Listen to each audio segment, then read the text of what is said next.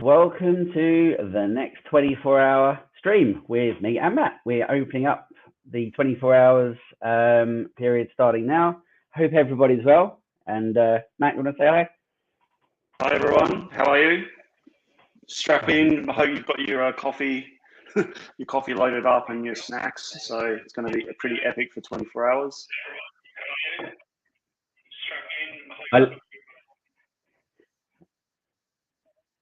Rock and roll. Let's go, guys. Excellent. Matt, I think you've got an echo on from a phone, maybe. I'm not sure if it's you. Not me. No. Oh. We've got a small technical issue. YouTube in the background or something?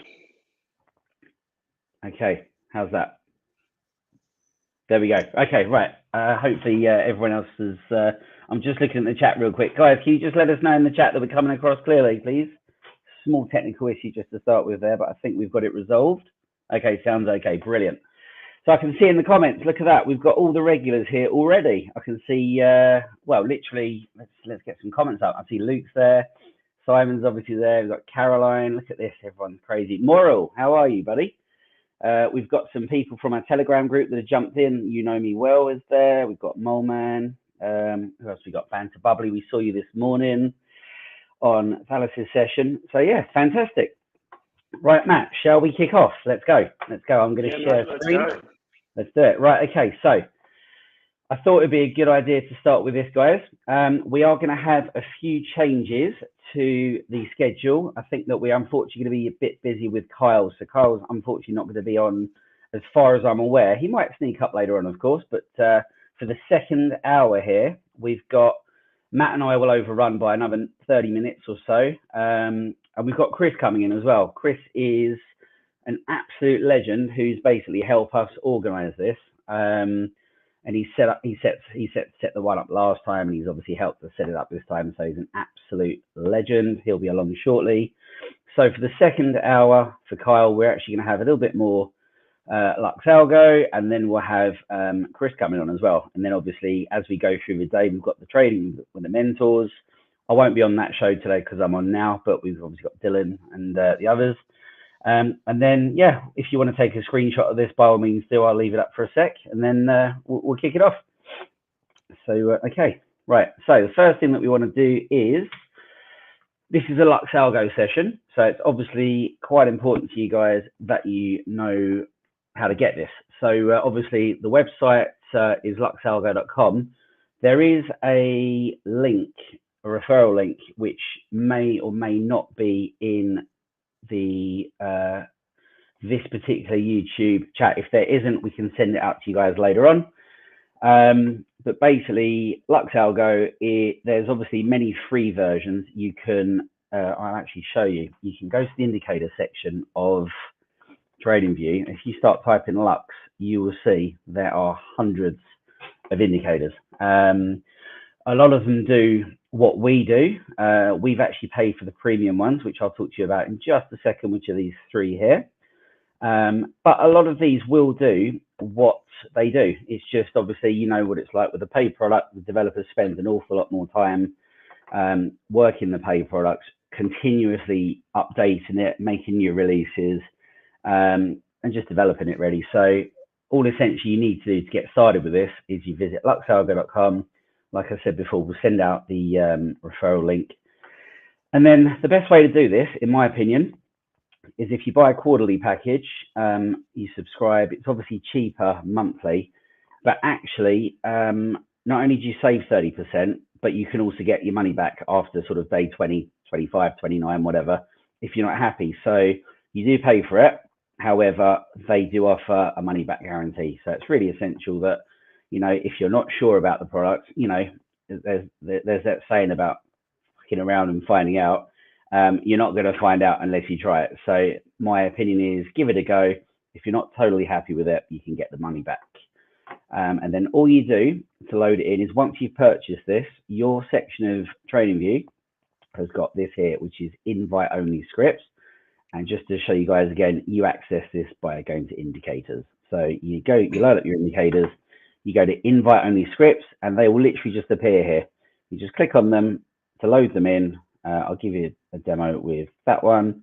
You'll see that it literally will just appear here, and then you can just show it when it loads up. So there you go, there it is. So that is essentially what I wanted to show you guys with regards to getting the indicators and loading them in. Sunshine has just posted the link, by the way, mate, as well. So wonderful. The Lux Algo That's link. Amazing. Brilliant. Thank you. There we go. That's it. Fantastic. Lovely, lovely, lovely. Okay, cool. Well, I mean, Matt, is there anything else you wanted to discuss with regards to the introduction, or should we kick it off? No, mate, let's kick it off. That was everything. I mean, the guys should have a look at what we've got to do today and give it a go, because it is really, yes, you pay for it up front, but then you do have the no excuse sort of warranty there that you can get your money back if you don't like it. But honestly, absolutely, it's worth it. You know, I've never ever doubted my subscription at all. How many times do you reckon you made your money back on top? Like, honestly. I don't know, man. Like at least a couple, hopefully. Yeah, more than a couple. I mean, yeah, I use it on every trade to help me reinforce my decision, and I'm on a win streak of 5 in a row, so I'm pretty happy. Nice. I reckon with Lux Algo, over the first 3 months, I reckon I lost a bit of money because I was still learning it. But for the second 3-month period, I reckon I 10x my account just from using these indicators. It's just worth bearing in mind, guys, that you shouldn't ever just use indicators. These are complements for, you know, your regular style of trading. So what Matt and I have done is we've set ourselves a particular schedule today, which we're going to try and stick to as much as possible, but obviously we'll take questions in a while. So if you've got any questions, perhaps you can stick them in the chat and we can come back to them in a while, which would be great. So we're going to assume that you already know how to chart. You know, we've got fib retracement tools, you've got support and resistance lines, you have trend lines, you know, all the stuff that we've been learning in sniper school, in Wales school now, which is obviously fantastic. So what we're actually going to do is we're not going to sit there and go, this is how you use support and resistance. This is how you draw a trend line. You know, we can see, for example, I've got Bitcoin open right now. You can see that there's some sort of trend forming here, but we're not going to touch on that. We're just going to make the assumption that you know it, and we're actually going to talk about this indicator. We've spent a lot of time now. We're in the second quarter learning about how it works. I've had sort of quite a lot of YouTube time with their developers, who are just incredible, by the way. They're really, really, it's just a great product. So what we're going to do is we're going to kick straight off. There's 3 indicators. We're going to touch on 2 of them mainly today, and those are the matrix, which is Lux Algo's equivalent of what you normally have down the bottom with your stochastic RSI, but this has got quite a few extra features built in. Matt's going to kind of touch on this more later. And then I'm going to touch on the signals and overlays, which is essentially a signaling package. We do actually also have an order block. I'll just quickly show you that real quick. So on the indicators, you've also got this, which is price action concepts. And what that does is that gives you access when it loads, there we go, to order blocks similar to all the other indicators that, you know, we've come across over the last few months. But it's quite a specific way that this works. So we'll touch on that a bit later as well. Matt, is there anything you want to add on a general layout, or should I just kick it off with signals? I was just going to reiterate what you said about this goes in it complements your other charting, and like you said, you know, you lost a bit when you first got the indicator, probably because you were relying on it too much, because you were playing around with the signaling and you were relying on that too much to tell you when to trade, whereas you actually, you know, need to just use it to complement and give you another tick in the box that your charting you're doing is correct, and just use it as that confirmation, not the actual. Don't go into trading blindly with this. So absolutely, mate. Absolutely. Just bear that in mind. You know, that's it. That is it. Okay, right. Well, let's go. I'm just want to refresh this. Hang on a sec. There we go. Okay, cool. Right. So just very quickly, guys, if you've got Lux Algo already and it looks different to this, go to your indicators, click on the X and reload it. And the reason is there have been some new updates recently. And those new updates have turned it, what used to look like this with shorts and longs signals, to actually an AI signal classifier. This is a new feature. It's about 3 weeks old. And what it does, it gives you numbers out of 4, like essentially how strong the signal is. So like we've got a 3 here, and obviously it's moved quite nicely. So what we'll do is I've brought Injective up today just because it's a token that at this point in time, you know, the market's moving nicely today. It's given a lot of signals today that actually makes me want to talk about it. So what I'm going to do is I'm just going to set it up. We'll give you a very quick run through of how the settings work, and then we're going to show you how to use it. Okay, so when you load Lux Algo in the signals one, you get this bar will appear. Okay, at the start, it will look like this. This is what it looks like when it loads. Give it a second. There we go. Hold on, I've got to take that off. There we go. So when it starts, you will get this. Now, obviously, there's many ways you can use this. If you guys follow the live shows with Dylan, you'll obviously know that we choose to use a slightly different setting, which is this way. I'll leave it open for a sec just so you guys get a look. It's reversal zones and the trend catcher. Okay. Now, you also need the dashboard. And the reason you need the dashboard is it brings this up down here. I'll make it bigger for you. Hold on. Dashboard, location, size. There we go. Normal. Okay. So this dashboard is key to making Lux Algo work to what it considers the best of the settings. Okay. So what you've got here is you've got this dashboard. You've got this figure here, which is the optimal sensitivity. Now, what that does is that looks at the price action here, what's going on, and it goes back a set number of candles, and it basically picks what it would consider the most appropriate sensitivity. Now, if you were to, for example, change the sensitivity, I'll move it over so you can see, down to 1. Look what happens. Give it a second. It's loading a lot of data now. Let me just click OK, see if it comes up. Hold on. There we go. So it pulls in an awful lot more sensitive data. You'll probably find that you're in and out of a trade so often that your fees will probably eat up any profit. So as an idea, you can go off these settings to start with, and you just change the signal sensitivity here in the settings. Okay. There is also autopilot, guys, which if you turn this on, it chooses them for you. My personal opinion is it's not as accurate. So I'm just going to basically suggest that for the time being, while you get to learn it, you would need to perhaps look at this and just get used to using the optimal sensitivity side of things. Okay, so right, that's that. Can I just chime in there for a minute, go mate? for it. Go for it. I was just going to say with that autopilot setting, what Simon means by not as accurate is that if you sometimes adjust it plus or minus 1 or 2 in either directions, sometimes you see the buy or sell signal lines up better with traditional charting. So that's sort of what he means, is it might move to another 1 or 2 candles to the left or to the right, which just makes a little bit more sense with what you're seeing with your traditional charting and stuff like that. So sometimes the autopilot just has a little bit of a skew on it. So that's why Simon and I, we'll always start off with entering in what they recommend, and then we'll kind of back it up or down. There is one other thing, Matt. The indicator doesn't take into account, for example, there's an ETF due to be approved soon or not, as the case may be. It doesn't take into account that, I don't know, SEC has ruled in XRP's favor and dropped the case, you know. It doesn't take into account sentiment. So if the sentiment's quite bullish, this is, if you like, a lagging indicator, isn't it? So this looks back on the previous candles. But let's just say, it's a charting mathematical algorithm, so it doesn't take any sentiment or emotion into it. It's pure maths. If you get that spot ETF proof, we know what's coming, right? And it won't have a clue until it's happened and it's factored in as historical, you know. So there's a lot November to be said about.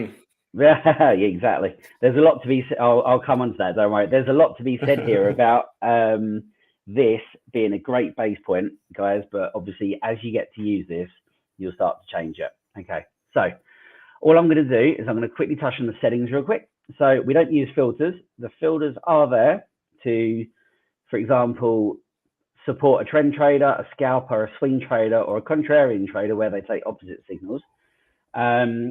all that does is that just changes the setup of these 6 ticks. It loads different things, different parts of it, you know. However, we have it set this way because this seems to be, certainly for myself, the most accurate, you know. I do use the AI signal classifier, which is the new thing, and that gives you how strong these signals are. Okay, so essentially, all you need to do is you need to get set up like this if you want to try it our way. And the only thing that you're really going to change is this, as the dashboard tells you to go along. And just to show you, if we switch to Phantom, it drops to 17. If you switch to Ethereum Classic, it drops to 13, you know. So there's every coin. I mean, if you really want to be quick, you just go here, and you change it, you know, and it's as simple as that. So it does take a little bit of getting used to. But once you get used to it, you'll obviously have a tool here that can do the following. And this is what I'm about to show you. Okay, so on Injective, I'll give you an example. This is what I talk about on the show. We had a long, okay, this is a long signal. At the same time as this sort of long signal printing or a spot bag buy, if you wish, you know, whatever. You don't have to necessarily be a leverage trader. You can be whatever you like. But it opened up on this candle, okay, which is just below this candle. At the same time as confluence, which is just essentially backing up your trade idea, you've then got behind this line, guys. Hopefully you can all see it clearly enough. Let's make it a bit bigger. You've got a trend catcher, okay? And the trend catcher, let me move that out of the way. So the trend catcher is this line here, which is being highlighted now. I'm just sort of capturing as much as I can. You can see there's a green line that runs through it. It turned green at this point, okay? So you've got a second point of confluence. You've got a new green trend, which actually went first before the signal. Then you've got this, which is, if you like, a long signal. So at that point, you would have gone down to the 15-minute. You'd have looked at what your price action was doing. You would have obviously compared it to your regular trading, your SIB tools, your support and resistance, your trend lines. And then you'd have gone, okay, I'm happy that this is a long. I'm going to open up somewhere on this candle, okay? Now, the trend has gone up. We've got this green line, okay? This here is a take profit signal, for want of a better word. If you were trading just this signal to your take profit point, and let's say it came at the bottom of the candle, the absolute worst possible place that it could have come up, and this came up here at the close of that candle, you would have a 3% move. And if you were obviously more in touch with how this worked and you sort of working further up candle, it's more of a 6% move, okay? So obviously if you're on a 5x, that's a 30% move. So that is one way that you can trade. You can trade signal to take profit. Or I'll save the Bitcoin one for last. Let's just quickly load up Solana. So Solana from today is a really good example. I've got it on the 1 hour. This morning, I sort of took one look at this and I thought, right. Now, I took this. This was a previous trade. This was the long. And the reason I took this is because it was a 4, which is the strongest signal you can get. It also coincided with, and Matt will talk about this later, our RSI being down at 14 out of 100. It's very, very low. So this to me confidentially said, this is going to be a buy. Now, what I've done is I back tested Solana, okay, and I went back to say the previous trade. Now, the way that you use your intelligence for this is you look at the previous trades when it was a 4 and you go, right, how many take profits did I get? I got 1 and I got a second one. So I didn't just look at this. I went back further over my 4s. Okay, there haven't been too many recently because of the market. But I went back and I found that Solana generally gives 2 take profit points. So what I would then do is I would go, I mean, I'm sure the penny's dropping for a lot of people right now, Matt, but I would just go, if I went from signal to the second X and I jumped out, that's a 12% move, guys. On a 5X, that's a 60% move. And that is just over the course of today, or when was it? Yesterday's date at 5 a.m. Sorry, 24 hours, you know? So the second way to trade this is from signal to second TP. There are normally a maximum of 3 if you know your coin and you back test. So that for me is an absolute great way to trade. and I actually use this in confluence with another thing. We've got these, hold on, let me move that. We've got these lovely clouds. Here we go. Right, so we've got the green cloud, okay, which is a reversal zone, and we've got the red cloud, which is a reversal zone, okay? So price action on Solana, for example, we're only on the 1 hour. So the higher up the time frames you go, the better it is. Price action tends to bounce from cloud to cloud. It doesn't always make contact, but for example, let's just start here. You've got some touch points here, and then it went up and it pinged the cloud, okay, that wick. Then it came down and it pinged the cloud. It kept going a little bit, but you can also trade cloud to cloud. And then price action kind of stayed on a sort of, I suppose that would be some sort of horizontal channel where it was just in a range from here to here, give or take, yeah? And then what's happened is it started to move again. So we've got up, we've come down, we've gone up, we've come down. And what you'll see is we've gone up. Now, because it's a real bullish market, we've stayed up pretty hard. We've gone up, we've come down a tiny bit retracement, and we've gone up again. So what I'm seeing today is this long is now played out, in my opinion. Doesn't mean it can't go further because we've got 2 TPs. What we are doing now is we're in the red cloud, okay, which is normally an indicator that you're in the reversal zone. And I'm expecting a bit of a push down now. And the reason that I will be expecting that is, Matt again will touch on this, is we've got some bearish divergence here. We've got the matrix down here. Matt, did you want to jump in at all? Yeah, like that's exactly right. But I, because I took this trade as well, and I took it on that green signal there, but I actually jumped out when it first touched the reversal zone cloud. So I was just looking at a different screen. You jumped out here, right? Yeah, I jumped out there for a couple of reasons. One was the oscillator matrix was at the top. Yeah. Also, you don't have it on your screen, but the stock RSI was at the top. Right. And I don't have big enough balls to ride it to the second X at the moment with the way the market is. That's fair enough and very honest, mate. So I took it. I also took that trade earlier on, the other one that you were talking about when you back tested. I took that one. What, here? I took that one while I was away. Right. And I rode that one to the first X as well. And then I took. So I've actually done 3 trades this month on Solana, all to the first X, and they've worked out really well. Do you know what? I'm looking forward to, Matt, you explaining how this cash flow works in a little while, because if you look at this, I mean, I won't ruin it for you, but look where this was. This was here, and then you took profit, or you took profit in the first X, but if you'd rode it up, you'd have been green as well.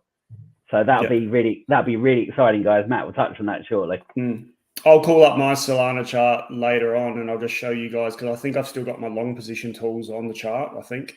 So we can have a look and see. Yeah. All right. Well, I mean, is there anything in the, let me just have a quick look at the chat. Is there anything in chat that that's come up? How much does it cost? I will bring that screen up. Hold on.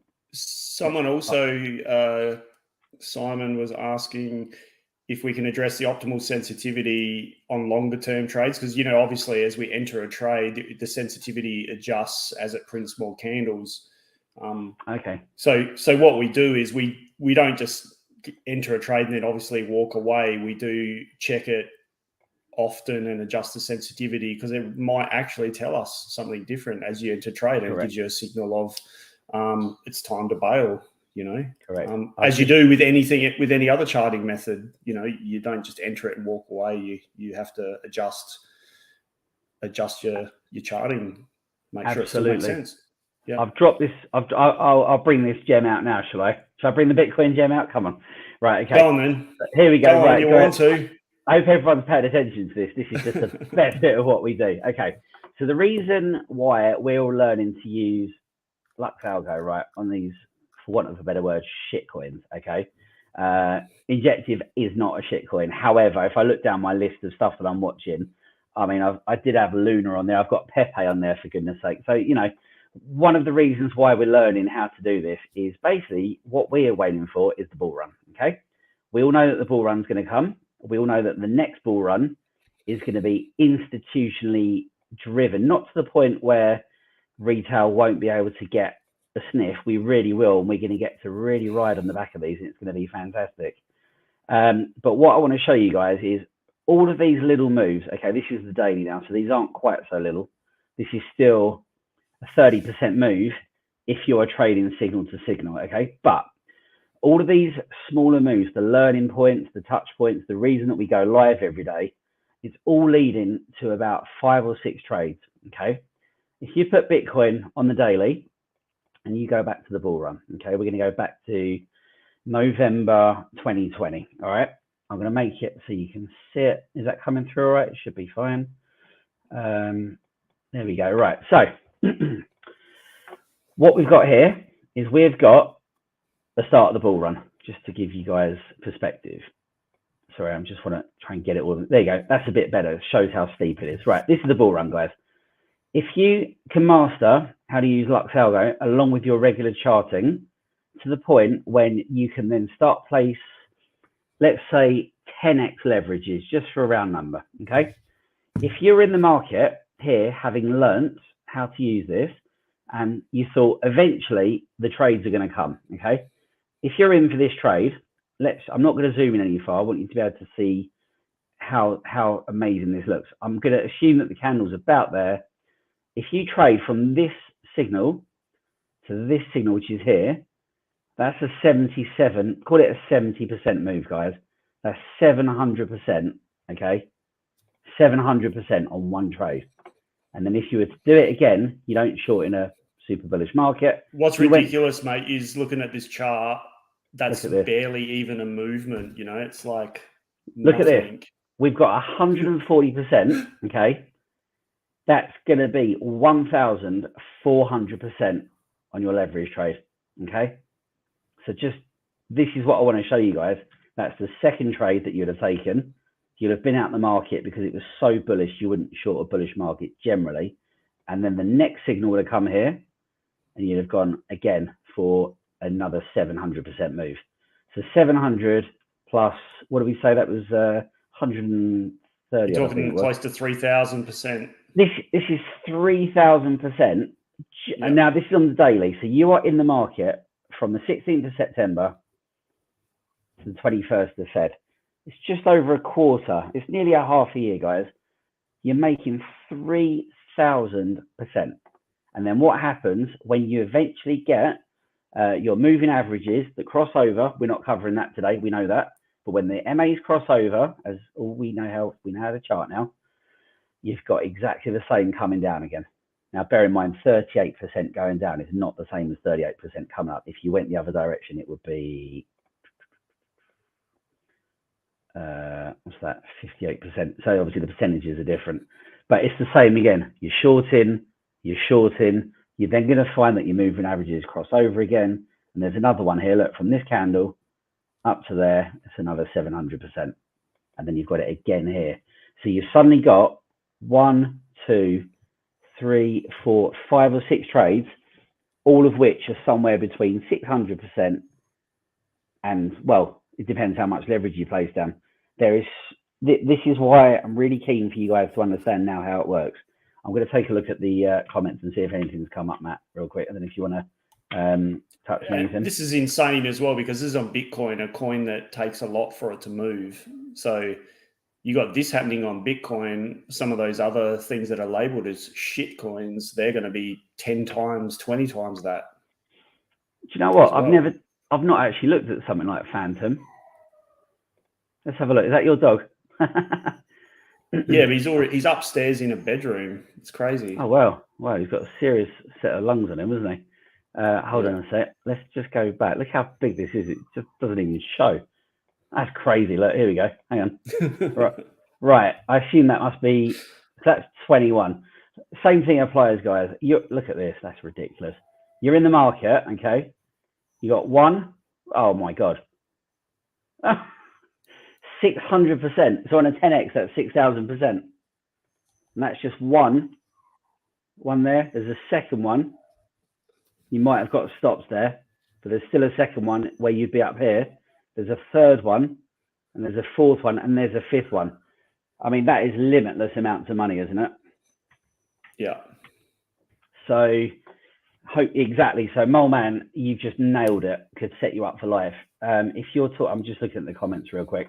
If you're talking about 6 or 7 moves like that, you are literally going to be walking away with millions. It depends how much you put down, of course.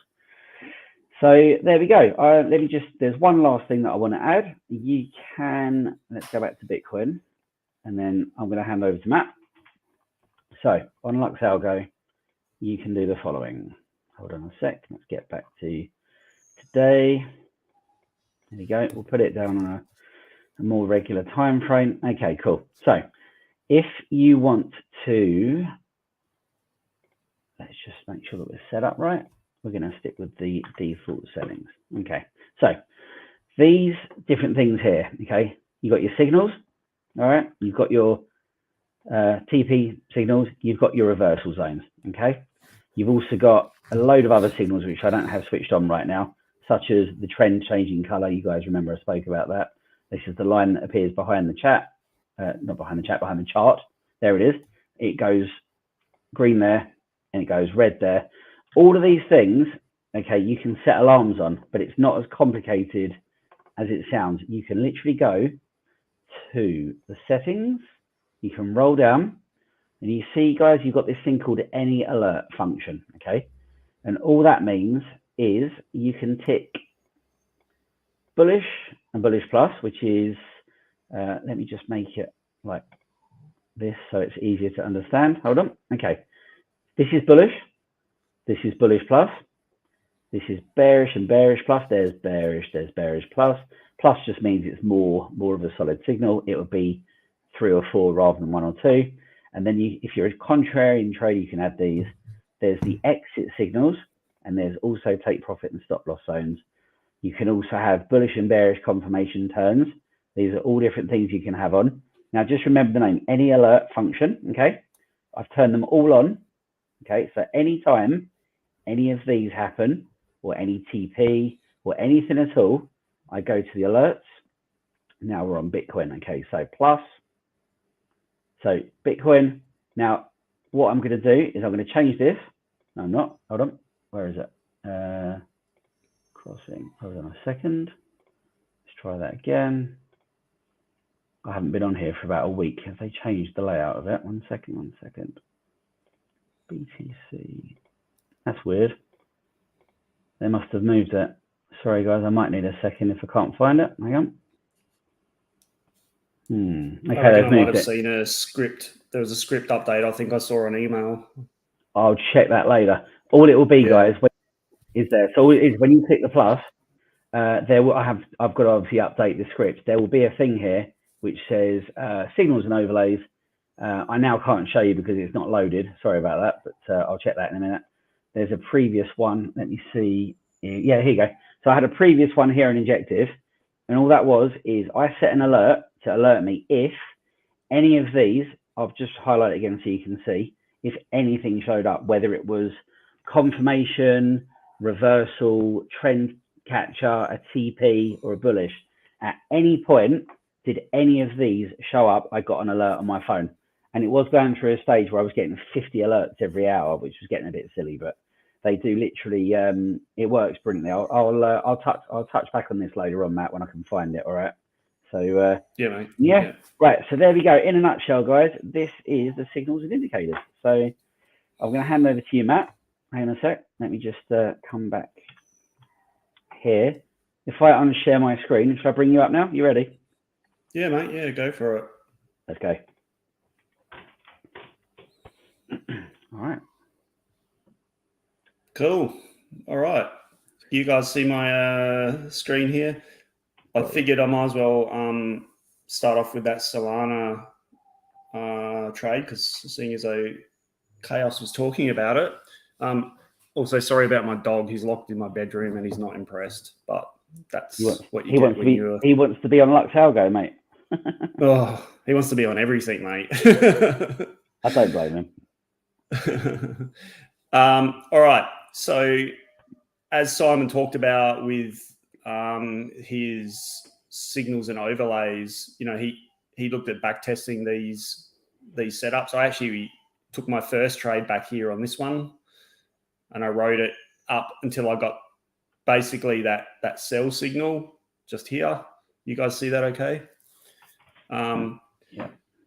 One reason why I sold out was I used it because the oscillator matrix was getting up over 80% and my stock RSI was up at 97%, and it was getting close to touching the cloud. So for me, I just thought, given the way the market has been lately in recent months or years, I'll take that couple of percent and I'll get out. And similarly, on these other ones as well, there's a few other reasons for the other ones as well, but I'll touch on them now. So if we do move on to the next trade here that we took, the one that Simon first talked about, back on the 16th, so that was like last Monday. One reason I took that one was you got the buy signal here. Also, it had done a bit of consolidation since the previous trade. Also, when you ran a fib, it had pulled back to a 382 level as well. So that's a nice little retracement on a coin that's been bullish. So that was one reason I took it. The stock RSI. So I'm just sort of talking about things that you guys might be familiar with, and then I'm going to insert into that the Lux Algo part of it. The stock RSI had come right down to the bottom, so that was at basically zero. The blue line had flicked up over the orange. Okay, see that down there? Blue line had flicked up over the orange, and it was starting to make its way back to the upside. So now if we take the other third part of the Lux Algo indicator, the oscillator matrix here, and add that into the story to make a decision on trading, it's made up of multiple different parts. If we focus on something that's similar to what you know, and that is this wavy green line here that looks like very similar to the stock RSI. If you compare the shape and everything, it seems to follow a similar shape. The levels are slightly different because the algorithm's a little bit different, but it is still essentially a momentum indicator. This one is called a hyperwave. Okay, that's the name that they've given it. And I like to use the two side by side with each other. So this was telling me a similar story as the stock RSI. You can see that it was at one of its lowest levels it had been at, for a while. So that was a good key point to enter the trade as well. And then this section in the middle here, I'm going to make this a bit bigger so you guys can actually see it, because the chart is not so much relevant at the moment. But this big red section where it crosses up over the midline, goes green and then back to red, then green again, that's a money flow indicator. So what that shows is money is flowing into the market. So it's positively. So money is positively flowing into the market. Then it turns and money is flowing out of the market. When it flows out at a rapid rate, it crosses over these little lines here that are drawn in. Now they're a threshold. They're called a threshold line. The best way to actually describe it and to make sense in your brain that Chaos has come up with is called the aping line. Yep. So basically it's like people are just aping into the token like they were here. First bit of, see, you notice here, red for ages, red. People are selling. The price action's going down. If you do actually look at the chart, there's this big, long downtrend for ages, right? It poked its head out of the trend here, retested it again, just as the money then starts to turn and it starts to make its way upwards into positive. And obviously, because people are buying, what's the price do? The price starts to go up. The hyperwave starts to increase because it's gaining some momentum. Then it reaches its maximum sort of price, momentum, everything like that. Then the stock RSI starts to turn down, etc. So that's where, back on this particular trade, over here, it was a good point to look at entering because the stock RSI, as I said, was at the bottom. The blue had crossed over the red. The hyperwave had a really nice big peak on it, which meant that was really starting to show some bullish turn. It's got this green dot, if you can see that as well. So that's another signal that it's turned. And then the money flow just crossed over the ape line and then started to reverse itself at a nice angle. So that's a sign that another thing that tells you that there's a long in play. So hopefully everyone understands this, but I'm going to just tell you again the confluence, the reasons why as well. You know, I looked at this trade and it was, I'd taken the previous long here. It had pulled back. The RSI had pulled down to the bottom. It had consolidated. It had come back down to a 382 fib. Okay. Then the RSI started to turn. So that's two reasons. The hyperwave turned. So that's the third reason. The money flow went from flowing out of the market to out of the token to back into the token. So that was a fourth reason. And I got the green dot at the bottom of the hyperwave. That gave me a signal that it was bullish. And they were all my reasons pretty much for taking that trade. So there was four different reasons there to take it. And they weren't all based on Lux Algo. They were, you know, in addition to traditional charting things as well. The other thing about this oscillator matrix that's nice as well is that you can have some divergences show up on there as well. So hopefully you guys understand what a divergence is, but what we can do is show you on here. Yeah, for example here. Sorry, mate. No, I was going to say, you're looking for the divergences, are you? You found one there, that's it. Yeah. Yeah. I mean, for example, there's a nice one actually here that's playing out at the moment. So you've got, and you can see it on the stock RSI as well. What you've got here is you've got your price action here. You know, has gone from this point to here. Okay, so price has gotten higher from this time period to here. The hyperwave, if I draw on there, has gotten lower. So that's a divergence. Same as on the stock RSI, which is a little bit further back. These are both lagging indicators anyway. It's a divergence as well. So this is, and what we've found from our backtesting, from Simon and I backtesting this, is that we hold a fairly heavy weight in their divergences. Because we have seen that compared to other indicators that we've also backtested, which we probably shouldn't name on here. So, but we like these divergence indicator better on this particular hyperwave chart compared to other ones. They work well, don't they? They do work well. Yeah, they do work well. But still do, you know, the sort of thing like I've done is I still don't just take it blindly. You still need to look at it and go to another RSI indicator. And they make sense together. Again, it's about creating all this evidence, if you like, to back up your hypothesis. So what your trade is going to be, is it long or short? Why am I taking it? And it's just about adding those things in and coming up with your own plan that ticks those boxes for you and have those reasons to back yourself. And then just in case you're wrong or the market takes a massive, like it dump, craps in its own bed, you protect yourself with your risk management. That's all. Absolutely. Matt, you've got a question. Yeah. You've got a question, Matt, from David.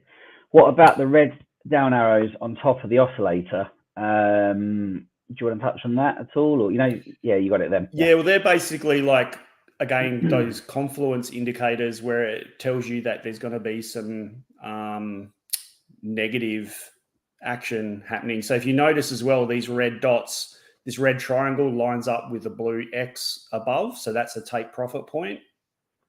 Okay. Same as this one here lines up with that other X. The other red one here, that lines up, I think, because it's more to do with the divergence that's playing out there. So that's what they're there for. The triangles are a stronger signal than the little dots, if you can see those. Yeah.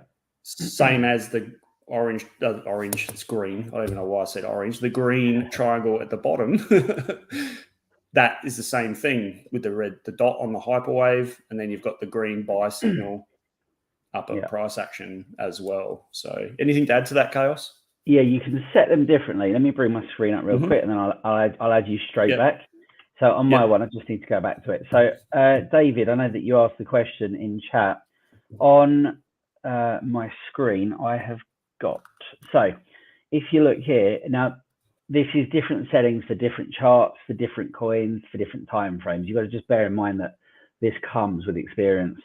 I've just gone back to Injective again on the daily, just because it's a token that I like to trade. This red triangle lines up perfectly for me with two other things. The first one is this. Okay, in fact, it's about four other things. When you take a Lux Algo trade, you can normally have up to 5 or 6 points of confidence for a really good trade. So let's just say we're at this point on the price action. Okay, we've just bounced out the cloud. We've got a triangle. We've got this here, which is like a topping point or a sell point on your RSI. We've also got the cash flow, which has been flowing in here, and this is the peak. If you look, it lines up with the dot above, and then cash starts to flow out again. Look, it eventually goes red. So you've got 1, 2, 3, 4 essentially lines of confluence. This red triangle is essentially, for me, just give me a backup signal for here. And then if you look here, I've got my green triangle.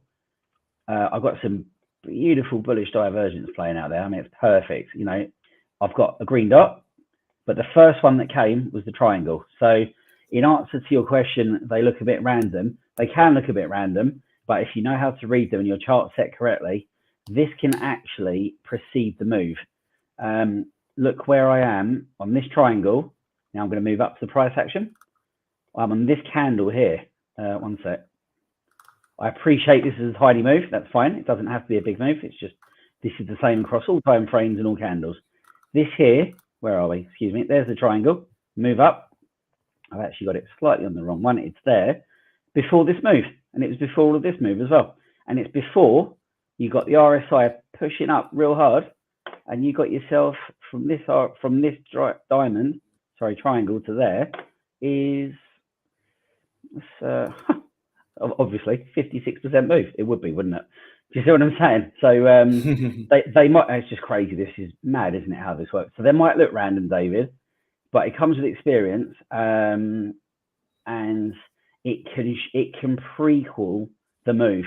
So if your spot here, your buy spot didn't come yet, and the divergence hadn't finished playing out and it hadn't printed, and you didn't even have a buy signal yet, your buy signal was here, you can catch like, I don't know, an extra 30% of the move, half the move maybe. So that's where it's important to tie it in with your traditional charting that you do, your normal charting, because it doesn't always give you the signal. You can't live and die by this, but you can certainly use it to give you confidence. If you trade on one signal indicator, you're going to get wrecked. I've brought you back up again, Matt. I don't know if you have more to add to that. Look, not really. I look at, and I'm not sure if you're the same, Simon, but I will pretty much look at a chart without. I actually look at a chart without the signals and overlays on. I'll do my normal charting, but I will always have the oscillator matrix on the screen, because that just gives me a better sense of what's happening with the money flow. Are people feeling positive or negative about this particular token at that point in time? I know you've got your overall trend and everything that you look at for longer trends and longer time frames, but if you're just sort of hunting down for that day trade, I'll look at the oscillator matrix see what's going on with my traditional charting. Then I'll turn on the signals and overlays, see where we're at in that, adjust the sensitivity on that. Then I might hunt for an order block, see where the order blocks are. You know, these are all other reasons you see. I know it's really messy at the moment if I turn this off, but each one of those trades I took, you had sort of an order block hovering around there as well. So another reason to have a look as well. They can get busy, can't they, these charts? You've got to be quite willing to have your head blown away a few times before you really can make head or tail of it. Do you know what, Matt? I'm gonna, if you're done with this, I'm gonna bring up a chart, and I'll tell you. I'm just looking at my phone now. I took a trade on Ethereum Classic when Dylan was on earlier. Right? Did you want to add anything else at this point, or no? That's it. That's all. All right. That's it in a nutshell, you know. So guys, throw your questions in the chat about the oscillator matrix, please. Anything you want to know, that's fine. Right, I've also got Chris in the waiting room. I have texted him. I don't know if he's quite ready to come up yet. He was going to join us for the second half because obviously we're taking up some of Kyle's show as well. So, Chris, if you can hear me, just drop me a WhatsApp and say you're ready or when you're ready. Right, Matt, I'll tell you what I'll do. I'm going to bring up my screen, if that's all right, and I'll bring up Ethereum Classic, which is an absolute nightmare of a coin normally. Dinosaur coin. It really is. It really is. But this is a really key point to teach. I'm currently on a 9x because that's where my finger ended up on the slider. I'm currently 10%. That is honestly how I trade sometimes. I'm 10.5% up in this trade. And I put quite a lot of capital into it. So I've got quite a nice position running, and I'm actually just increasing my stop loss real quickly while I'm talking to you. Mate, just a suggestion for you. In about 18 hours from now, I'm doing a show on risk management. Yep. You should probably tune in if you're just sliding your hand across on leverage like that. Definitely. Oh, no, don't get me wrong. I know how it works, but you know what it is? When I'm taking a leverage long, because I use MEXC, there's a slider, isn't there? I don't know if you use MEXC, but there's a slider. And because I'm on my phone, it's so fiddly that it's like 8.10. 8.10 is like, I can't quite get to, or 8.9, and I can't quite get to 9. So I stopped at 9. So that's basically why I ended up there today. But yeah, I'll always tune into you, mate. I know that you're right on it. I definitely could use a lesson, guys. I'm not good at everything. I'm not good at much stuff, but risk management is one that I struggle with. Right, here we go. So let's just see if this is going to help. It will do. Okay, cool. So, okay, I just want to show you guys a trade that I'm in now. Okay, I'm 10.5% up on it currently. This morning on the show, while Dylan was live, he was talking about what coins to bring up, and I actually wrote down Ethereum Classic. And I know I get laughed at every time I write Ethereum Classic, and that's fine. I'm happy to be laughed at as long as I'm right. If I'm wrong, then being laughed at is stupid. And this is what I saw this morning, guys. There is a previous long, okay? We're on the 1 hour. There's a previous long in play, okay? Now, I can see that cash flow has been increasing. So I know that this RSI increase and this trend is genuine. The candles are green. They were proper green candles. They weren't like indecisive ones like we've got over here. It was a straight up trend, all right? And what I saw this morning was Dylan was on the show a couple of hours ago. It's on the 1 hour. It was literally, I think, here, okay? I'd already seen the wick, and this is what I saw. We were already in the red reversal zone behind, okay? That's the first thing. The second thing, we'd already had a take profit from this long, okay? Also, we were up here, all right? In the RSI, it had given me a green spot, but I could see it was just starting to point down. So I set my stop loss literally above the wick. So there was not much of a huge risk. It was like minimal. And I thought, it's fine if I get stopped out. I was hoping to catch the top. Now, what's actually happened is this RSI has decreased. It's come down. We're still facing down. We haven't yet leveled off. So in my mind, this is still a good trade. There wasn't a second X here, which was a shame, but you know, I always like to see that. And there wasn't one of these either. So it just shows you you need to look at Lux Algo as a whole and not just rely on one indicator. I also went down to the 15-minute, and I could see we had some bearish, and I could see that we had this. So there's been a lot going on in the last couple of hours. 1, 2, 3, 4, 1, 2, 3. It was somewhere around this candle. This is just printed, okay? Along with this, I could see that the cash flow was decreasing. We were outside the aping line there, and it just started to point down. All of these different things gave me an indicator that we were going to come down. Now, I don't get this wrong right every time, and I'm looking at my trade, and it's still 10% up. What could very easily happen is we're quite low. This is just flattened out. We could go up again now.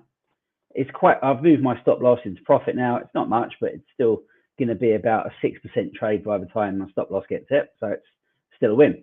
So I just kind of wanted to say that you don't always get these. You know, it depends on the coin. You don't always get these. Again, it depends on the coin. One of the things that I do like to leave on though, however, is this EMA 200. Okay. EMA 200 price eventually always comes back to it. Yeah, always. So for me, we're up here. That week had just printed. For me, we were always coming down to this line again. And whether we get this at this point and it goes up more is fine, because I will now get stopped out about here.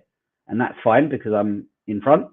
It'll be a 6% win. And if we don't, and we carry on coming down, I will place my next stop somewhere around this point, which is in line with this. And then so on. You know, and this is how I like to trade. I don't necessarily set a take profit at 14.89, for example. I will just often follow a trade down. So yeah, I don't know if you got anything to add to that, Matt, but I just figured it would be a good idea to show a trade that I'm in now. Okay.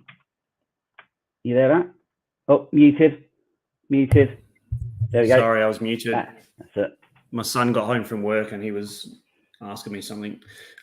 Sorry.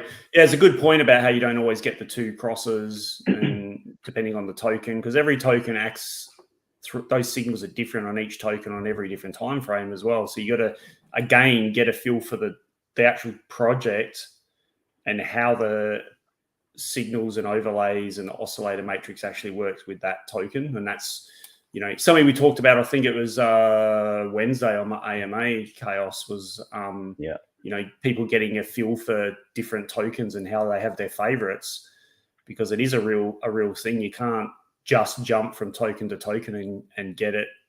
You are more accurate on other ones compared to other projects, you know. So it's nice to practice on one or two tokens, this stuff, and get a feel for how it works and how it moves.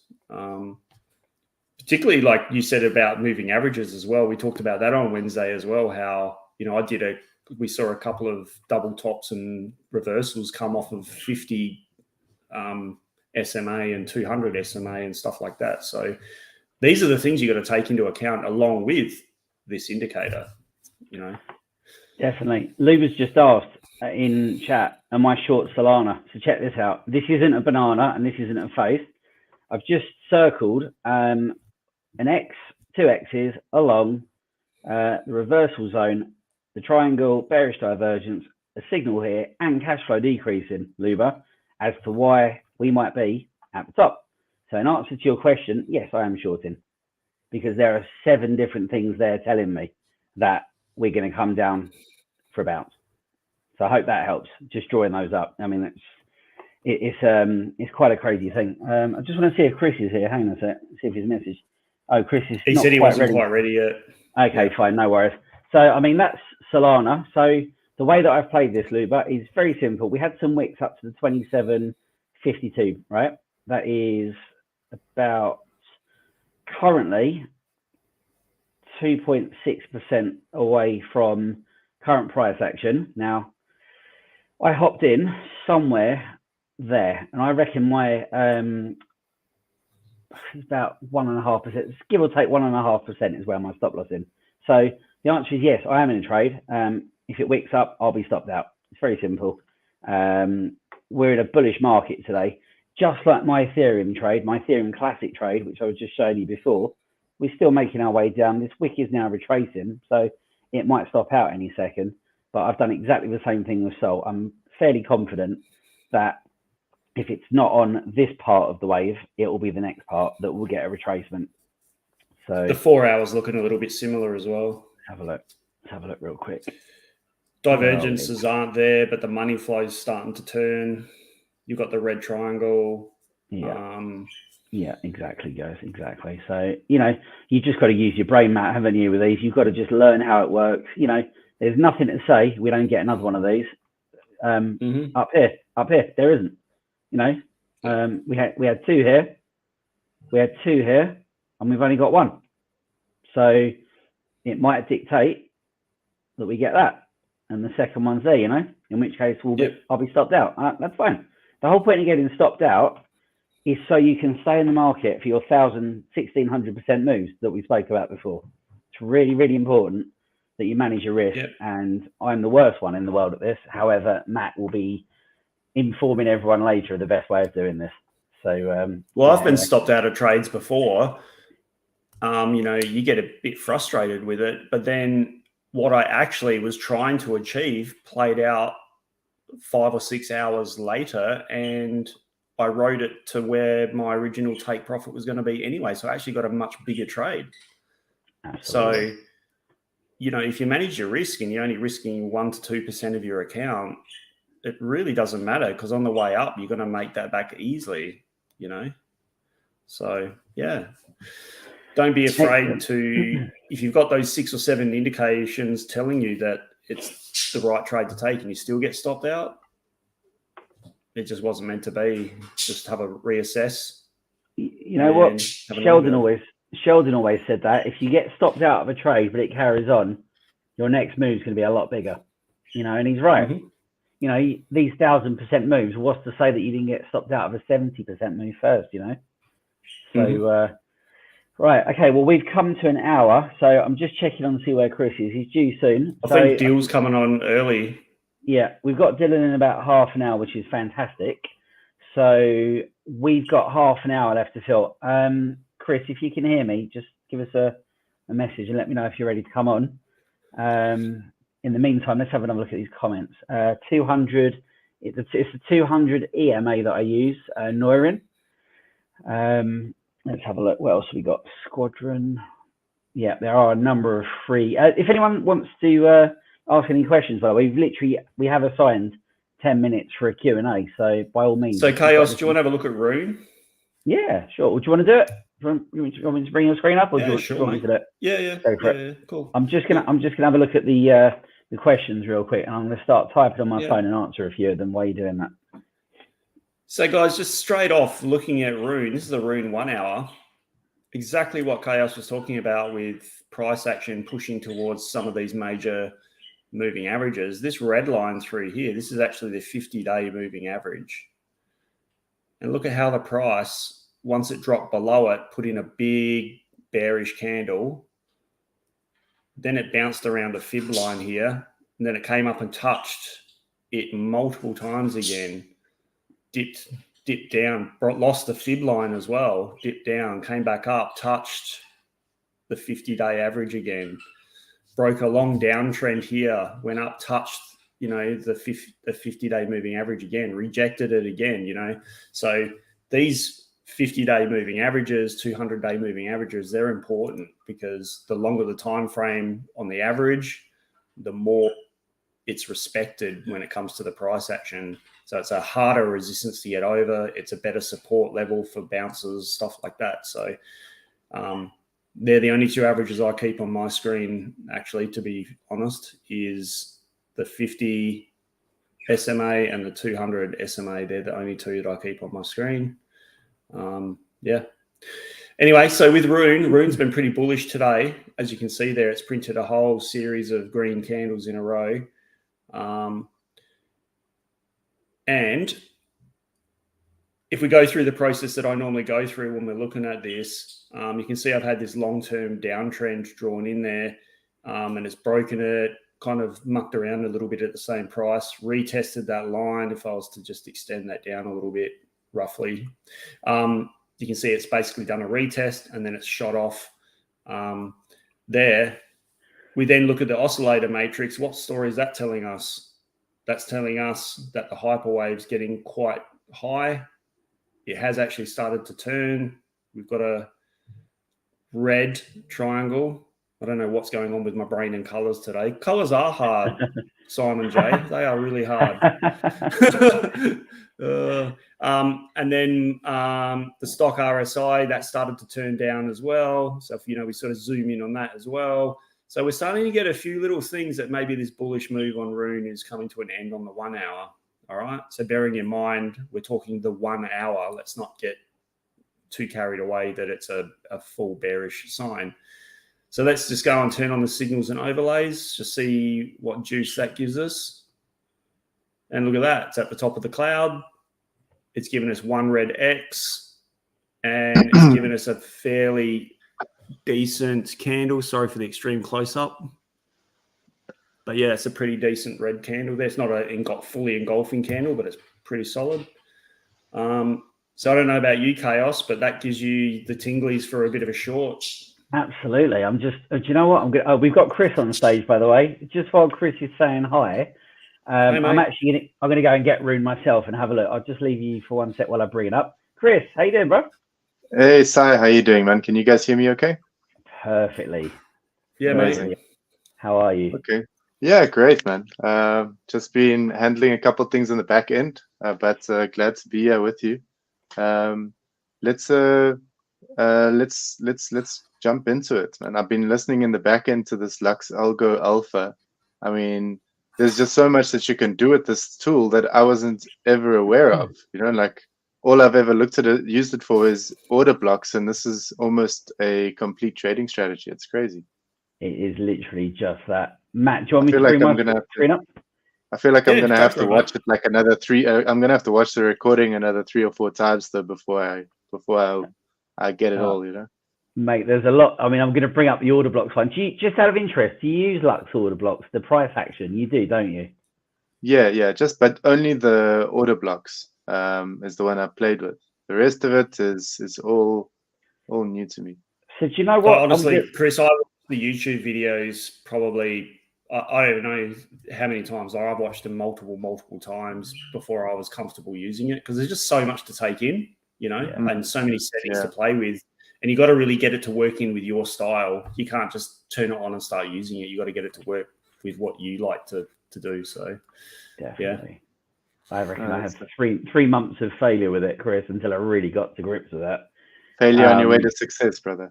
Every day. You know that. Right. Here's a question for you then, Chris. So Matt just brought Rune up. I'm going to get rid of that horizontal for a sec. So Matt just spoke about Rune. I'm also very excited. And the reason I'm excited is this is fantastic, as is this. These are 2 very clear signs that, what was that? I don't know what that was. These are 2 clear signs that we might be due a reversal. We also had a long in play, and then there's a take profit as well. So my question to you, Chris, is I've got order blocks up here, okay, and I've got order blocks down here, right? Mm-hmm. And before I touch on that, I just want to say, guys, I actually learned something new myself the other day. This order block here, the reason that the red one is so much bigger is because the bears have had to work a lot harder to maintain price action. I didn't realize that. I thought it was the other way around. So Chris, I don't know if you know this, when you make your way up into this order block, if things stay the same, we're actually likely to push on up through it because the bulls have only given this much compared to what the bears are given. And therefore there's a lot more to give. Go on. It's an exhaustion meter, basically. Okay, yeah. I didn't know that until very, very recently. We spent some good time learning it. I went back to the developers and I asked them, Chris, but they said that once you've got a big bar that's considerably bigger than the other side, it isn't, as I originally thought, where this runs down to 0. It's not that at all. It's the opposite. The higher up it gets, the more exhausted they are. So my question to you, how would you know whether price comes up into this one or price comes down into this one if you had this turned off? Where are we? Let's turn that off. So can you shed some light on that? Because I need to learn how this works. And I'm happy to drop the screen share if you want to take over. Well, no. I mean, personally, I wouldn't be jumping into the trade at that level. But theoretically, from what I understand, price moves towards where the money is. So if the bar, if there's more, like if that bar at the top is massive, then that would mean that there's more liquidity sitting up there than at the bottom. So probability would be that it would then push up before pushing down, right? Right. I mean, that one's 30 and that one's 29. But yeah, I get what you're saying. So with these order blocks, do you happen to know, do these generally add up to 100? I mean, I can see those don't, but there's probably some more. Oh, maybe there aren't. You're the Lux Algo expert. I just use it as a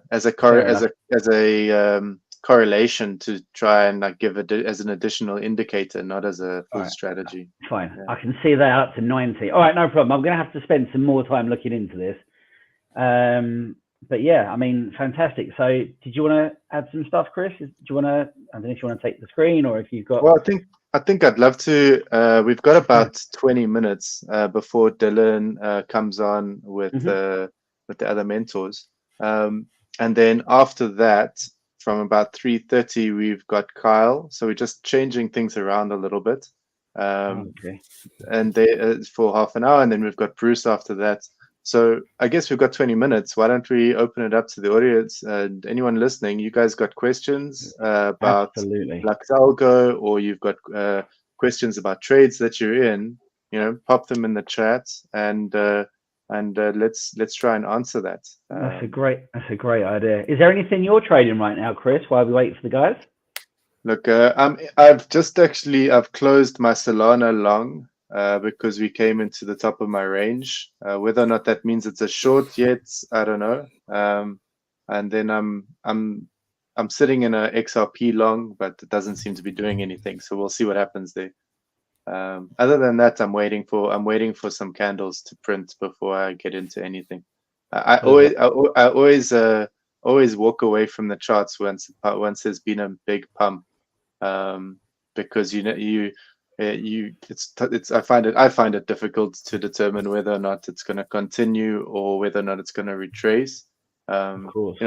The best thing after a big pump is to short, but how do you get the top? So I'll wait for the top to form, and then I'll wait for a lower high to form before I take that short for better risk management. You're expecting this point here basically to be an entry, really, aren't you? Then in that case, some sort of lower high from the candles.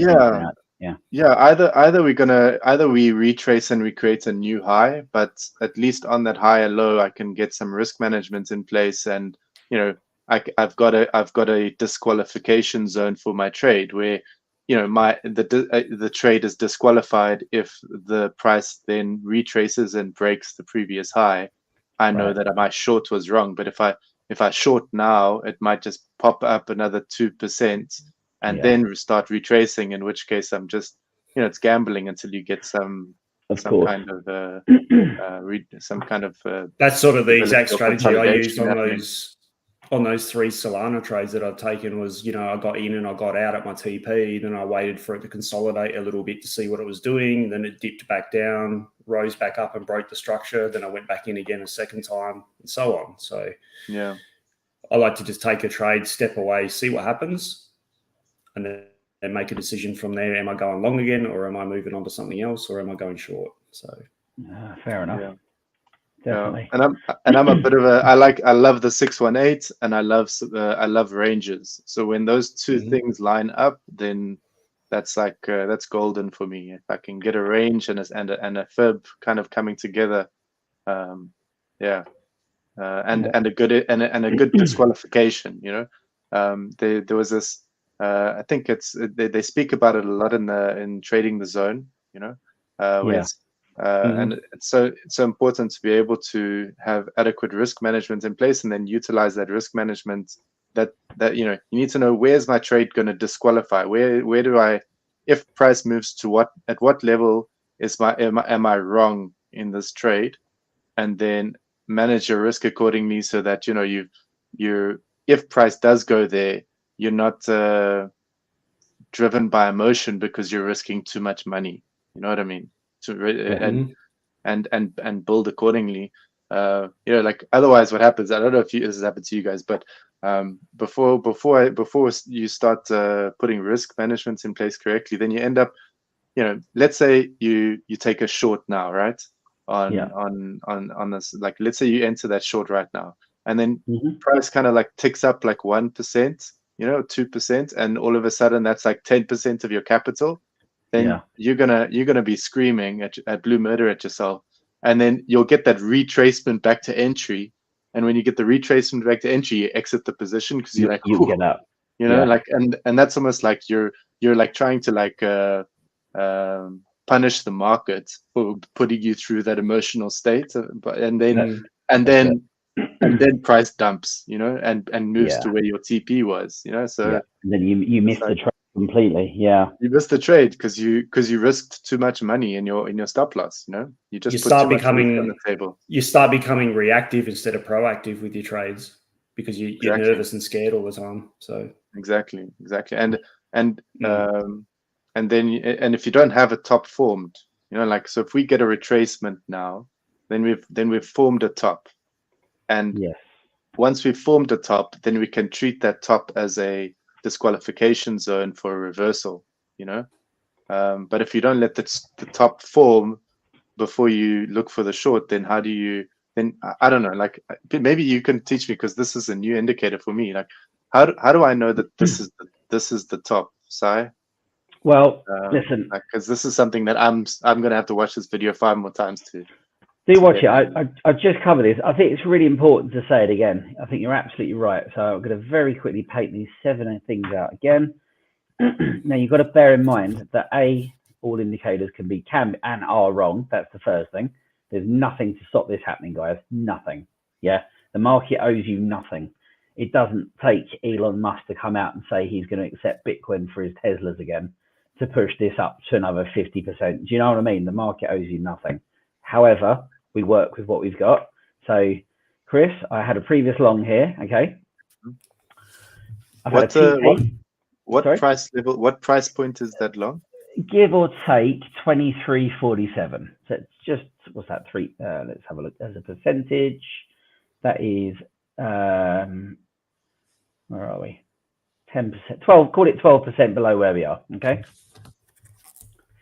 You know that lines up almost perfectly with my entry, and I was using the fib. I bet it does, because Dylan and I find so often that is the case. So often. So this is how I see it. I've got a previous long. I have TP1, which is this cross you see. TP2, which is the cross, and I would back test, Chris, just to look here. There's my previous trade. There's 1, there's 2, and I'm going to go again. There were 2 there. And then basically I'll go, right, there was a long. That's playing out. There's my first take profit. There's my second take profit. I'm also in this red cloud. The red cloud is a reversal zone. Okay.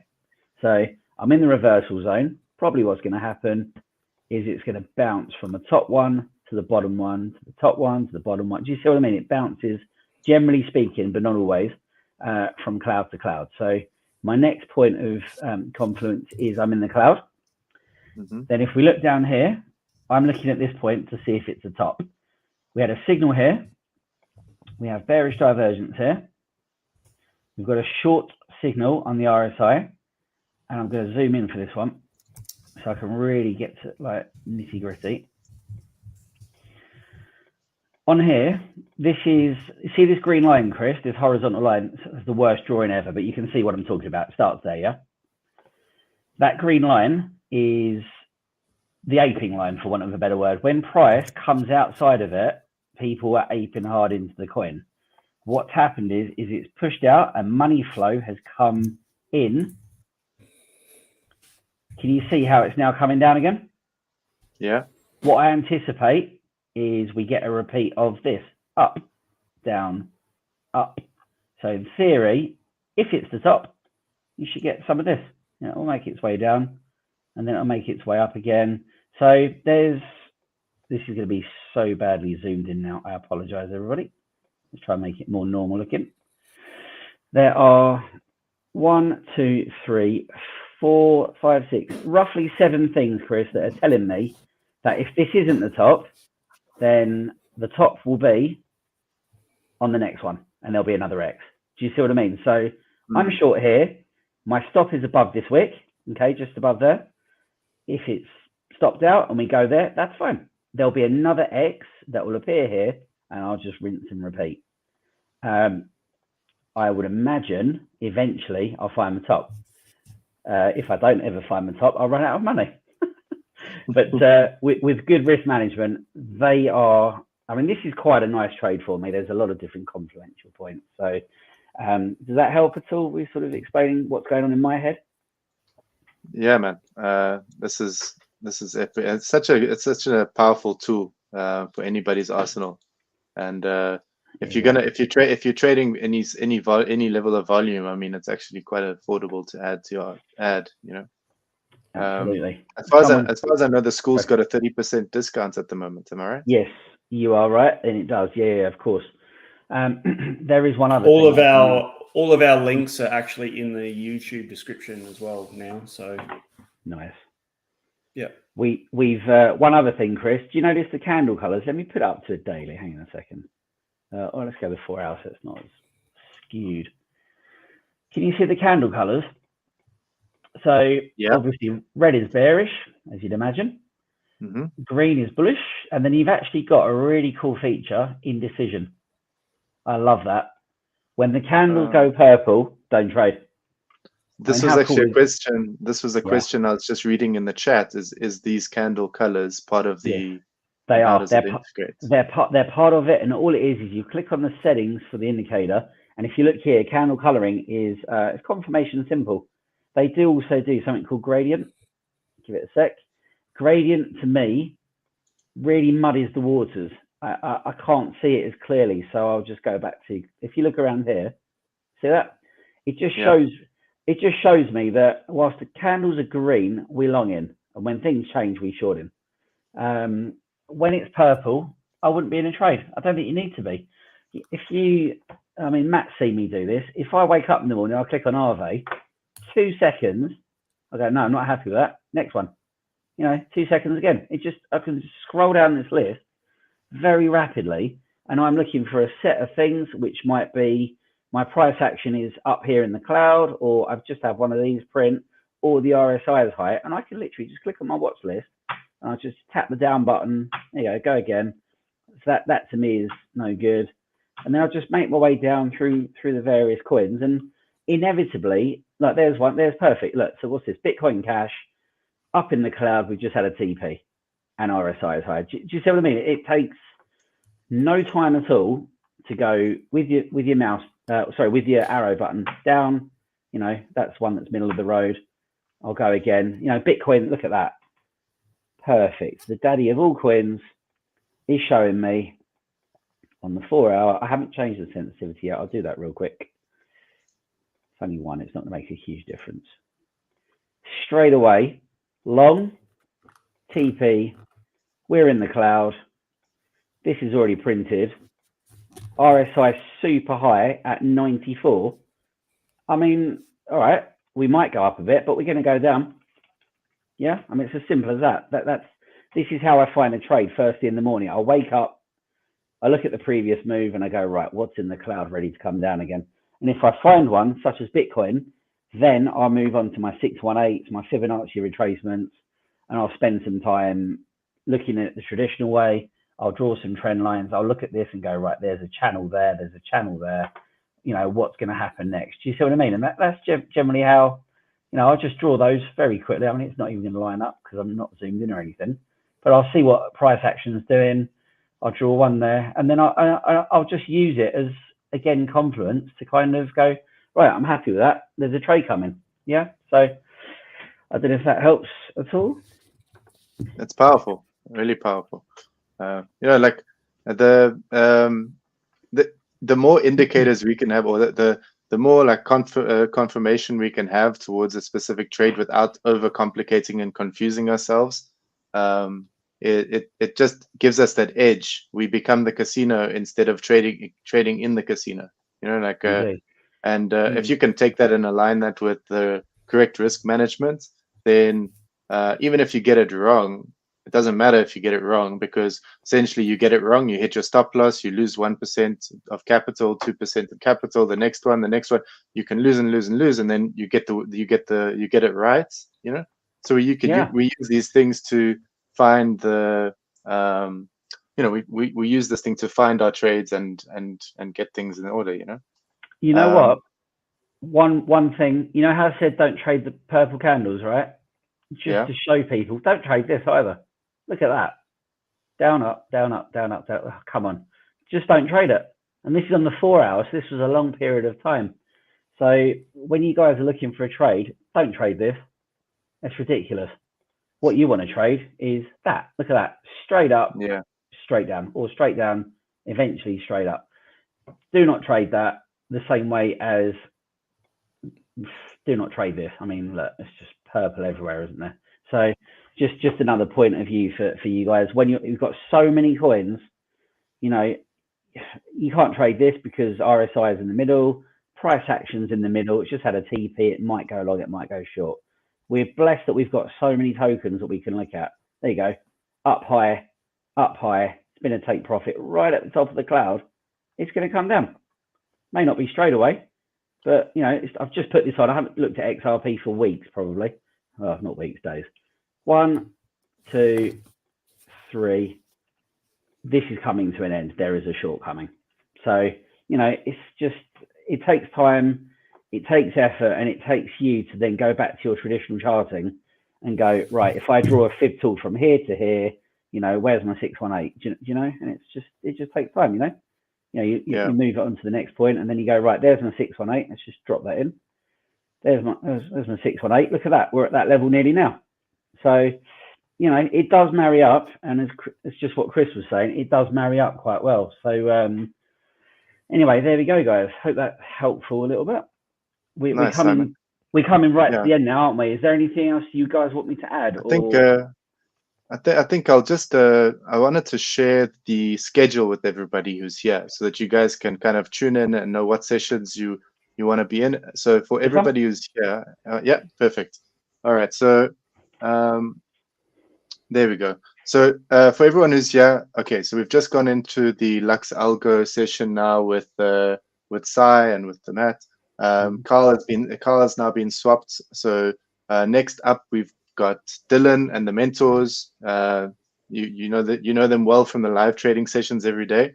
They're going to be joining us for a couple hours, and Carl is coming on after that. So from 3:30 to 4 p.m.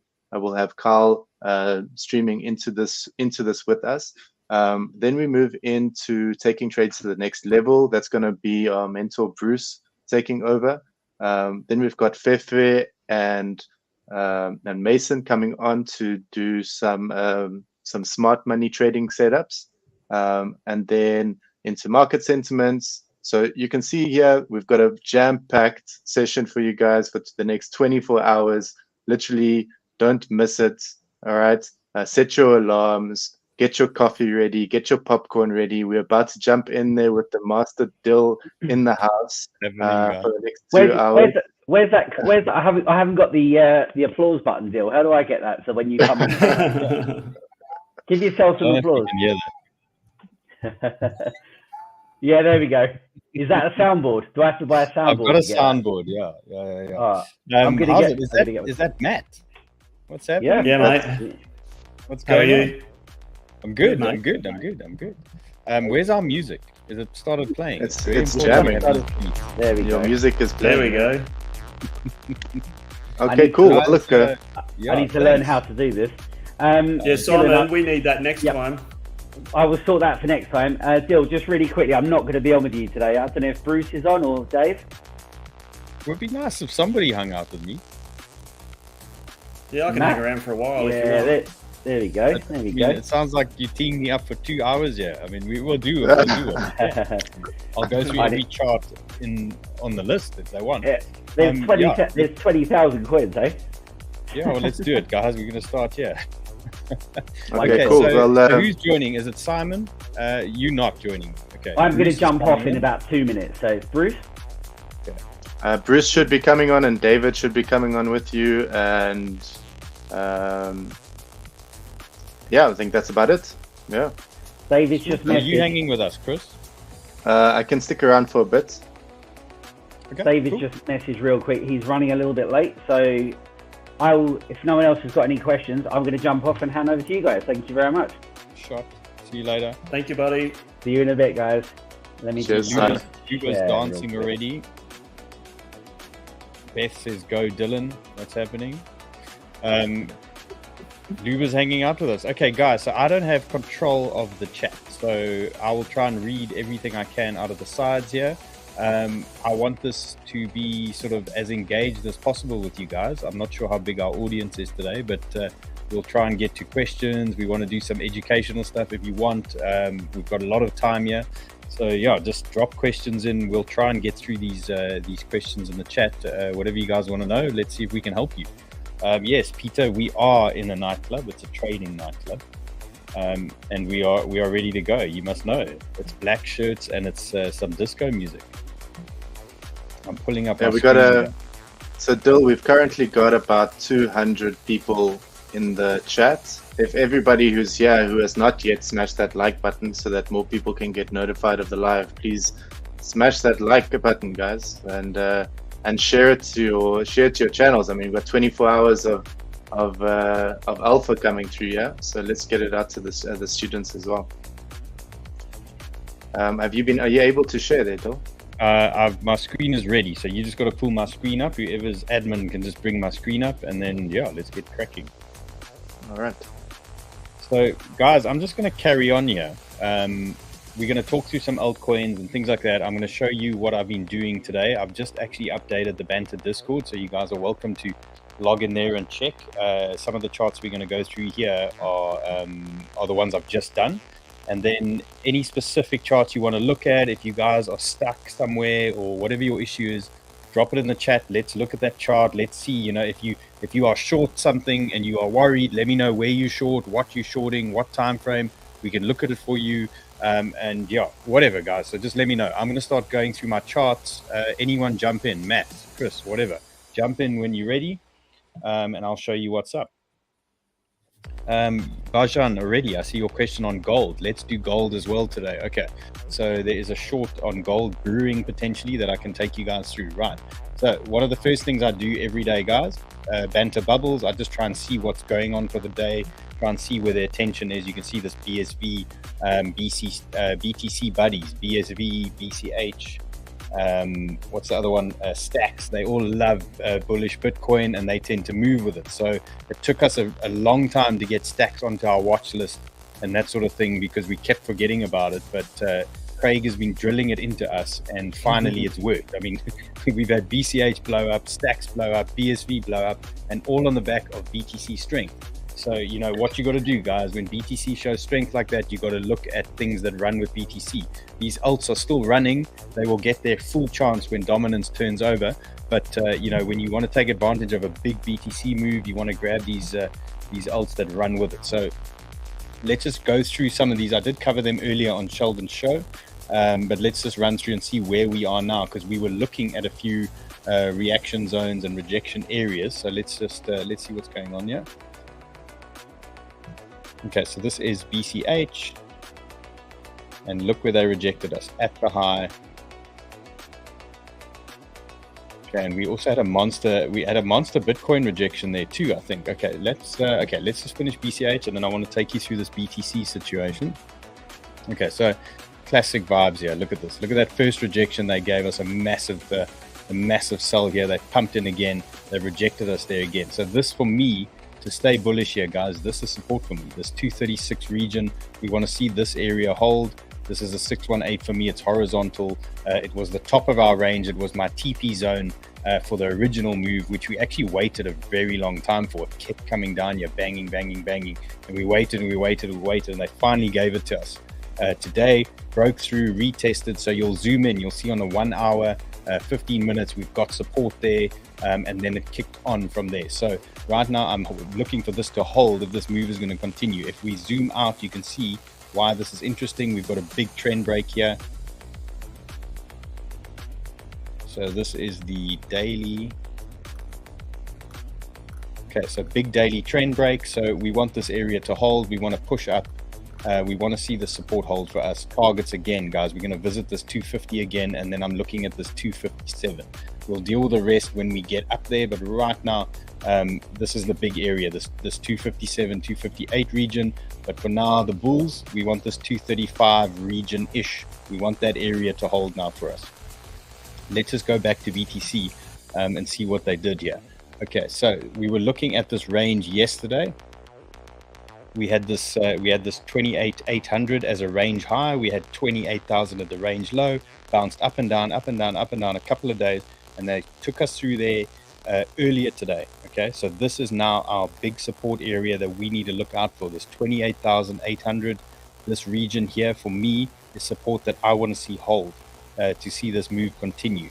Where did they reject us? Well, perfectly at horizontal 786 region. They sent us up there, and a nice hard rejection here. So guys, this is a big area now. This 28.8 we want to see hold, but another second big sell in this 786 region. And just look how nice these fibs work on BTC. I mean, it's really like, it's almost like to the button here on the 786. So I mean, you guys will see I use a lot of these fibs. For some of you that don't know me, a lot of fibs, a lot of levels that I like, horizontals, MAs, that sort of thing. And you can see on this reaction to the 786 why I love these fibs so much. They don't, the fibs don't lie. Oh, Bruce is here. Bruce, is he muted? Hello, what's up? I'm just off here talking. You know, I didn't even see you guys here. Okay, let me finish my BTC story, and then let's get stuck into some of these altcoins. Big picture, 3-day. This is what I was looking at earlier. Just again, guys, one step at a time, but we do have this this channel rising up here. So there are potential levels up here that could come into play. We don't know if it's going to hit, but right now, first stop is the area we just rejected from, this 3,200, and then the next stop for me is that 31.5. So anything more than that, we'll have to deal with it when it's happening. I see Luva says hello. Oh, somebody's watching big time on the 15 minutes. Fahad wants silver. Mr. Tomo is in the house. Tesla is dropping, guys. I know it's not crypto. Richard, let's talk about Tesla. Let's talk about Tesla. It was one of the stocks I was talking about the other day. I believe there's demand issues there with the interest rates. They sort of projecting that they might have less sales, and it's affecting their share price. And I've got Tesla over here. And it's falling into my first reaction zone. So here we are, 200-day MA, 200-week MA, horizontal, and a 618 for Tesla. So watching this area closely as a potential bounce zone. When I was talking about Tesla the other day, we were moving into earnings, and they were sitting here quite neutral, just hanging around, waiting for these earnings, and they've come out, and this was our first sort of market scare level. So when the market shifts themselves, they tend to sell off quite quickly in a panic, and then you normally just hunt areas lower down that are solid. This was the first region I was watching for Tesla. So eyes on that level. Then the next clear level for me is going to be this region down here at about 150, what is that, 158, that sort of region. So I would look at that as the next stop for Tesla if it doesn't bounce here. But you can see it's been a nice sell-off here. Let's see the size of this move. 15%. Okay, so that's a nice sell-off for a stock. You got to sort of figure out with regards to the earnings if it's worth a 15% dump on their market cap, and if that makes sense, you can see this is a potential bounce zone. So for me on Tesla, there's a bounce here coming up to 13% potentially if this area holds. So yeah, Tesla does seem to be in a decent zone for a scalp here. Richard says he's hoping for 210. Yeah, we're pretty much there. Look, a couple of dollars on 200 doesn't really make too much difference, but yeah, you're pretty much there. 210. That's your one. Where's Bruce gone? Simon, are you still here? I'm still here. I found 20 minutes. No, I was leaving, but I can't leave you. I saw that David wasn't here yet, so I thought I'd jump back for 20 minutes. Oh, well, thanks, man. No, okay, guys, so well, let's look at something together. Let's combine the powers of Lux Algo. Can we look at Solana? Because we've been talking about that for an hour. Dylan, I don't know if you caught much of the show, but we Lux Algo the backside out of Solana. Well, look here, it's just hit my first bounce area. Yeah. So this is interesting. Okay, so this is what I was talking about earlier. Yeah. So I was Lux Algoing Sol earlier, trying to find scalp areas because, you know, Sol's super bullish. Everyone's got FOMO now. Everyone's wondering where can they get in? What are they going to do? So I was trying to help, you know, I generally look at these 8 hours and 4 hour setups, and I was trying to sort of identify scalpy zones. Because I generally like to get the entries on the moves down into these bigger areas. And then scalping is sort of a secondary hobby for me. But yeah, so we set up the Sol thing. I used Lux Algo as a guide. You were in the chats, man. You were there. You were witnessing it. Who, me? Yes. Yeah. Weren't you in the Always. chats today? Always. Oh, I was always, yeah. I'm always in the chat. When am I not in the chat? Okay, Always, so man. this was our first Sol target for a bounce. So I was saying, look, if Sol's going to stay bullish here, we're looking at 2 specific areas that I'd like to see it bounce. Not like it has to bounce or it's over, but it was just 2 hot zones for me to bounce. One of them was this 26.47, and you can see here it's pinged this zone here and bounced really nicely so far. So we can actually bang in a trend now. The next area for me was the trend in 618 at 27.78. Okay, so I was saying if we lose this area, we're looking down here for the next region for the bounce. Then if we lose this trend on the 15 minutes, there's another story coming. You know, then potentially the market is not tipping down, and there's all sorts of other things happening. So target 1 has bounced already. Let's just see it. I mean, it's not a very big move right now. It's only 1.6%, but we did hit our region. When you Lux Algoed this thing, what time frame did you use? So I'm using the 4 hour and the 1 hour. Ooh, but that's gonna be a massive short term. So for me, the 4 hours really of great interest. I'll bring my screen up when you're done, and I'll show you. Can I pull up the 4 hour? Yeah. So my only thing with Sol, which is I'm a little bit nervous about, is this conference is still 10 days away or something. Yes. So market sentiment doesn't care what TA does. If the market wants to pump something, they're just going to blow it up. And, you know, we were teeing up a potential short on Sol round about this region, okay, when we were down here, you know, and the way we were talking was like this could take 2 weeks to get there, and it just blew up in the last 12 hours. I mean, it's ridiculous.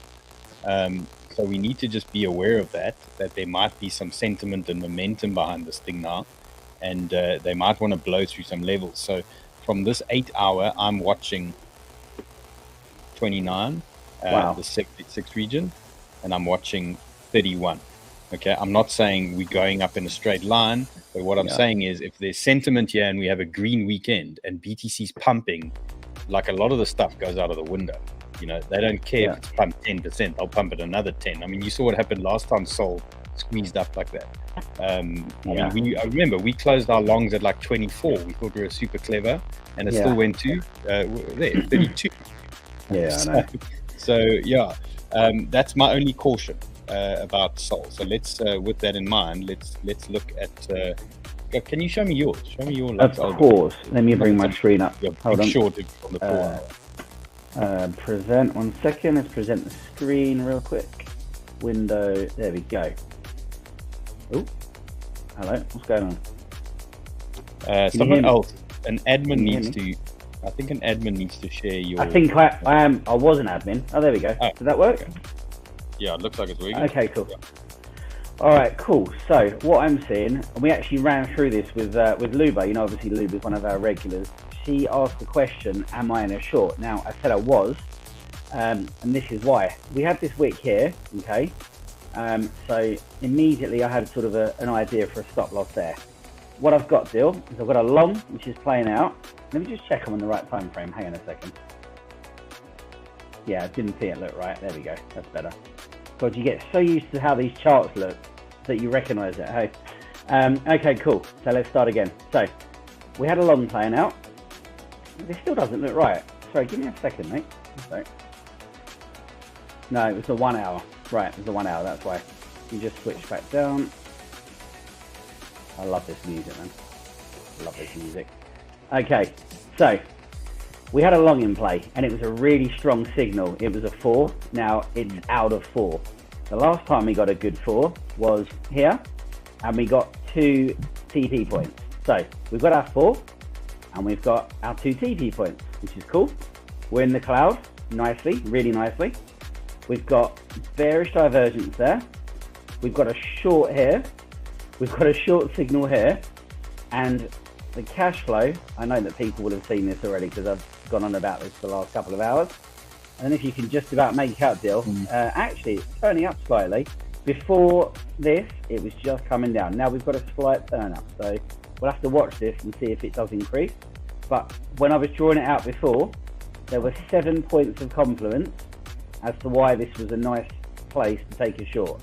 But I was very cautious to tell people that I have a tight stop loss. It's just above these wicks. But what could easily happen is this. And then we get a third X. Now, based on what you've just said about, you know, selling the news, I mean, what did you say? 32, didn't you? Did you say 32? It was 29, 28.9, and then up to 32. That's the high. I mean, we just saw like BCH take out a high, that sort of stuff. Yeah. Mate, it's very possible that even though I've got 7 things telling me now is a good time to go short, what it's not telling me is that we won't get this and here's the short, you know? So like I said to everyone on the last hour, it's fine to be wrong and it's fine to get stopped out above this wick, that's fine. But what you want to do is you want to make sure your stop losses are in play so you can get back in the game and try again on the next level up. There will be a short coming, you know? Yeah. So just, I mean, and yeah, guys, there's nothing wrong with being wrong. If you are wrong on a trade and you haven't stuck to your system, well, then it's a shit trade. But if you're wrong on a trade and you stick to your system, then it's fine. You know, then it's a good losing trade, if that makes sense, because you can't win all your trades. So Simon's system is Lux Algo. He has his checkpoints. That thing works way more often than it doesn't. And when it works, it really works. And when it doesn't work, he's got risk management and he stops himself out and he waits for the next entry. It's that simple. So, well, yeah, what I'm saying is, I'm not saying he's wrong, you know. I'm just saying sentiment, we don't know what they're going to do now this weekend. So just be aware of that. But again, play your system every time. Like, you're going to win more often than not. You know what, Dill, if I was wrong and I entered here, I was in for about 1.5%, give or take, 2%, something like that. I'm happy with that. If it means I get my entry here and then we get the move, that 2.5% is going to get smashed 10 times over, you know? So it's just staying in the game, isn't it? Yeah, guys, that's why, look, risk management is important. How you manage your stops is also important. You can't just have willy-nilly random stops everywhere. They've got to be in strategic areas so that you know if they try and force you out of the trade, for example, your stops out of that area where they're going to try and force you out, those sort of things. So you just need to like plan things carefully. And yeah, once again, if you've done your checklist, it's totally fine to be wrong. If you're recklessly just shorting and longing and you're wrong, well, and you're not following your system, whatever your system is, then you're not learning, right? This helps. This helps, look, by the way. Just looking back and backtesting. Yeah. It can often really help. Yeah, look, so yeah, I mean, how do we deal with Sol? It's setting up as a short on Lux Algo. We know that, okay? It's rejected on the 8 hour. We know that. On my 8 hour, if we lose, for me, I would say if we start losing this 26.5 on the 8 hour, I'd start looking at maybe this bearish thing playing out for me. So it is starting to drift lower. And then the bulls, let me just share my screen one more time just to close, yeah? And there was an interesting, Bruce is back. You're going to have to share my screen for me. Oh, sorry, one second, matey. Where are we? Dylan, there it is. Oh, there. Okay. There you so go, just closing on this situation. So where I was looking for sentiment bullish longs, you can see how this plays out. Horizontal 382. Now what you do is you pull in your trend. Okay. Now we know if there's action. Okay. This is a resistance area now. What do we do? Does it come down? Do we play it all the way down? You know, then Simon's shorts playing out. If we get a break here, okay, there was an interesting comment now about an M pattern this weekend. Okay, look out for that. Okay, we've seen that on BCH. Okay, in a bigger time frame. So that could also play out. So if it does break out of this trend, guys, it doesn't mean like now it's a long whatever from here. If you are using the Lux Algo short setup, right? Okay, so there's various things you can look out for on Sol here. But yeah, I'm just tracking this 15-minute right now, and yeah, see how we go. Watch these levels, and then for me, you know, we lose this trend, and then we're coming down. Yeah, that's simple for me. Bruce, good morning. Oh, it's been a long day already for me, and it's a fresh morning for you. I literally just woke up, and then my network wasn't working, so I'm trying to get on. I think I got it fixed. Fingers crossed. But yeah, what's going on, guys? Yeah, we just scalping. We've seen a lot of these alts hit resistance areas. Mm-hmm. We've had some big rejections. Matic, AVAX, Phantom, Atom. I can go through all of these guys. Yeah. If you want. Let me give you a recap of where we are between this morning's pump, yesterday's show that we did. We were looking for moves up, where we are now. And then let's jump into some of these alts and see if we can get some trades here. Yeah. Okay, so here is Stax. Let's just recap Stax. Okay, so Stax, we had this beautiful breakout now today. Now I was looking for some kind of support to form here on Stax. We are looking at the 382 and the 200-day MA. Mm-hmm. All right, Kyle's here. Kyle wants to jump on with us. Cool. Good morning, Kyle. He's somewhere. He's in the back somewhere. So where's Simon gone? Has he left? I'm still here. I'm leaving in a couple of seconds. Who's going to admin for us? Because if I lose my screen, who's going to put my screen on? David's on. No, David, you're on. He is on. Yeah. Okay. And yes, Kyle. Kyle's here. The man. Oh, there we go. My mic was muted. How you guys doing? How's it, Whale? Morning, Kyle. Whale. Whale. I just came from gym. I can't be a whale. You're looking a bit stronger already. Sweaty whale. Drew, what are you trading? I just opened the charts now since this morning's show. So what I'm looking at is mostly here at Bitcoin. I just want to see if it's kind of deviating back into a range. So I have a range between the high at $30,000 and $45. And that's the top side of the range from now.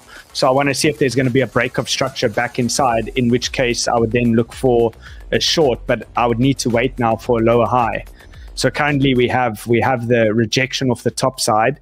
I don't know if okay, there you have Bitcoin. I'm on the hourly time frame. If you go into the hourly time frame and you look at the wick, so you got the wick on the left-hand side. If you just expand it there, pretty much where your white line is, your white horizontal, that's pretty much exactly where my, I see my camera's gone, hey, Zhao. Yeah, that's exactly where my range high is.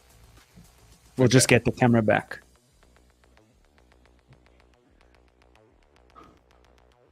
You sweated that hard that you made the camera wet. Yeah, no, it was that gym. Yeah. All that Jimmy was doing. Jim's bad for your cameraman, I'm telling you. I think, this Sheldon studio, this camera often overheats that and camera stuff. melts down. Yeah, that camera Yeah, I melts think down. that's the problem. But we'll get Well, back. anyway, you look interesting as a grey Circle. profile. I'll be anonymous. So talk me there. through this chart here, Kyle. So, okay, if I'm looking at my chart, I can probably share my chart. If somebody share will have your to give me screen. permission to share it though. Yeah, Someone's if you present, I'll bring you up, Carl. Oh, okay, I've got it. I see. Has the button. Just give me a second. Share screen. Share screen. 1 second. It's coming. There we go. Okay, I got it. And then just add the screen. There you go. You should be up now. There we go. Yeah. So essentially the pink boxes, that's kind of like the range levels that I've been focused on. So if I zoom out, this is mostly how I've just been playing Bitcoin for ages, literally months, I would say. Since the, what date was that? The 17th of August, this dump. This is kind of what established the initial range for me. So we were holding here. I know it's a bit of a messy chart, but this is my actual trading chart is often messy. So I looked at the breakdown over here, and anytime that there's a big move to the downside or the upside, then I typically look at those wicks and I start to draw out range levels. So you can see price. I'm going to actually bring up this little tool. It makes it a bit easier. There we go. Price came down into this level at 25,200, held that as support, bounced, led to the top side over here and rejected. So this was kind of the main range level that I'd been focused on, which would be these zones over here. And now bulls are obviously starting to take back a little bit more control, which pretty much my expectation is will still be range bound, but we're just opening up the opportunity to operate within a new range. So then you can see we spent a little while over here between this zone over here, this range. And now that we're breaking above here, I'm kind of viewing it as maybe this is going to be the area that we're going to operate within over the coming days and weeks, which is going to be between 27,600 and 30,000. So ultimately what that means for me and my trading is if I look and I zoom in over here, I do expect a rejection from the zone. I'd love to see if we did get closes above that zone, well, things start to really change on a high time frame basis. Because once you go into the weekly, well, that's already phenomenal news. I just noticed this right now. This is so good. This is showing me that there is truly a shift in structure. It's something that I will go through in the course. The lucid SARS, which stands for a stop and reversal. I'm on a weekly time frame now. This governs price towards the downside. I had 3 main areas of resistance that were kind of making me wary for price. I said this is a little bit of a no trade zone until you break all 3 of those. So I'm going to delete that because you've now broken all 3. You broke above the 21 exponential, the yellow one. You've broken above the 200 weekly, the orange. And you've now officially, as of today, broken the lucid SAR, which means that it's showing a stop and reversal and I'm giving more advantage to the bulls. So I have to look at what that means for me on the lower time frames when I'm actually trading. Firstly, I can see on the 4-hour time frame things are quite extended from the mean. I always like to use the 200 EMA, the blue one, as the mean. So even if we continue rallying up here, at some point there's going to be quite a hard pullback, which will come into this region. Obviously, as time passes, this will continue to rise with the 50 and 200 EMA. So it might be around 27.5. It might be around 28 at a later stage, which will be strong horizontal support. So the way that I'd look at that is I kind of trade this. If this is in fact a deviation, I'm just going to zoom in, an overextended area and a deviation, I'd be looking for something like this. Let's just grab some of my tools over here. I'd be looking for something like this. So you're obviously holding that level, big move up, comes down. I'm looking for now a lower high. If I see a lower high over here, that's already my first area of interest. I might even scale into a short at 30,000. Stop would go above this wick over here. And then ultimately, when it breaks below to create a new lower low, now I'm pretty certain that we're going to deviate all the way back down towards these regions. So I can double up on that trade on the next lower high and then pretty much play it down into this zone. That's one thing. Of course, the market doesn't have to do what I want it to do. I'm just kind of observing. If of course, it continues this trend and it starts to consolidate above here, well, then I'm going to start to look for long opportunities right above that line. So it's the same as what you have there, Dylan. Same little white lines. I don't know where you got that, but let me see if I can get the camera fixed. You guys can continue over there. Those little white lines, they science. They're science lines. Mm-hmm. Science, bro. Of course. I'm just gonna change my adapter, so I might go off temporarily. I'll show you some science now. Cool. We got to get my chart up here. David, can you share my chart again, please? I see Fahad says to silver smash the 200 day as well. Okay, There's a lot to look at here. Let's start just going a recap on where we were from yesterday. So yesterday we used Atom as the first example. I was saying Atom's now lost this major area. Is it a sign that there's sort of more downside to come for things like Matic? I think it was even ADA, DOT, AVAX, those type of things. And it's now pushed back and it has reclaimed the support band for now. So for me, I'm watching Atom here at the 6.3 level. I want to see this hold for now. If it does reclaim this area, then we might start making our way up. and we'll deal with that. But again, we're going to watch where BTC settles down now as well. So this wasn't a great look, but we have reclaimed now, so we're going to keep our eyes on that. Matic was another nice one yesterday. We were looking for this move from our bounce zone, so we got this bounce at what was it, 0.5. What is it, 0.505? We got that bounce, dropped into this range low. You can see it was a bounce area. We had the stocks resetting, so we knew we were going to get some kind of move up. We just didn't know how high it was going to be. So I identified a couple of areas for us. One of them was here, this 0.52 region. And then the next one was the trend 50-day and 618. And it came up and it blew right through all of them. And now we're rejecting at this range high over here. So we've got a good rejection here, 0.545. Now, the bulls want to see support hold here at this region, 50-day MA, 618. And trend, I'd love to see 0.528 hold here for Matic, and then we should be able to continue, get some buys in and push it higher. So that's what I'm planning for Matic. AVAX, same story. We've got a 618 and a 50-day MA rejection. So we pushed off our bounce area. This was a TP zone for me, so I exited there. Again, nice rejection. Now we're watching the support here. This 9 region, for me, I want to see this 9 region hold.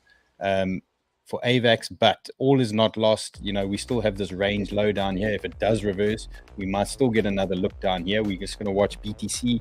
We're going to watch that dominance. If BTC starts dropping now to some of these lower levels, even some of Kyle's lower levels, you know, we might see these alts just sort of bleed back into these areas again. So right now, AVAX TP area, it's rejected. We're looking for now the support to hold around about 9 for our next move higher. Etienne says science or signs. Etienne, it's science. We are scientists. I'm back. You guys can see me, right? And you look so good. Okay. Thank you. Yes, welcome back. Welcome back. Is it a different camera? It's the same one. I don't know. We hit a few buttons, shook the thing, flipped the screen, and it's all back on. Clue. There's an overheating setting in the camera that you can take off, and then you shouldn't have that problem. We'll get the camera people to help you. Okay, guys, this is ADA. So again, we pushed up. We had this bounce from this low over here. The alarms didn't trigger on the Discord because we're a little bit we front ran that region a little bit. 50-day MA in play, 618 in play, horizontals in play, and we're getting that rejection currently now. So we're just watching this area again. Option, if we break higher, we're going to look for some support and then we can send it up. But right now, this is resistance and it's TP area for the ADA longs from lower down. Carl, I'm just recapping some of these charts from yesterday, but if you've got anything interesting, jump in whenever you want. Cool. I'm checking now. I also, I don't know if you guys can see in the whoever's controlling the StreamYard, if you see Trader Mo in there, then he's also one of my trading partners. He can maybe jump on. He has a bunch to share as well. Cool. Yeah, whenever you're ready. Trader Mo, we're waiting for you, bro. Where's Mo? Have we ever met him? I think you've met him. No, not in the office. We call him the Beast from the Middle East. He lives in Dubai, so. Okay, let's recap Theta here. We had this nice range low area holding. We had that nice move when Gala took off that day. We had that nice move from Theta, but we never tested this wick down here. This is what we did. They came and grabbed this wick one more time. They've sent us up. We're now rejecting 382. We are rejecting 382 and some horizontal here at 0.586. So eyes on this zone. If we do push higher, guys, I'm watching this 618 and trend. This is my next reaction area. So right now there's no longs here for me yet on Theta. We've got to wait patiently. The best long was lower down on this move to the wick. So 382 right now is resistance, and then the trend's coming up later. So call it 0.6. How's this BLZ? Bruce, this BLZ just won't stop. Like it's not even letting us breathe. It's not even giving us. Did you see Stax was also pumping? Is it still moving? I see here on the banter bubbles, it's still up 14%. No, it's nice. So I'm just looking for some consolidation here. We've got 200-day MA. I've got a 382 here. I've got some horizontal. If we get some kind of flag here, I think Stax will go again. So yeah, so far, BSV. Did you take a look at BSV yet? yeah, it's here. So BSV rejecting on the science, the little white lines, Carl. Nice. Yeah. 786. I mean, look, yeah. I can't think fundamentally that there's any reason this thing will continue to run. It's more, in my opinion, at least an opportunity to look for shorts on something like BSV. Yeah, so here's rejection zone right now. So, I mean, there's no longs here. The longs were lower down. Possibly the same move here as before. We're going to watch this area. If we break higher, then there might be some longs up there. But right now, this is resistance. So basically the same way you want to play BTC here, I would say. So you dial in on the 1 hour, Carl. Is that what you use? If I actually take my trade, yeah, I'll look on the 1 hour, getting prepared for a trigger entry, and then I actually execute very low time frame, like maybe a 5 minute chart. 5 So minutes. you're looking at that zone right now. So we love talking to each other. Okay, nice. Okay, so look yeah, at BSV. rejection area now for BSV. So yeah, possibly a short on its way. Let's look at this BLZ. This is like annoying me. We're just not getting a breath to like get an entry on this thing. So again, we're pushing into this resistance band one more time. Let's see. We tested it a little bit earlier, and now it's trying to go again. Let's see how we go here. Might be able to dial in it. What we really wanted to see, guys, was something like that, where we get the pullback and support. We wanted that pullback, but it front ran that support by quite a bit. It's like everyone was jumping in early. Now we're watching this guy, resistance. Okay, so let's see how this one plays out here. If you do dial in, though, I'm sure you can dig up an entry there. Carl, do you want to pull up some of your 5 minute candles? Is this Mo? Or is this David? Oh, there it is. How's it, Mo? How are you? I think you'll just have to check that he's... Awesome. Good. He's a speaker there, I see. Okay, cool. Let's have a look. What are you looking at? BLZ. Are you looking to long it though? What are you looking to do? It's banging into this resistance band here. We've been watching this thing for days, trying to get a decent entry here, but it just keeps running away. It's like semi-vertical here right now. We hunt a few shit coins on this on these sessions, but some of them run nice. It's good. Dave here I'm gonna have a look now. Dave, meet Kyle, meet Mo. What's up? Where's How's Bruce Dave? now? How are you? Good, man. How are you? Good. Long time no see. Yeah, man. Long time no see. I'm back. Okay. Mo, let's see what you got. Let's see what you're looking at. Yeah, Mo, what are you looking at? So Mo assists me with a whole lot of things, with charts and things like that. He helps me a lot in the Discord, so he's always got a ton of alpha. So yeah, Mo, if you want to share your screen, there should be a little button there that says present. Just give me a second. He's running. You scared Mo away. No, I'm sure he'll be back. I mean, this BLZ looks pretty strong when I look at it over here. It's I would definitely be looking for a short at some point. When it does trigger, it's gonna this thing's gonna nuke because it's been so aggressive towards the upside. And we've had a few. Do you ever watch TRB and things like Loom? I've looked at Loom a little bit, not TRB though. I mean, this Loom is ridiculous. Oh, well, here goes TRB. TRB 21% last night. Also on its way. We called that entry yesterday. Look at this thing. Yep. Wait. Okay, where's Mo? Is he ready? Yep. He's there. Can you hear me? Yeah. Yes, we can hear you. Cool. So I shared the screen. Just confirm for me if you can see it. So Dave, can you share Mo's screen there, please? Thank you. Cool. So what I'm looking for is Fetch AI, FET.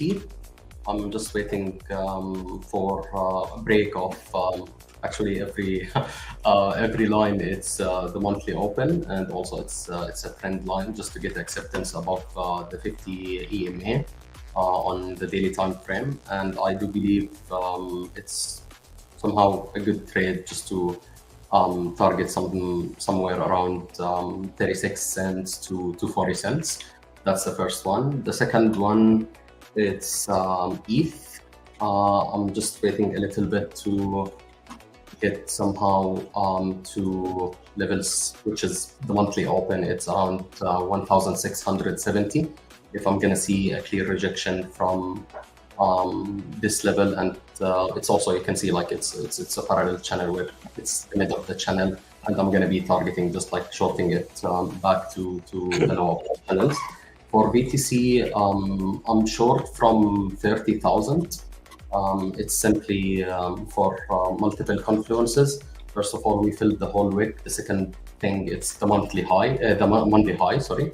So I'm targeting for this short is just like to retest again the 50 EMA on the 1 hour time frame, which is going to be somewhere around 28,800. And I do believe with this bullish structure that we have it, I am targeting somehow 32,400, 32,700 to be honest. And we'll see from there if we're going to be like, let's say, seeing a deviation, or if we're going to get a rejection from there or not. It's just like I'm trading Bitcoin. It's just like level to level. As for now, like it's confirmed a full reversal, which is we are creating higher lows and higher highs. So it's just like this short living short, which is I'm just targeting 28,800, and then again I'm going to be building up more on the long position. I'm long from 26,800 till now. I just like TP'd today on it, and I'm still holding more than half of the position. But yeah, it's just like a short that I already shorted 30K, which is Monday high. We posted it on Discord what exactly we were looking for. Mainly when I'm trading, it's either like, let's say, a swing trade or a weekly trade. When I'm trading a weekly trade, usually I'm just waiting a sweep either to Monday low or Monday high, and then I'm just like taking the trade either a short or long, and I'm targeting usually like the weekly range. I don't believe that this time we're going to be targeting Monday low again, because the structure it's bullish on Bitcoin. So that's pretty much how it is. We'll see if we're going to start losing again the 28,500. Then in that time, yeah, that's a confirmed deviation for me for the level. So I'm going to keep carrying like the short to lower levels. So that's pretty much on Sol. It's the last one that I'm looking for a trade. I'm still waiting for higher levels on Sol, to be honest. For me, it's confirmed, like, let's say, acceptance above Monday high. So I'm targeting somewhere around 32. If I see a clear rejection from here, once we sweep these highs, then in that time, I'm taking the short on Sol. If it's going to just like a breakthrough, then in that time, I'm targeting $37, $38. So that's pretty much from our side. 38 Sol, man. You think we can get it leading into the conference? 32. I'm waiting just like this level to see how exactly we're gonna react to it. That's what I'm looking for, to be honest. Like 32 for me, like it's a level where I'm looking to find this pump on Sol. If it's gonna break through, then in that time it's a total different situation. Are we gonna get it leading into the conference, Mike? The short. Are we gonna get it in the next 10 days? I don't know. Maybe. Comfort, man. Let me show you what I'm looking at for. Let me just try to share the screen again. There we go. Because Dylan, you're mentioning BLZ. I just need you guys to add the screen, but it is there. Cool, there we go. BLZ. So I just quickly did a quick couple of drawings on this now while you guys are speaking. So I'm viewing, obviously, this is quite a bit of resistance over here. It's quite a strong, aggressive move. It's on the daily. I've just taken a clear pivot level from here, 1, 2, 3, additional area of confluence. So, and then when I zoom in and I look at it on an hourly, well, I mean, my expectation would be to have a rejection anywhere around this area. The first area of interest that I'll be watching is this, just purely because this is where there'll be a lot of liquidity. The liquidity will be stacked over here at 19 cents. So my expectation would be that after like quite a massive move, at least on the hourly, up like this, somewhere into this region, I think that price is likely to get a little bit of a pullback and fade from here. So I'd be looking for a short opportunity over there, wait for the full confirmation with a clear rejection, lower high, start to scale into the position, and then obviously when you break that structure, that's at you in, and then it's probably gonna pull back quite aggressively. But I do think obviously it will continue up over time. I'm not necessarily long term thinking that it's going to nuke or anything. It would just be if you're talking about now, like looking for very quick trades, that's something that I'll be watching for. Look, there's a Lux Algo order block bang in that zone as well that you just mentioned. Is it the same as this 19? I mean, I have Lux Algo, I can pull it up. I've got an 8-hour Lux Algo order block from 0.1865 to 0.194. Let's see, I got this one over here. Let's put the right one on. This one. What time frame is that on? On the 8-hour. Okay, on the 8 hours, so I'll line that up and see what that looks like. There you go. Yeah, look there. It's the exact zone that I marked off. Perfect. So that's pretty much where I'd be targeting, in line with that. Do you find that Lux Algo works best on the 8 hour to get your kind of zone? I jump around, but you know, a lot of my stuff is zoomed out. So I look at 4 hour, 8 hour, that sort of thing, and I just try and see where it ties in. And sometimes I look closer. I look for like order blocks on the 1 hour and stuff like that. Nice. David, what are you looking at? Haven't seen your charts for quite some time, so I'd love to hear your thoughts. Yeah, we talked about some setups yesterday, so we're still in this render short setup. I was looking at WLD as potential short coming up here after additional pump. Shall we get your screen up here quickly? Sure. Dave Bowler, can you share DJ Dave's screen, please? Is your screen up, Dave? Can you see it on your side? Yeah, let me do it right now. Sorry.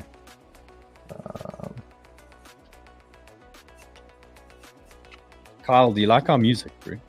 Oh, I love it, bro. I literally love it. Like, I'm ready for Friday now. Make it louder, Mo. Should we make it louder? It's not showing my Brave browser. Hold on, let me reopen this. Wait, Bruce, how was ZZ Top? Didn't you go to ZZ Top yesterday? That's tonight. Oh, is it tonight? Okay. Tonight. Yeah, right after this, I'm leaving to drive down to Santa Barbara. Bruce is a rocker, for those of you that don't know. Nice. He's got real guitars behind him. That's real old school ZZ Top. I know. I haven't seen him since the 70s. So, wow. Pretty exciting. You guys weren't born yet, so don't worry about it. You guys see Richard that now? loves the music. Richard loves the music. Yeah. Simon wants the music louder, just saying.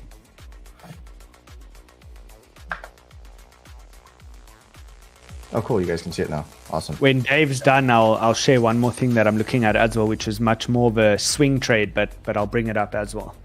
Cool. Yeah, so we talked about this yesterday on our live session. It was something I was looking at for the past 2 or 3 days. Just noticed this parallel channel type of deal and kind of expecting one of these moves here where it might even go above the parallel channel a little bit and come down. RSIs topped out on the 8 hour, kind of curving down. And based on this pump with Bitcoin this morning, just seeing how render's not really pumping with it, it just shows weakness for me. The other one was WLD. So we have these order blocks up here. Potentially going to start laddering in here once we reach kind of this area right here. I see that we're probably, we're curving up on the 8 hour. So ideally would like to see something like this or like this, or essentially like this. So the 618 pocket, or we call this the sniper zone, typically there's some kind of reaction there. So from the very, very high here at $1.89 down to the low, if this is indeed the bottom of that move, gives me that 618 region right here. So typically we see a instant reaction when it reaches there, and essentially that would be kind of like just an instant wick if it reaches there. But notice couple trend lines here that it's respecting. This particular trend line, it kind of deviated from it, but was actually surprised. We called the long, I think it was early last week. We called the long on WLD, and so that was a nice move. I was expecting for it to go higher, but took that nasty rejection there. Yeah, and then one I talked about yesterday was Tara. Been noticing support. Looks like it deviated a little bit yesterday, but it reclaimed the trend line, and overall on the higher time frames, it's holding itself pretty well here in this region. So very, very low leverage position that I started. I'm looking to add more if it reaches down in this support region, but the swings are pretty nasty. So even at 5x, 40%, 60%, and initially this wasn't a token you could leverage trade, but as of recently on Mexi, you can leverage trade Tara. And from what I know about it, it's similar to CAS, typically moves with CAS. So I've got my eyes on that one here. Nice.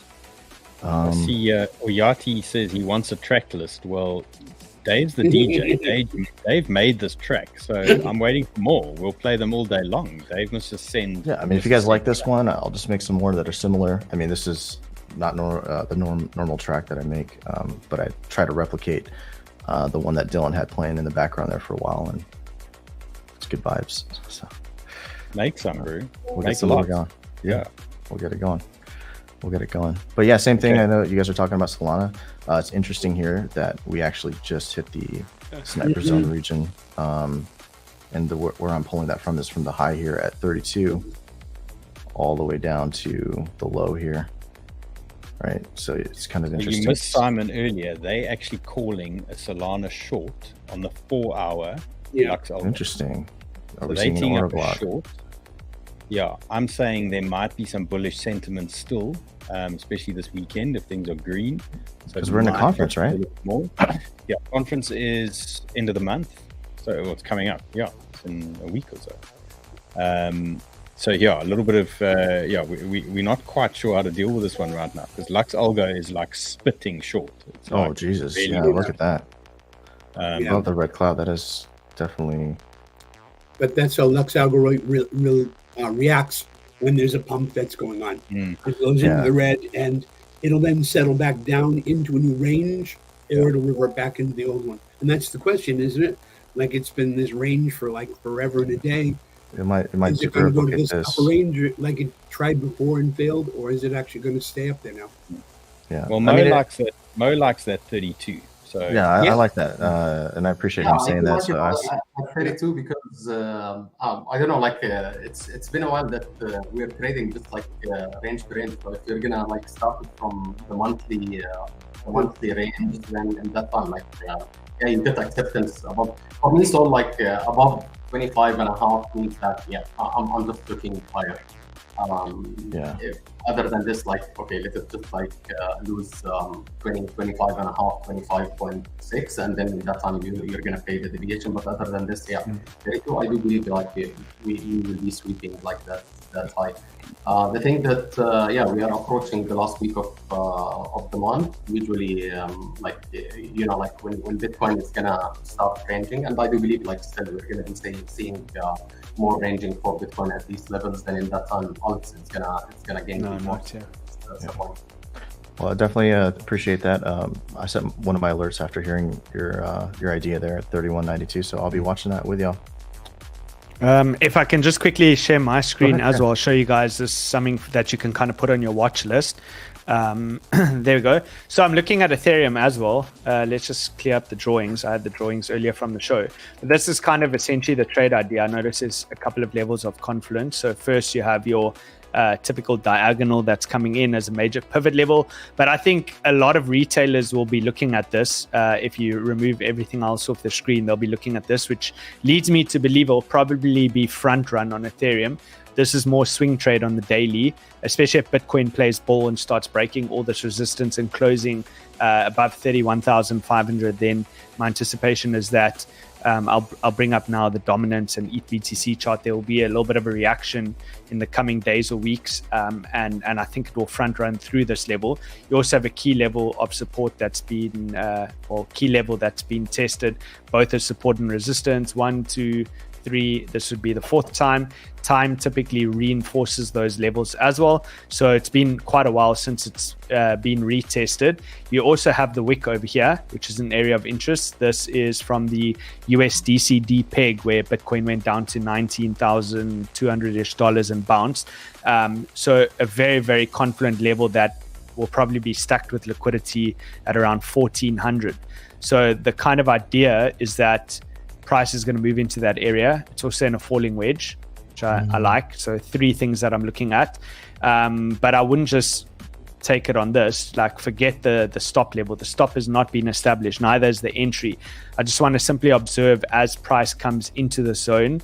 If price comes through and starts to front run this level, well, if it reacts and it starts to show strong reason to bounce, well, I'll have to obviously raise the entry and take it pretty much at 1484, but my expectation is probably going to front run through the level, wipe out everyone that places their entries on the exact trend line over here, and then as it comes through, I'll wait again, simple high, high, low, start to look for an entry, confirmed on the next high low. The third high low is like 100% confirmation that it's probably deviating back above this level, and then that's the long opportunity. So something like that's kind of one of the trade ideas that I have. I'd be watching obviously into each level of resistance as price moves up. I wouldn't simply just cut it like a hard TP into these zones, just because I simply believe things are changing within the market, and I think that we're likely to continue to grind up. I think max pain is towards the upside in like the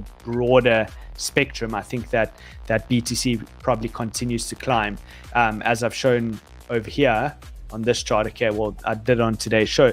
You have to understand, if we do start to close above 30,500 high time frame, you have something major going on over here. You're going to be confirming your first macro higher low, and that just significantly increases the probability that the bottom is in, right? So this would be now confirming as your second high low. I was always looking for the high low, didn't know obviously where it's going to come exactly. We just have to react to price as it moves. If it did come lower, the areas of interest, number one would be this target one I had at 23,200. If lower, well, then ultimately this wick over here, which is going to be just under 21,000. But so far, it's looking like this is likely to become a high low. We only know for certain if you close above 30,500, then you can say, okay, now more than likely that is the high low. And that really starts to change things, right? So Bitcoin dominance continues to show extreme strength. Of course, it's not going to go up literally like this. It's not gonna go from here in one candle straight to 60%. So I'm kind of waiting for eventually, if it all plays out well, where ETH goes into that level, so ETH grinds down into the zone USD wise, while simultaneously you have BTC setting in a local top over here. So maybe something like this sets in a local top on the Bitcoin dominance. That can start to pull down. As that starts to pull down, I'm looking for simultaneously a deviation over here back into the range low support. So something like that. Now, I don't know. Of course, I don't know how deep this is going to come, but I kind of want to put the puzzle together as everything happens simultaneously. So I'm going to be looking at Bitcoin dominance, what that's doing, what ETH BTC is doing. If it continues to grind down, this is my next zone at 0.051. And then if ETH USD is grinding into that level, whilst I'm seeing those two things on Bitcoin dominance and ETH BTC, these are the high confidence swing trades that I take, where it's like I put quite serious capital behind it, and that's where I make most of my money. So for a lot of people out there that don't know exactly how I trade, that would be the answer. That's how I make most of my money. For example, on Bitcoin, I made a couple of huge trades this year. One of the biggest was off of the 19,200 USDCD peg. That's where I really scaled my position up massively, and I've taken profit along the way, re-added low, and it's just been such a great trade. Nice, man. Cool. You're the man. Nice, bro. I agree with your ETH levels. I like it. We're on the same page there for sure. Nice. Mo, are you watching the same ETH situation? Are you? I'm looking for shorts on ETH, but yeah, targeting like the same levels that that Kyle talked about. But I think that for me, like if I'm gonna be bullish on something, it's Bitcoin. Just like to see the 32, because the last time that we saw Bitcoin on 31,700 ETH, it was 1,800 something. Today it's 1,600 something. So it's losing. Like ETH BTC, I'm bearish on it as a pair, and I'm looking for lower levels to come on ETH BTC. Bitcoin, yeah, I'm looking now to see like a clean deviation around 32,400, 32,700. But for me, it's just like, again, it's level to level. I don't think that we saw the low on Bitcoin. Like, we're not going to be going up. That's how I see it. Unless we see like a clean break above 32,400 and just like to hold it for at least like 2-3 weeks and just like to keep moving up. But yeah, that's what I'm looking for. By the way, I have 2 trades that it's not for crypto, it's more for Forex. So not sure if that's something, shall we share it or talk about it? Or? Sure. Yeah, bring it up, bro. Of course. So let me just share the screen again.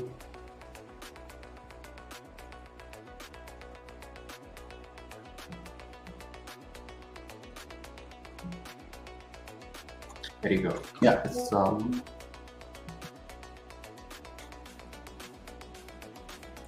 so the trade, it's USD CAD.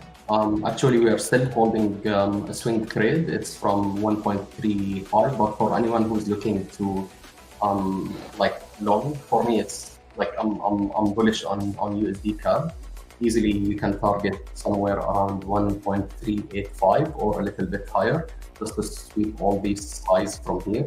So that's an easy trade that anyone can take it now. I already added, like, let's say, to the swing trade price, it's above 50 EMAs. For me, it's showing strength. We broke the trend line. We created like a higher high acceptance above the monthly open. So I'm targeting the levels that it takes us to the highs of the previous months. And there is also USD JPY. I think this is a pair that everyone is looking to short it, which is the Japanese yen. It's simply I'm just like waiting for levels which is 1.5 to 1.518, and then just like to take a swing trade. I'm just waiting to sweep the highs of these levels, 1.52. And then after that, I'm looking for a swing short also on USD JPY. So pretty much these are the 2 trade, USD CAD and also USD JPY. Nice.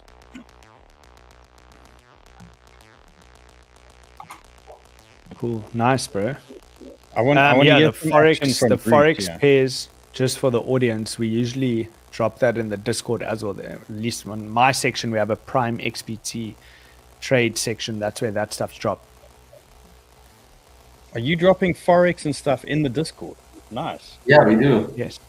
Yeah. Actually, we shorted gold. We longed gold.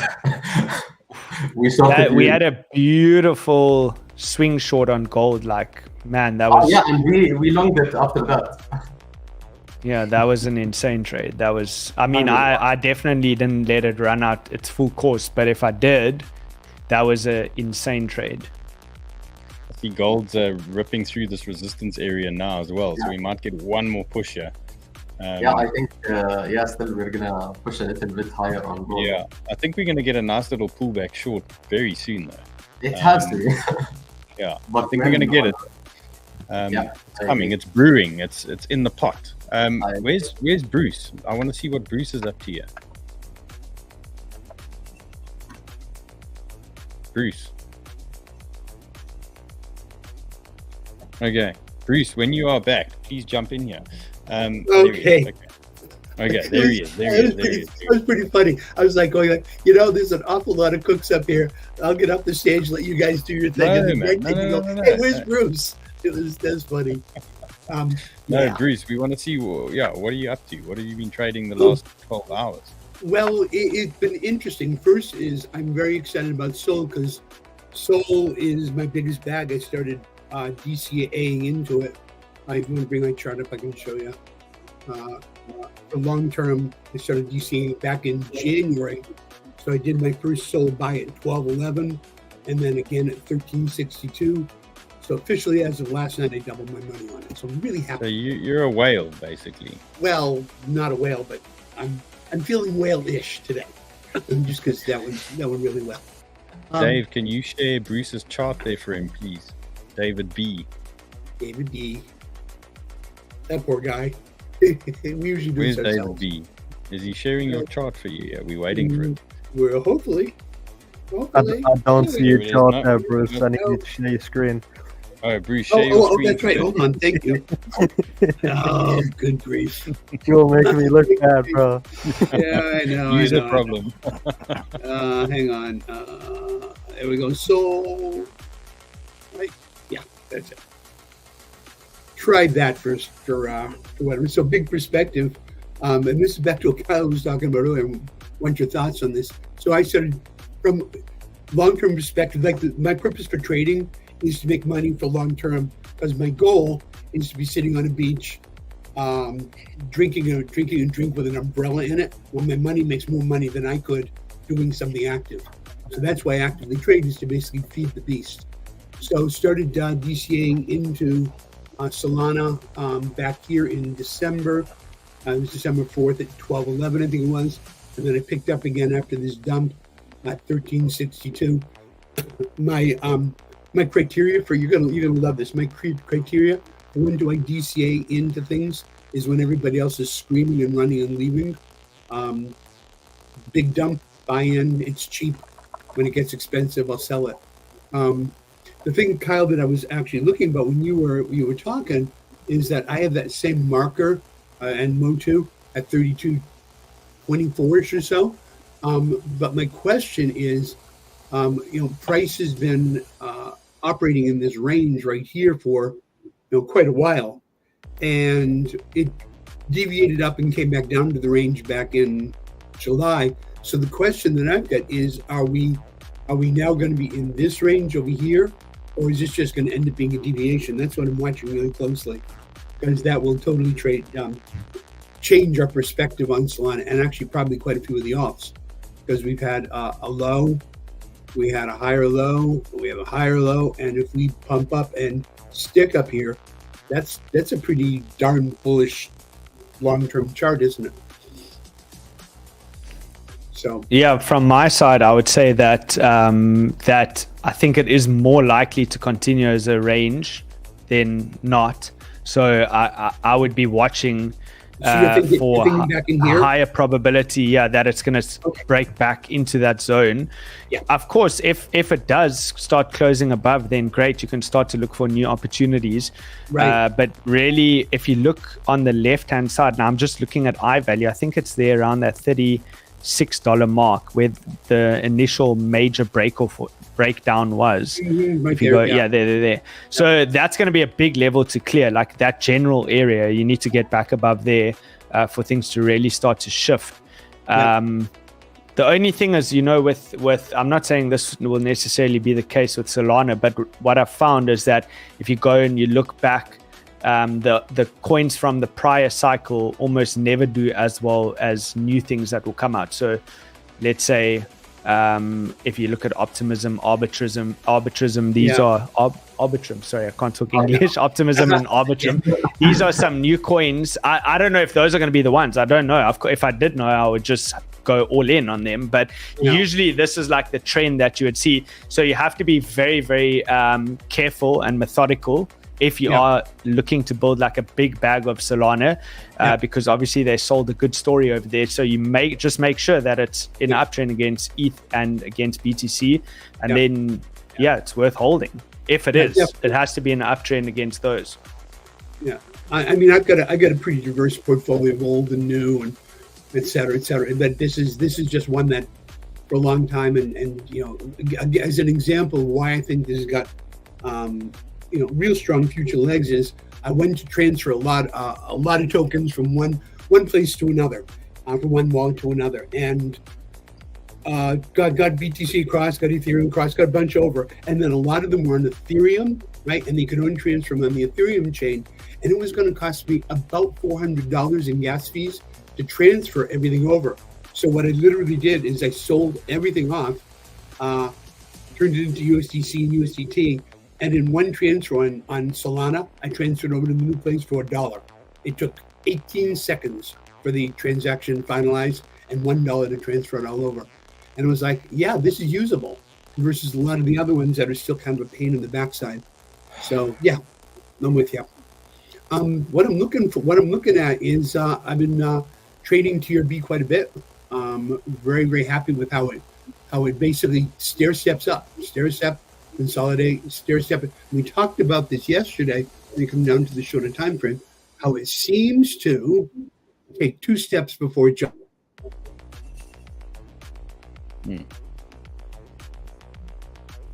Is Bruce frozen? Right here, we called it on the show. Oh, you can see it. Okay, we called it on the show right here yesterday. That was Wednesday, actually. That level, we took that trade, but kind of expecting it to TP at this level, not expected to break through. So we got ourselves a little bit of extra surprise profit. And at some point, like you guys called it, likely to reject pretty cleanly before there and come back down to this support level right there, at which point we can start setting up for the next wave. That's what I'm looking for.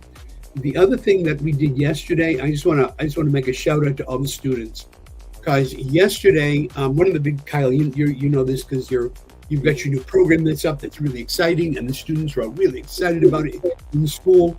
One of the things that we found is that it's really hard for new students to feel comfortable taking their first trade. Like they take the course, they mark up their charts, and then they sit in front of their exchange with their hands shaking. So we started once a week doing live trading, and what we do is we scalp. We just get on the short-term chart, same setups, really simple setup, and the rule is that they can only take a maximum of a $10 trade. Nobody's going to get wrecked on this thing. So just for fun, I want to show you what we did and give a shout out to the students. Yesterday we did, and it's really simple trade setups, by the way. Just trend stair stepping, right? So we came in, we had a support level right there. Price came up, we watched it come down, took the trade right over there, and took our profit right over there. Wait till it came back on down, retouched the support level over there, took it off, and then I called, and this is the fun part. This is real acknowledgement to all the students. I called the TP right over there. Get out, let's do it. But I just heard this morning that a whole bunch of students decided to hold the trade, and they managed to capture all of this. So I just want to give a shout out to all the students who won this yesterday. Congratulations, you rock. Nice. So yeah, I think that's all you need to do is just start off slow, small amounts of capital. The kind of cure to any trader's problem is usually to reduce your equity size. I know. And people, what happens is people, and I'd love your thoughts on this because I've heard everyone else's, is a lot of people, they post the tiles, 2000x, 542x, and we know that behind the scenes that could be a 10-cent trade that's kind of not useful, but people see that and they start to copy it, and then they get wrecked, and then we have to coach them back into, look, start small, get comfortable, get confident, and then slowly start ratcheting up your position size as you're confident that you can actually succeed with that. What are your thoughts on that? Yeah, I agree. I've got to jump off, so I'll leave you with my final thoughts on that. My final thoughts is a good saying that I once heard with regards to trading, came from a top trader. He used to trade gold, and the saying goes, many small traders become big traders, and many big traders become small traders. Ooh. So like even when you become a big trader, you should revert back to becoming a small trader I mean, I don't want to give people a riddle to try to figure it out, so I'll just explain it. If, let's say you're a small trader, you're trading with $1,000, you grow that to a $10,000 account, then a $100,000 account. Now you're suddenly a big trader. It's time to move that capital into something else stable and start off once again as a small trader at $1,000. Because to think that you're going from 100,000 to 1 million and then to 10 million, just implementing the same process, it changes the rules of the game. Your psychology shifts, and the probability is incredibly high that you're not going to get there like that. You need to go back to being a small trader and do it 10, 20 times, going from 1,000 to 10,000, and then ultimately now you can go from 10 to 100,000. Do that a couple of times, and that's basically how you want to scale up over time. So that's my really thoughts. Great. Thank you for that. Thank you for that. You have to run right now, or do you have time for one more question? I've got to jump off, so I'll see you guys on the next one. Hope you all have a fantastic weekend and trade safely, and keep practicing.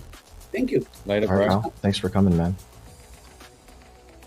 Just a couple of points that Kyle was making there, and Bruce as well. Like, one of the ones that I definitely suggest, guys, is get into, if you're learning how to trade, make sure you drop your trade into an isolated chamber, okay? Because a lot of you probably feel stressed out that you're going to wipe your whole account. So, move some money into your futures trading account and then open up an isolated position and adjust your leverage accordingly to whatever you're happy with there.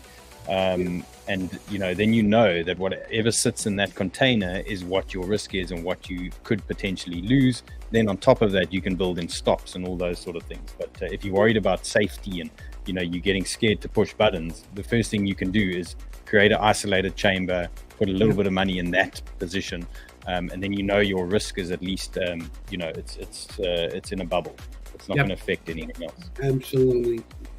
And then Kyle's point on trading size, this is the thing, and it happens to everyone. Like, you trade certain sizes and then you win a few in a row, and then what do? You start adding, you start taking more risks, you start thinking you know what's going on, and you add and you add and you add, and what happens? You get rinsed in the end. It's a cycle that you go through, like when you're becoming a trader. Mo, I don't know your thoughts on this one, but it's like part of the process in becoming a trader and understanding these things. And then you get comfortable with trading specific sizes and just stick to your rules and stick to your sizes. And exactly what Kyle's saying about the big traders, small traders. If you always have a consistent size, then you got a consistent risk, and you know what you're in for, you know what you're going to make, and you just build yourself up that way, really. Mo, what do you think?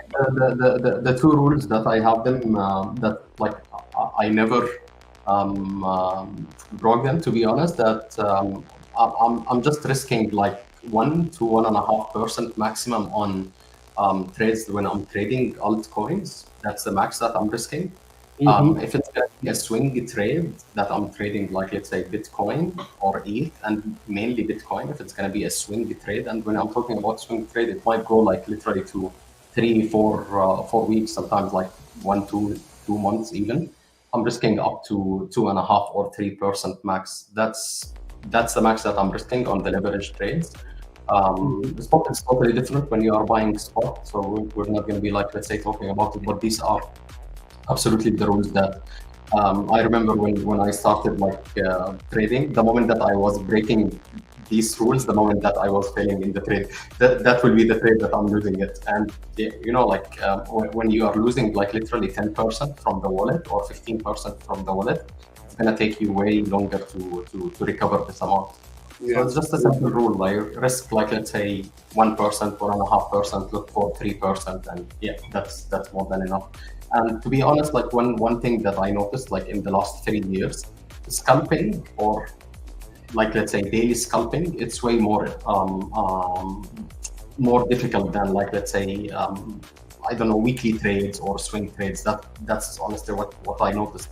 Because especially when we are trading alts, it's just like you have these volatility that sometimes it's gonna just kick you out of the trade, and then the price is gonna move again in your favor. But the problem that you got stopped out and we didn't catch the move again, and you just got it out. So I don't know, like the best strategy that I found it honestly, it's just like the weekly range. That's for me, I consider it honestly a safe strategy, and that's mainly what I'm trading if I'm trading altcoins. it's just like from Monday high to Monday low. I'm waiting just for the range to form, and then I'm just taking the trades usually within the week, or just like if it's going to be like an uptrend when we are seeing like, let's say Monday, Tuesday, Wednesday, then I'm looking for a reversal toward the second half of the week. It depends on how exactly the week is moving. But yeah, it's these are the rules. For me, it's just like the more that you control your emotions and your feelings, the more that you're gonna nail the trades. That's how it goes. Yeah. Hey guys, let's crack on with some setups here that I'm looking at and just some updates. I've got to run in about 10 minutes, guys. So let me just crack on with the stuff I've got here. Dave, can you drop my chart in there quickly, please? There was a question on SNX. I haven't watched it much lately. Just waiting for the chart to come up there. David B. There it is, magic. Okay, so somebody asked about SNX. Haven't looked at this one in a while, but what I can see here is a nice thick support band down here. So you can see it was resistance here, support. It's hung around in this thing, and now we are looking at a possible push here to this 50-day MA. So that's what I'm watching now on SNX. Support areas to watch. It's nice thick area down here. So it depends on your leverage, depends how you're trading things, but this is the main zone I would watch here, this 1.82, and then lower down where you've got this region. This is much deeper though. This is 1.58. So for now, if I were you, I'd watch that level of support, 1.819, and this is the 12-hour, guys. So there is a potential move brewing here if the market turns bullish. You should be okay there. And then somebody asked about Loom. I think this trade is done now, guys. It went all the way up and all the way down, and we had fun talking about it. We had fun trying to short it. We had fun trying to long it, but I think this horse is bolted. But yeah, okay. So what can I see with Loom? This is the 12-hour, or let's move on to the 8-hour. What have we got here? We had the 50-day MA. It's playing around. Okay, keep an eye on this. You know we like this 50-day MA. It's trying to hold it. Might start bouncing, but I would just be very careful here. You know, if it pumps once like this, doesn't necessarily mean that they're going to do it again. They might be done with this Loom situation. They might be moving on. We might need to look for the next Loom that starts showing some moves. So, you know, if you want to be long Loom, that is an area I would watch as resistance potentially.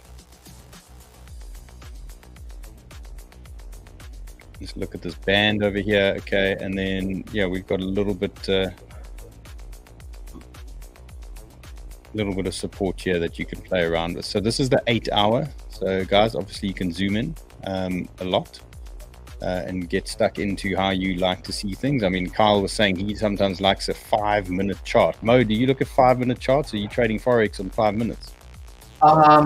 You know, I have 2-3 strategies, that I'm using on M5, M15, definitely. But it's just like specific strategies that I'm finding it absolutely. I can't trade it. We shared also this on Discord, but usually it's more about like trading the clusters or the 3 spikes if it's going to be in London session that I'm carrying a trade for the rest of the day. But yeah, that's but again, it's just like within the weekly range. That's how it goes. So mainly I'm trading the weekly range, and one thing that like usually I really don't do it. It's just trading over the weekend. It's just like weekend means that done. Like whenever like we reached a point that New York session on Friday it's closed. Like I'm closing the whole charts, and yeah, it is what it is. Whatever is going to happen in the market, let it happen. So. Okay, so the Degens out there, I haven't even zoomed in much. I've just done a 1-hour, and there is something brewing here on Loom. Okay, what do we got here? 50-day MA, 382 support. Okay, so we've had that pullback. We saw it on Sol. If we get a bounce here, then we're looking at that move higher. Next region we're watching 0.109. If we zoom out again and just try and see where we are, there is a target. This move is going to go. You're going to look somewhere in this band. I would say we first take out this high, so 0.133. I would say that's probably a fair target there on Loom.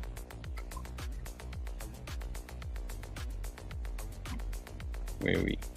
Sorry, what was it? 0.171. I think that was the one. Yeah, 0.171. That's potential upside there. And let's look at some of these fibs here.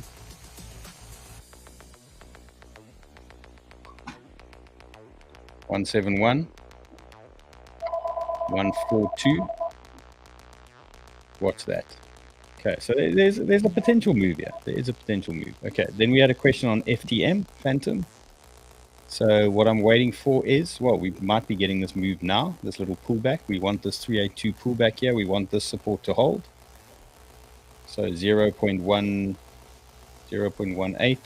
Somebody, I think we did go through this just now, but I see somebody wanted FTM. So 0.179, 0.18, that sort of region looks like support for me.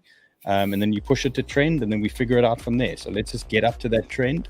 You can see this trend will be an issue. You can see it's a resistance area. This is why we did reject. Okay, so if we go back again, let's see what happens here. Trend, if we do get lucky and starts pushing on, then we can deal with it there. But right now, support for me 0.179. Nice. And then Loon, guys. I mean Rune. Loon. There might be something brewing here for Rune. Okay, so this is the 12 hour. So we got that nice pushback into resistance. It pushed up. It's now holding this region for now. You can see this was support here, the 786.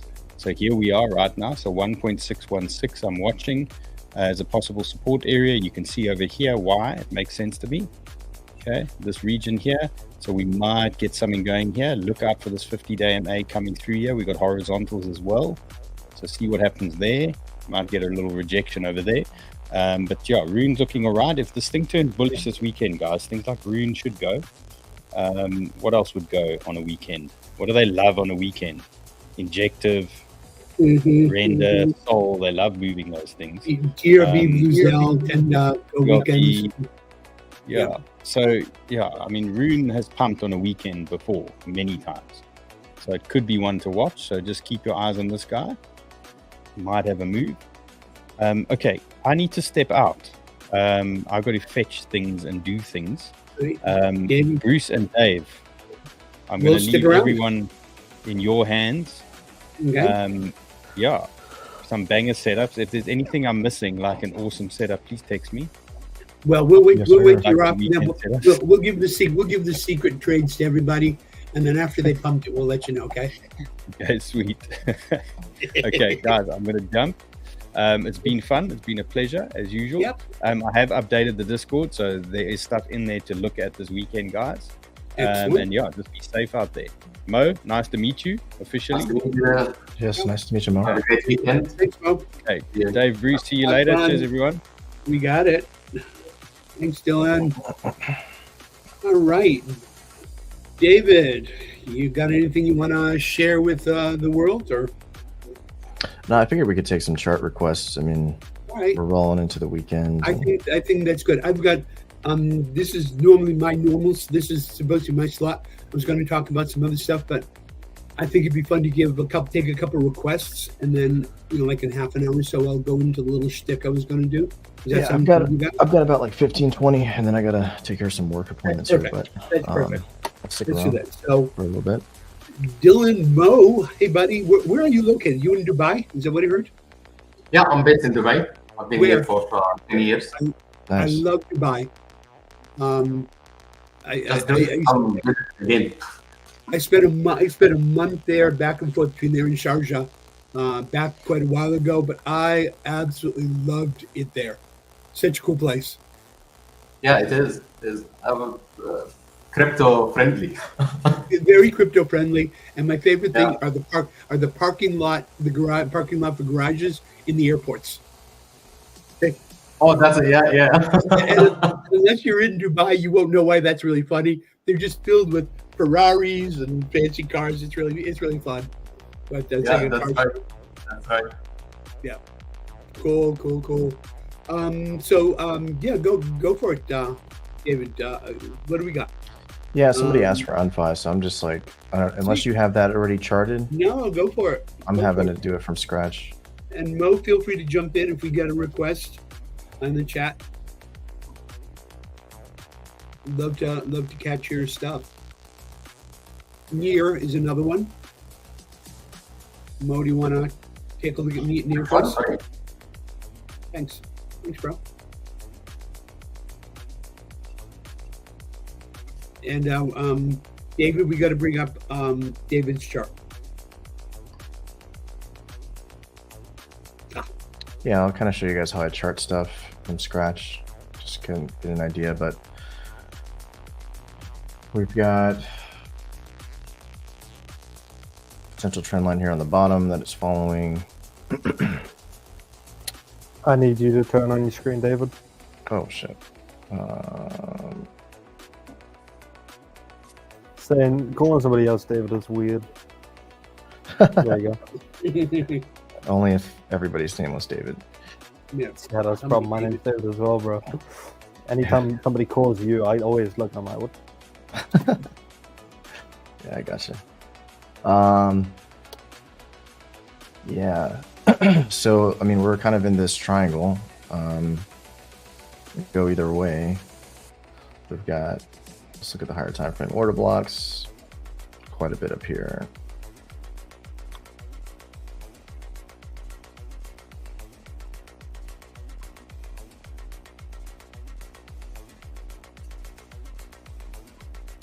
Very small order blocks, that looks like. Let's take a look here. Some Fibonacci's. It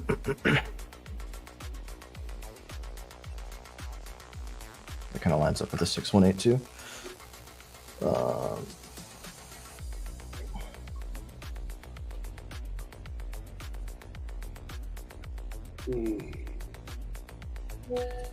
If we do indeed have the breakout, jeez.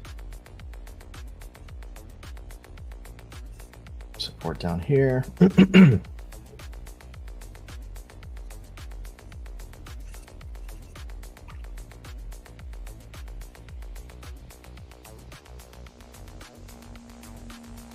is.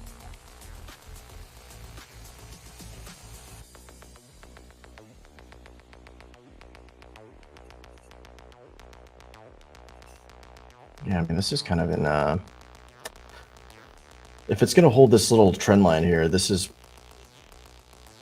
might be the entry. Kind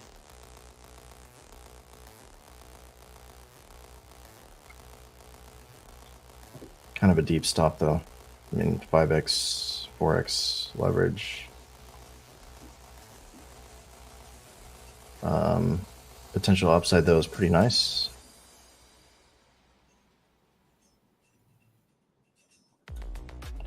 And it's probably going to be this triangle here, actually. So yeah, if you're long on OnFi, I would say play with this triangle here. 1, 2, 3.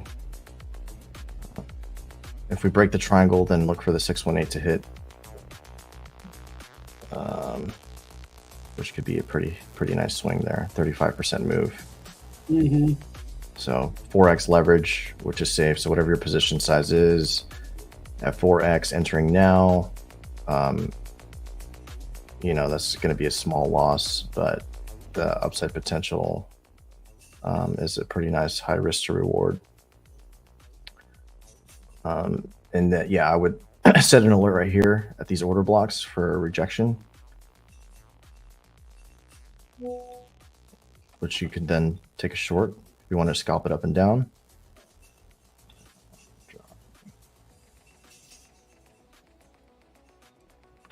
Yeah, so it might do something like this, play in this triangle, and break out. That's kind of what I'm seeing. David, does this order block that it's showing, it's around 5.1 level?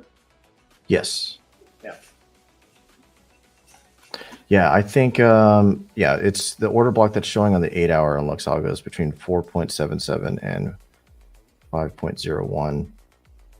However, it's not showing on the 4 or any lower time frame. So it's only appearing, support order blocks are only appearing on the 8-hour.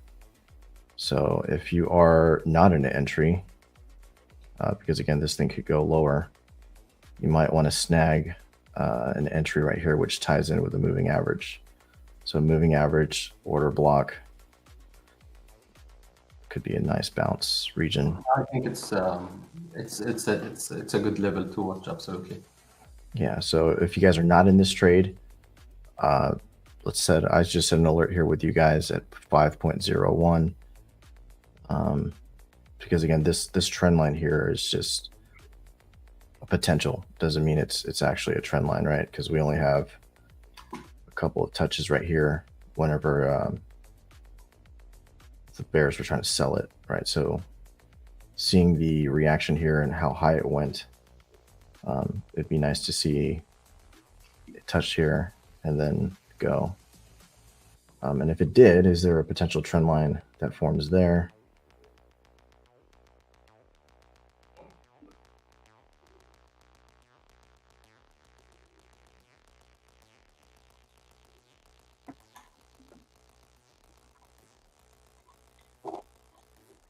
Yeah, nothing too, yeah, maybe this, yeah. Because this one was a crazy wick. We zoom in here a little bit closer. Sometimes you'll see a wick below the trend line, reclaims, but then it touches again. This is on the 8 hour. So this actually, yeah, right here. This is your entry, I think. Yeah, I think it's honestly it's a good level to watch. I mean, the price, it got like massively a rejection from the monthly open, which is usually like you can see even this candle. It's also the monthly open level. So I think it might go lower, but honestly, like it got a massive run. So it did, yeah. And then obviously you guys can see here on the weekly. Yeah, tons of support here. Let's see what the data. What are those green drawings on the? Oh, okay, now it makes sense. Before it looked like some kind of your chart of going. What is that? Yeah, so I mean, we're looking at this order block here, right? So yeah, the buy orders have not been exhausted, which thanks to Simon, he taught me how to read the order blocks correctly. So yeah, I think so. From where we're at now, that's about a 20% dip. That would tie in with a Bitcoin rejection, Sunday bloodbath. Let's see what they do. But if you guys are in a long right now, just be careful, set your stops, because if you don't set a stop, you will get liquidated, period. So that's my take on Unfi, drawing it from scratch. So quick little version there. Mo, do you have near? Is that something you can yeah, I got a few questions. Let me just share David, can you switch over to Mo's screen?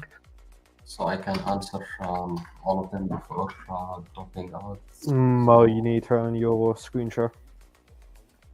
Now you can see it, I think, right?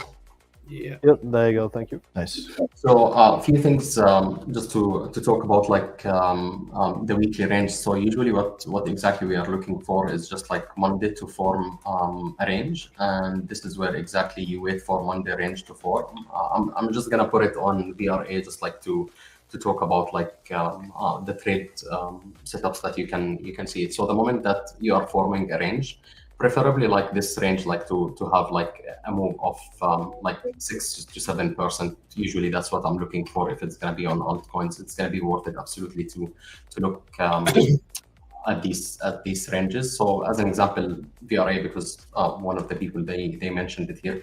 The moment that we formed, like let's say Monday high, Monday low. So what exactly I'm looking for?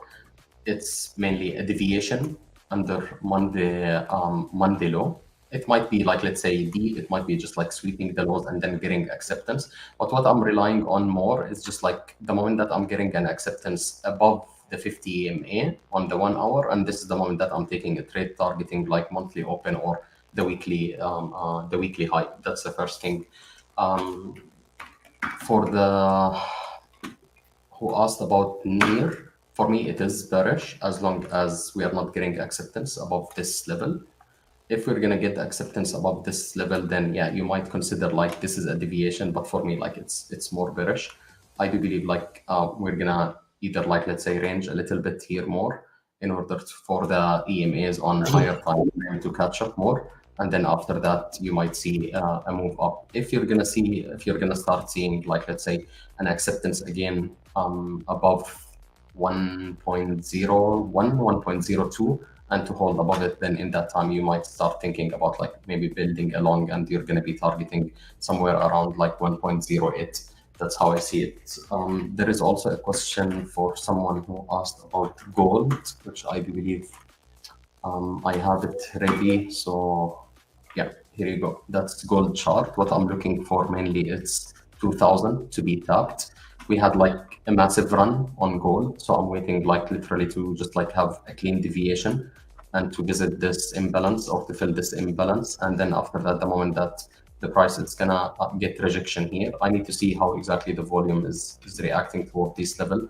And then I will be like taking a short. It's not going to be honestly like a swing short. It's going to be a short living short, because I do believe gold over time, yeah, we're going to be sweeping again these highs for one more time.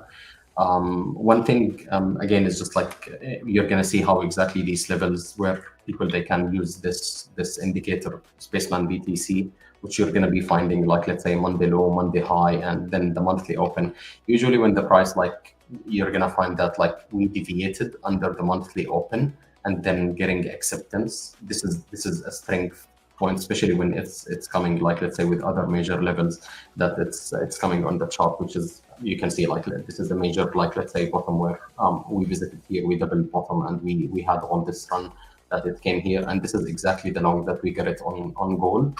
I closed honestly the long somewhere around 1960, because for me it was like I was waiting for a deviation here and then to come, but yeah, it kept running. But yeah, it was like an amazing long that we got it here, while we shorted exactly 1950.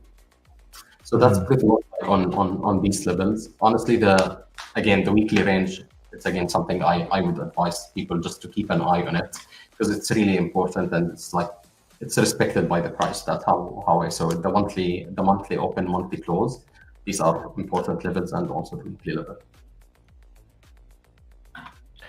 Nice. That's a really cool indicator, Space and BTC. Do you use that with all of your charts? I mark them manually. Usually that's how I see it. There is just like why it's important, or how exactly even you can use it. I'm just like gonna put it mainly on Bitcoin, just like for people to see it. So that's a simple way that we already formed, like, let's say, Monday range here. Most of the people, they didn't take like, let's say, this long from here because we weren't like forming it. But what's important is just getting acceptance above the monthly open. And this is where exactly we longed BTC when we shared it in Discord, which is it was 26,900. We hold it like, let's say, I was like saying like I'm targeting 29, but it was like really a very fast 29 that it came. No one expected it, and it was like these fake news and all these kind of things. But that's again like we swept Monday high. For me, this is exactly the short that I took at 30K exactly, and I'm shorting like this is a short living short, as I talked about it. If it's gonna like break these levels, then I'm gonna wait the price to fill all these imbalances here. But while for me 28,600 is the major level that Bitcoin should hold it, more or less. But that's the whole point. Something that is just like an advice for people to keep somehow looking at it. Usually there are 3 sessions that it's coming during the day, which is we have Asia, and then after that we have like London, and then after that we have New York. If you're gonna see like, let's say, the price, it's moving from the daily open, and you're gonna find like, let's say, Asia, it's pumping the price, then you're gonna find like, let's say, Europe, that it's holding the level. Then in that time within New York, I will be looking for a reversal. That's pretty much how you can trade, like, let's say, during the day. I'm not going to be saying that this is going to happen all the time, but there is usually like something. It's very common. Yeah, US session sends it down. We don't trust Asia pumps. We don't trust like the weekend pumps. That's how exactly we take it. Yeah. The second thing is the reversal, which is within the week itself. If you're gonna find like, let's say, as an example here, we got like from Monday, like, let's say, till Thursday, it's a pump, and we kept like still going up. And that's why, like, for me, like, yeah, I started looking for short for me, like especially over the weekend, if I'm gonna be putting the stop loss, usually I'm putting it after, like, let's say this week, I'm gonna be putting it like somewhere around 30,600. It's just like if it's gonna, like, let's say get this spike weekend or scam pump. Yeah, the 1.5% pump. Yeah, exactly. The weekend pump. Yep. Exactly. Cool. Awesome, Yeah. man. Like this is something absolutely, like, with all the additional information that everyone got it, like, let's say in crypto school, just like it's just additional thing. You might keep it in your mind. It's just like the weekly range, because it's really important. And that's something for me, like since I started like looking at it in the last, let's say 2 years, I started like using it aggressively. I do believe it's one of the trading strategies that it got like results with me above 75 and 80%, which is, it was like, we are looking for anything more than 50%, right? When you are looking for successful trades, because usually you're looking for 2 or 3 RR, or sometimes it's taking with you, or it's getting 5 R or 7 R. But yeah, that's something all the time I'm using it, and for me it's one of the best strategies that I used. It's amazing. Thank you for sharing that, Alpha. Cool, thank you. Hang on 1 second. Someone was asking about veracity. I got that one up. Do you wanna show that? David. Switch screens. Woo! Pretty simple. This is actually a token we called yesterday, right, David? I think that's what we did yesterday. We were right about there. We were right about here, and we were really clear that it's been seeming to respect the 50-day moving average on the higher time frame. So we were looking for it to come to this clear support level, 50-day moving average. We called basically a long from there, and said to expect a lot of resistance right there. And we noticed also that there's an order block sitting right there. So a small order block that reacted off of one that's going up to, and seems to have played out. So for those of you who took the trade and got out where we called it, you got yourself a sweet little 15%. Right now, I'm looking at it basically coming back to retest, which is what you would expect after a break. Break, retest, come back down to this area, at which point you can start to look for another long again after that. We don't know how far deep it's going to come, but I would start when it starts coming back towards the trend line over there. That's when I'd start looking to enter along, if that's what you're into. And that's veracity. Pretty simple. Anything else you guys want to show, David or Mo? Somebody asked about XRP. I haven't looked at it in a while, but go for it. Yeah, that'd be great. Some stuff in here. Like, what is going on with XRP? It's just not. I don't know. Doing much of anything. Yeah, because they already dropped the lawsuit, so that's why it got this pump. Yeah. But again, it's just like it's a level to level, like 47 cents, if I'm not mistaken. It's a level that it's absolutely a major level for XRP. But if you're gonna like just look at it, it's just like all the time 47 cent, and then it's gonna get around till 55 cent. But it's been ranging for a while there. That's how I see it. I think we're gonna like see again a continuation for XRP to 55 cents. David, can you bring up David's chart? Thank you. So I've had these short alerts set here for a long time. So I was, just coming back to the chart. You can see some kind of resistance here. This resistance, resistance between 54 and 55, which, Mo, I think you just explained that. And then we have this trend line that's forming from the 10th of March. Not perfectly, but it's there. So you can see it reacted off an order block here that was at 48 cents. And that reaction was just yesterday. So how big was that move? Decent 8% move. So I think the long is missed. If we go from the bottom here, Let's see.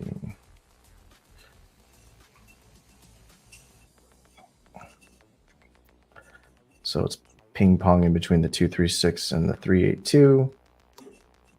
I think if you're bullish on XRP, you might want to snag along here at 49 cents. So some kind of pullback would make sense here. But it may just come back down to this trend line, right? We see that all the time where it'll just come back down to the trend line. So be aware of that. But ultimately, if we get to this area around 55 cents, which is another 7% move, you can see how we are rejecting here. I'll probably just bring this alert down a little bit. Yeah. So you can see here, rejection, rejection, rejection, rejection. Will there be a fifth rejection? We'll see. So reacted off another order block that's appearing here on the 4-hour. So let's see if it gets eaten through. The cells are, what, 30% exhausted. So once this red bar, if you do have Lux Algo and it starts to reach the end here, it's probably going to keep going up, which would line up with this resistance area. But yeah, shorts up here, longs down here, essentially, to keep it simple.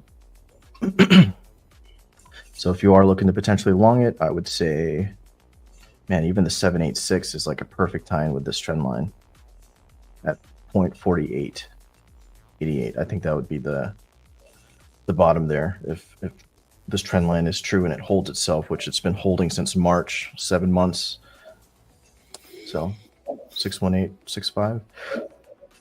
That's my view on XRP. If anybody wants to add to that. Cool. No, I agree with you. I think this time, because I feel XRP, it's the best token for retailers to trade it all the time. Really? Retailers, yeah, always, because it's related to news, and usually whenever there are news either they won the case or they dropped the case, that's usually how it's pumping. But yeah, I think it's gonna get a little bit higher, maybe again to 55 cents. So yeah. There you go. Yeah. There you go. So most says 55. Be aware. Set some alerts up here, guys, and then wait for the reaction. It could reclaim this, and then this could then turn to support. So be aware of that as well.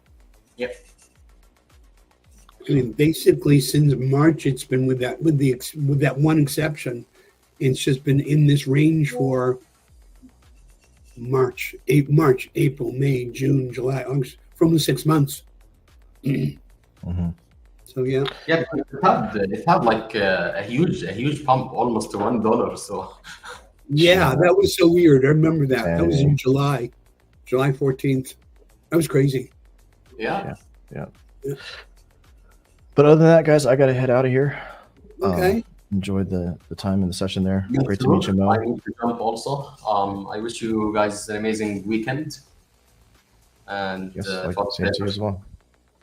Okay, guys, we'll see you later. Okay, thanks. I have a session super late tonight, so I'll see you then. All right. Yeah, you've got another one coming up. Okay. On this. And thanks, Mo. All right, so we're going to switch gears for a little bit. I've got about 40 minutes left, and we're going to get off the charts for a couple minutes and switch subjects to something that I've been thinking a lot about, because in school, people say all the time, like, oh boy, I'm learning how to trade, and I'm going to become a professional, and I'm going to be able to quit my job, and you have all these wonderful dreams. And I love that. I really do. And it's quite feasible. But the gap between dreaming of being able to do that and actually doing it is where I think a lot of people get frustrated and quit. I mean, you guys know the statistics, they've been quoted a lot that 99 some odd percent of traders fail, and that's because they quit. And part of it is what's the word I'm thinking about? The impression that we all get when we first start doing this is we look at the charts and go, oh, this is pretty easy. All I have to do is buy low, sell high, or short from high and sell low, and we think it's easy, and don't realize that if we want to convert from a hobby, which is fine, for those who want to trade part-time, have it as a hobby, I'm not knocking that. I'm speaking really to the people that seriously think that at some point they'd like to make their money, make their life, make their whatever off of trading, that it's a journey. I mean, it's straight up. So we're going to talk about the difference between being a pro, the title, this was supposed to be taking trading to the next level, thinking like a pro versus thinking like an amateur. So first off, you got to love it, straight up. If you don't, hold on 1 second. Hold on. David, I don't have time to type right now. That means everything's running an hour off. So Dylan got off an hour off. I'm going to finish up in 40 minutes, just letting you know. So fill it in however you wish. Anyway, so the first thing is you've got to be passionate about it. I mean, you got to actually love sitting in front of charts and staring at squiggly lines and going, what does this mean? And why did it do that? And what's the impact of this moving average? And gosh, if I draw a line there, you got to be really curious about all the little nuances, because here's the thing. It is going to take, we're going to cover this, but it's going to take a boatload of work and a boatload of experience to go from a trade or two here and there to actually having it become a profession, right? And the reason that most people fail is they quit before they get good enough, right? It's hard. It takes a lot of work. It takes a lot of patience. It takes a lot of frustration. Most people are going to quit before. I can equate this to guitar. I'm a musician. That's my thing.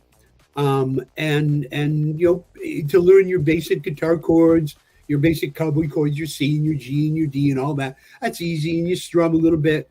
And then you say, gee, I'd like to play a little better.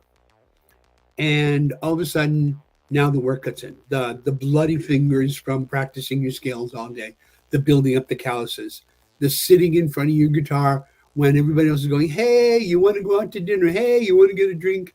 And you go, yeah, I really want to, but I really got to sit down and I got to practice this set of scales 4 billion times. This is no different. And that's going to be the moral to this whole thing that I'm talking about, is the fact that if you don't really love sitting in front of the chart and asking questions and marking them up for ages at an end, you're not going to love doing it enough to do what most people won't do, which is to get it to the point where it's only second nature.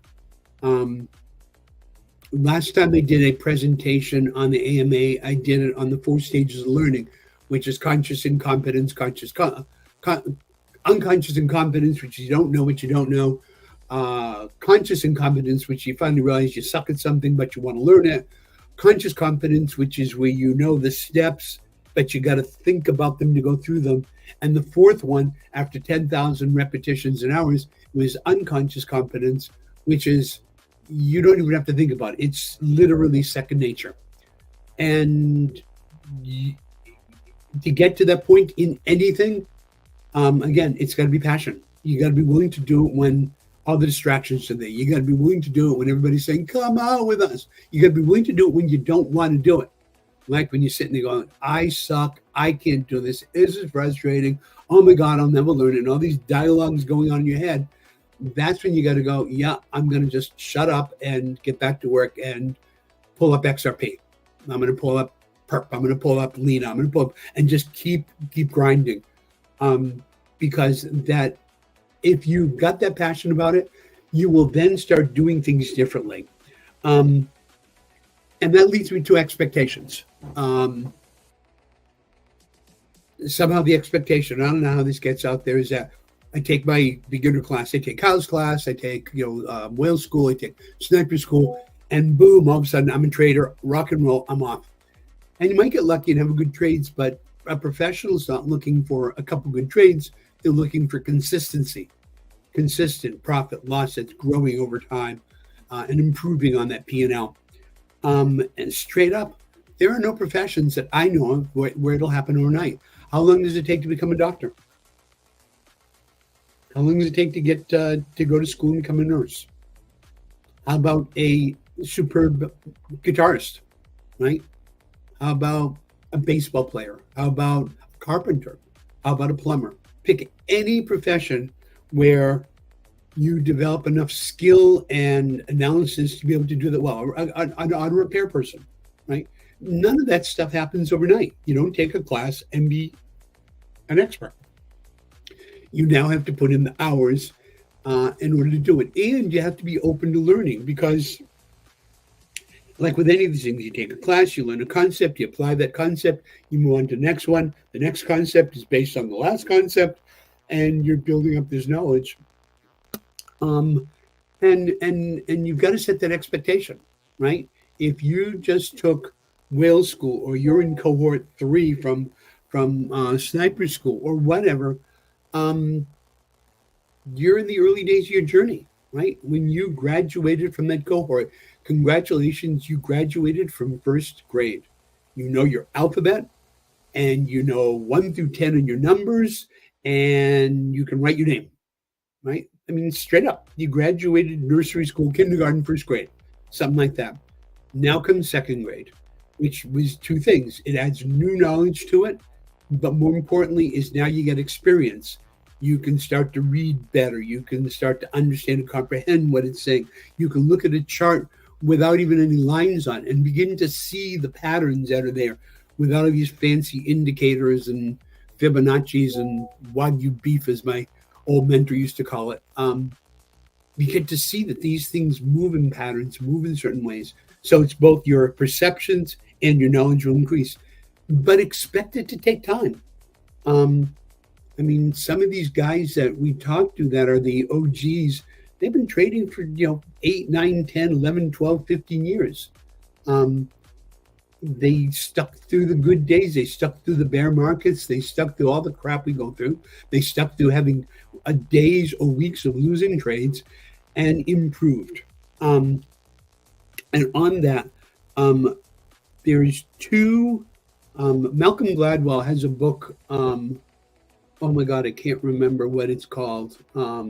Talks about the 10,000 repetitions, but he talks about the process of developing excellence in this. But there's another book called Atomic Habits that I just read that talks about the fact that if you can just improve 1% at a time, let's say you can improve 1% every couple days, your results, right?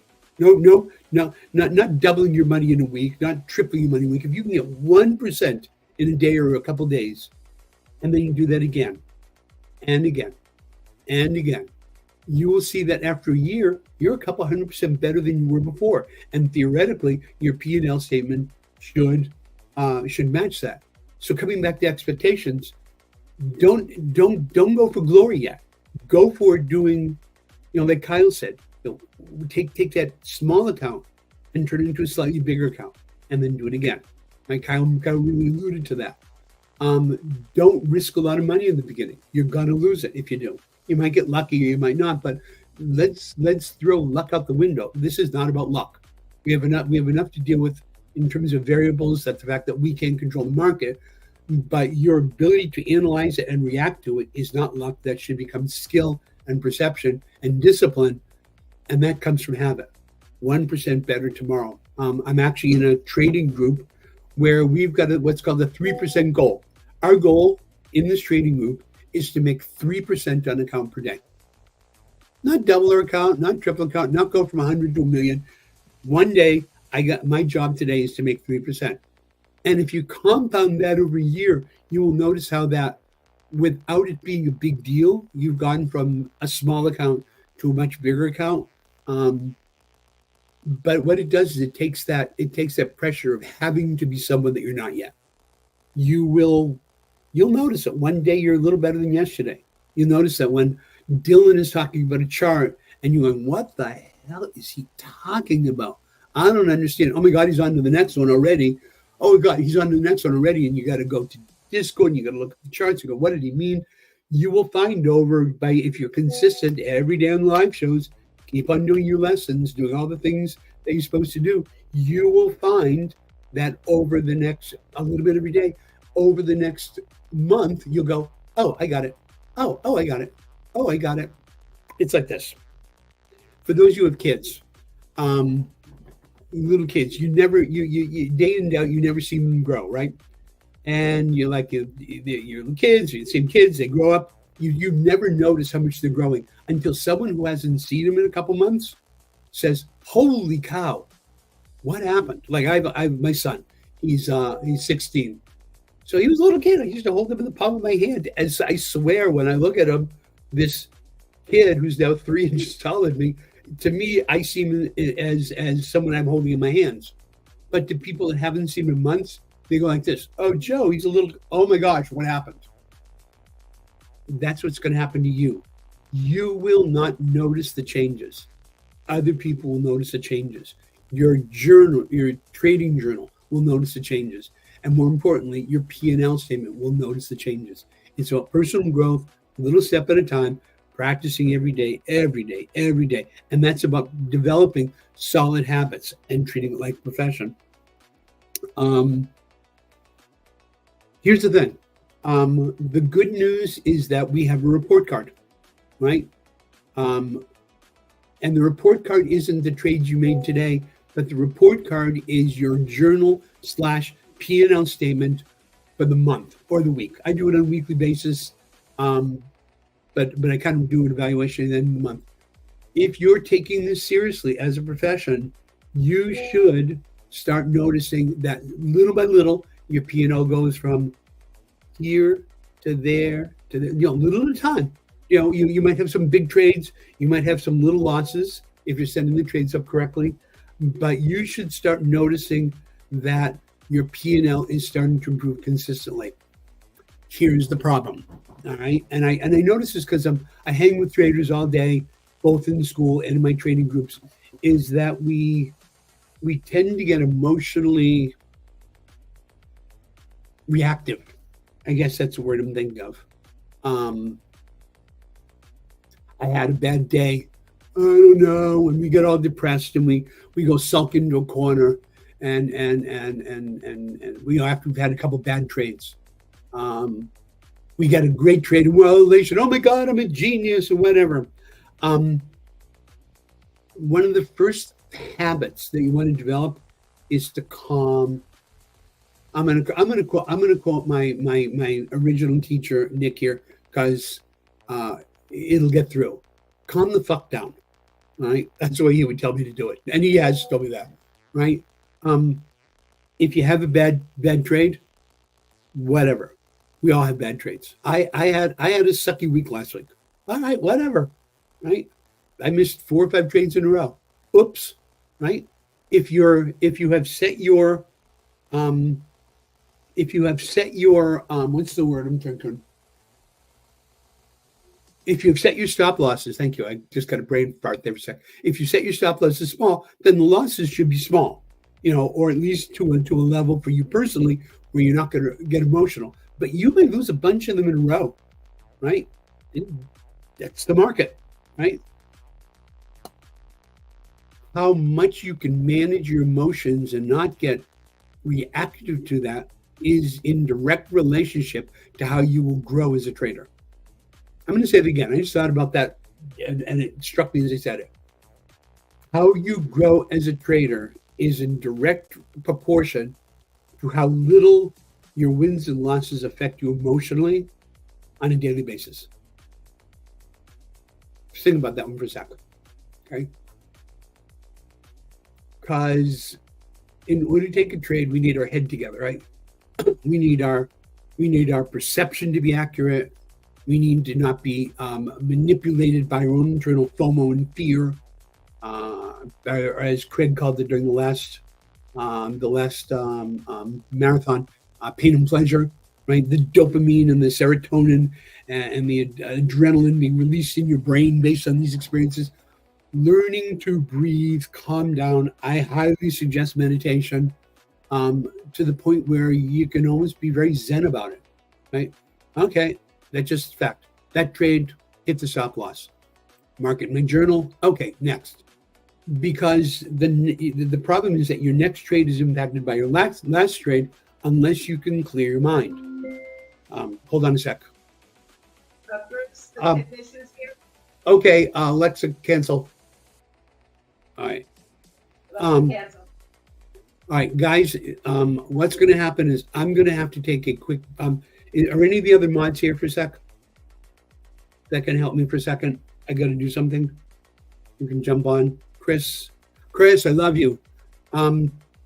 So what's happening is that they're installing fiber optic network in my house right now, and they need me for a minute or two. Can you hang up for 1 second while I get that going? No worries, I'll be here. Love you, brother. Thank you. I'll be right back. All right, guys. So just while we waiting for Bruce to come back and finish up on a seriously important topic, I think I'll add a bit to what he's saying as well. So essentially, what we're doing as traders is, and how can I put this? We're responsible gamblers in a way, right? If you every single time you take a trade, you're essentially betting on the direction of the market to either go up or to go down, right?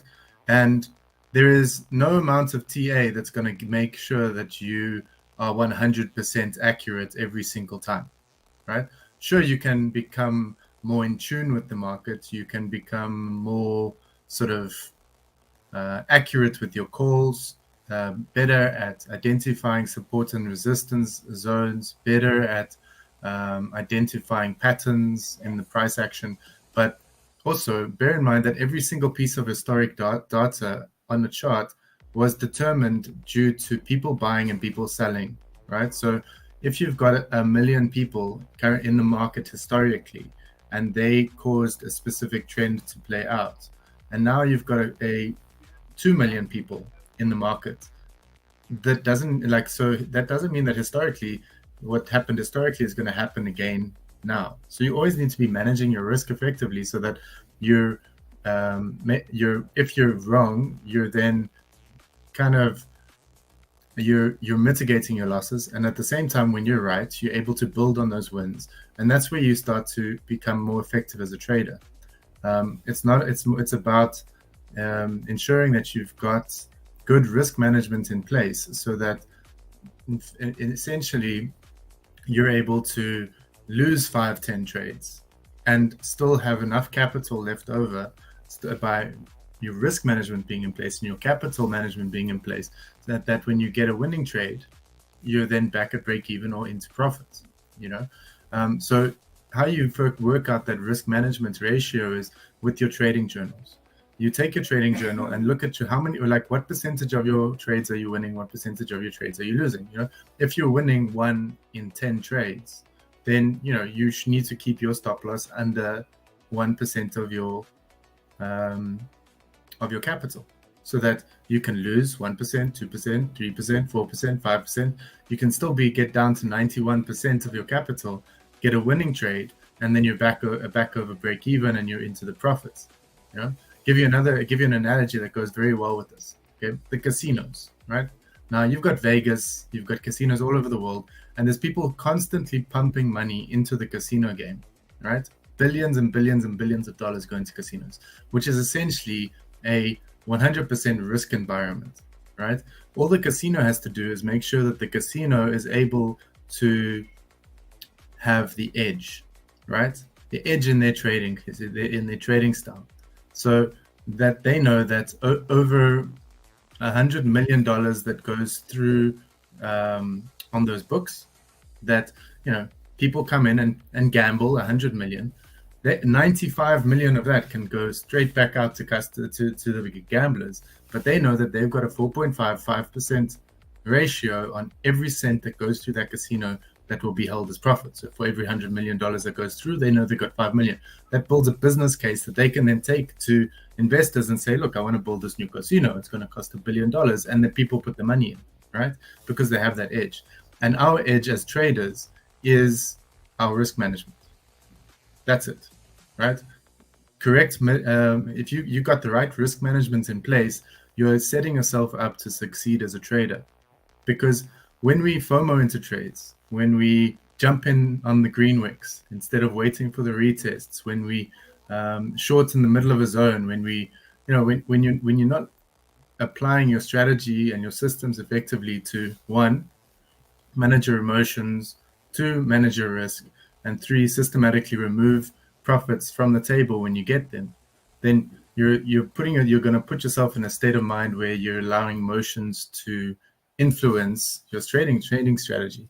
So, I mean, what Bruce is covering here is probably the most important topic that we could discuss as traders.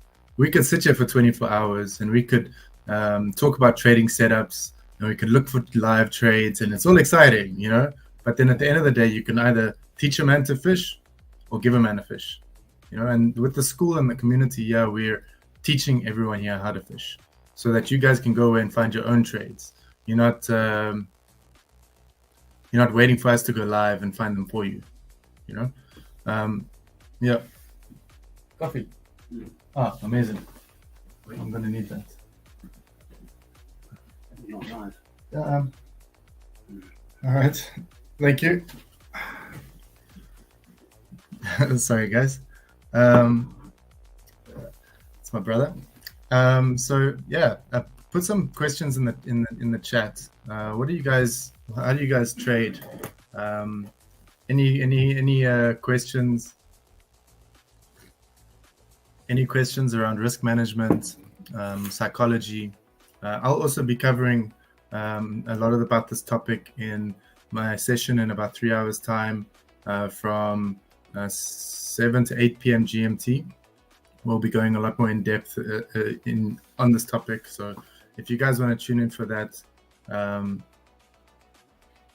All right. So yeah, Luba, I love your comment there, man. So there's 3 components to trading that determine either a successful or an unsuccessful trader. And what puts you in that top 10% of traders and makes you successful is management of your risk, management of your emotions, and having a systematic approach to removing capital from the table, right?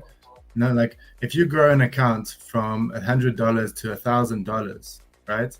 That doesn't mean that you're going to grow that account from $1,000 to $10,000. That doesn't mean that. You're just as easily going to take it from $1,000 back to $50. And trust me, I've been there. It feels terrible. Like we all go through these journeys. What's up, Bruce? Yeah, I hope I'm back. Sorry about that, guys. It's no problem. Today's a crazy day. I'm having fiber optic installed in the house, and all kinds of stuff going on, and just happened to arrive right in the middle of that. So, and the network comes from my room here in my studio, so the fiber optic comes in right over there. So we'll deal with it. No worries. Well, I hope the audience was entertained while you were gone. I'm sure they were. Actually, stick around if you can. You mind? Yeah. Kind of, because what I was going to do is just go through 2 more points, and then I just love to get questions and enter into kind of a discussion with you, because I get so much respect for you as a trader. So the thing that we were talking about was the fact that you've got to really, and I heard you talking about this a little bit too, you've really got to stop reacting to the wins and losses, right? You're a professional. A baseball player swings the bat thousands and thousands of times. They hit, they miss, they get strikes, they get balls, and then they get a hit. Once in a blue moon, they get a home run. Welcome to trading, right? It's no different than that. It's about the consistency, and I notice so many people, they have a bad trade and they cry in their soup. But the reason I get concerned about that is not because of that trade. That's history. That's gone. That was yesterday. I get concerned because it messes with their head, their confidence about the trade tomorrow, right? So they sit in front of a chart going like, wow, that's a great setup. I don't know. I don't want to get hurt again. And you get hesitant. You miss a great trade. Or even worse, in my mind, you have a really good trade and you go, you thought you're going to get 5%, and you get 20% on the trade, and you, oh my God, I'm a genius. I got it. I nailed it. Whoa. And you're all excited. You're celebrating, and you see another setup and you go, I win. And that you FOMO into it because you think you're infallible. And the trick is to just really, listen to how calm Chris is. Listen how calm Dylan is when they talk. I'm the excited one in the group, right? I get all noisy. But you really want to learn to calm. Wins or losses, celebrate, take a second and go, oh crap, I lost. Get it out of your head, and then try and be as settled as you can. And just again, little by little, every day. It's just another, each trade is just another piece of sand in the hourglass. Now the thing, this is what I'd love to engage with you a little bit, Chris, is we all have bad days. We all have bad weeks. Frankly, some of us even have some bad months. Sometimes the market just does that, right? Wasn't necessarily you, though you should always evaluate whether something you can improve. Sometimes it's just going to suck for a while. And I really implore you to learn methods, meditation, calmness, whatever, not to go into the depression, doldrums, whatever, because that's when people quit, right? This phase of the market is called depression. Why? Because everybody's depressed, right? You go, I've been sitting around waiting for a bull market now for a year and a half. I'm depressed. I quit. I sell my stuff. You see that left and right? Trust me that once everybody's gone through that depression phase and it's shaken out the weak links, that's when the bull market's going to start. Anyway, learn to recognize that is all I'm saying. Learn to know that it's going to be like that sometimes, right? You're going to have great days. You're going to have bad days. Sometimes it's even worthwhile just get away. Go take a walk, take a break, take a couple of days off. There's the fun part of trading is you're your own boss, aren't you, Chris? Right? You don't have to be there at 9 to 5. Sometimes being your own boss is harder than, in fact, it's always harder. Being your own boss is always harder than having a job. Exactly. I've come from an entrepreneurial background, building businesses, and people seem to think that, let me quit my job and start a business and make money. You're in business, you pay yourself last. You have to force yourself out of bed to be up and working before 8. And you're generally working 18-hour days. In business is harder. Trading is harder because you're your only person that can control you. There's no nasty dude in the other room that's going to come and shout at you if you miss your deadline, or you don't obey your rules. It's only you. Yep. It's so true. It's so true. And the thing is, when you're committed to your business, when you're committed to your profession, and you're passionate about it, which is what we talked about in the beginning, you will do that above and beyond. Partially because you love it, and partially because you know that if you do what other people aren't willing to do, you will come out on the top of this thing. How do you deal with bad days, Chris? How do you deal when things suck for a while? Take a break. I take a break. Okay. So you just say, that was a bad couple of trades, I'm going to take a day off, or what do you do? What taught me this lesson is liquidating accounts from revenge trading. That's what taught me this lesson. You get stopped out. You get stopped out, then the trade moves in the right direction. Then you take another trade. You get stopped out. You re-enter it dumps on you. As soon as I feel emotions are taking over my decision-making process, I switch off the PC, and I also delete apps off of my cell phone. Because hold on one second. I'm going to disappear for a second. I just had a thought. Then something I need to do. Keep going. Keep talking. Cool. Yeah, I disappeared. I deleted the apps. I deleted the Bybit app and all of these apps off my phone because I started treating it like Instagram and Facebook. You know, like you're going for that endorphin hit instead of for profits. You're trying to be a pump hunter instead of you're trading for pump hunts instead of for consistent, ongoing, regular gains in capital. You know, and so, you know, if you're a pump hunter now, that means that you're going for the moves that like happened today, you know, where there's this like 10% pump, but take out the chart, and if in doubt, zoom out and see how regularly actually are you getting massive pumps in the market, you know.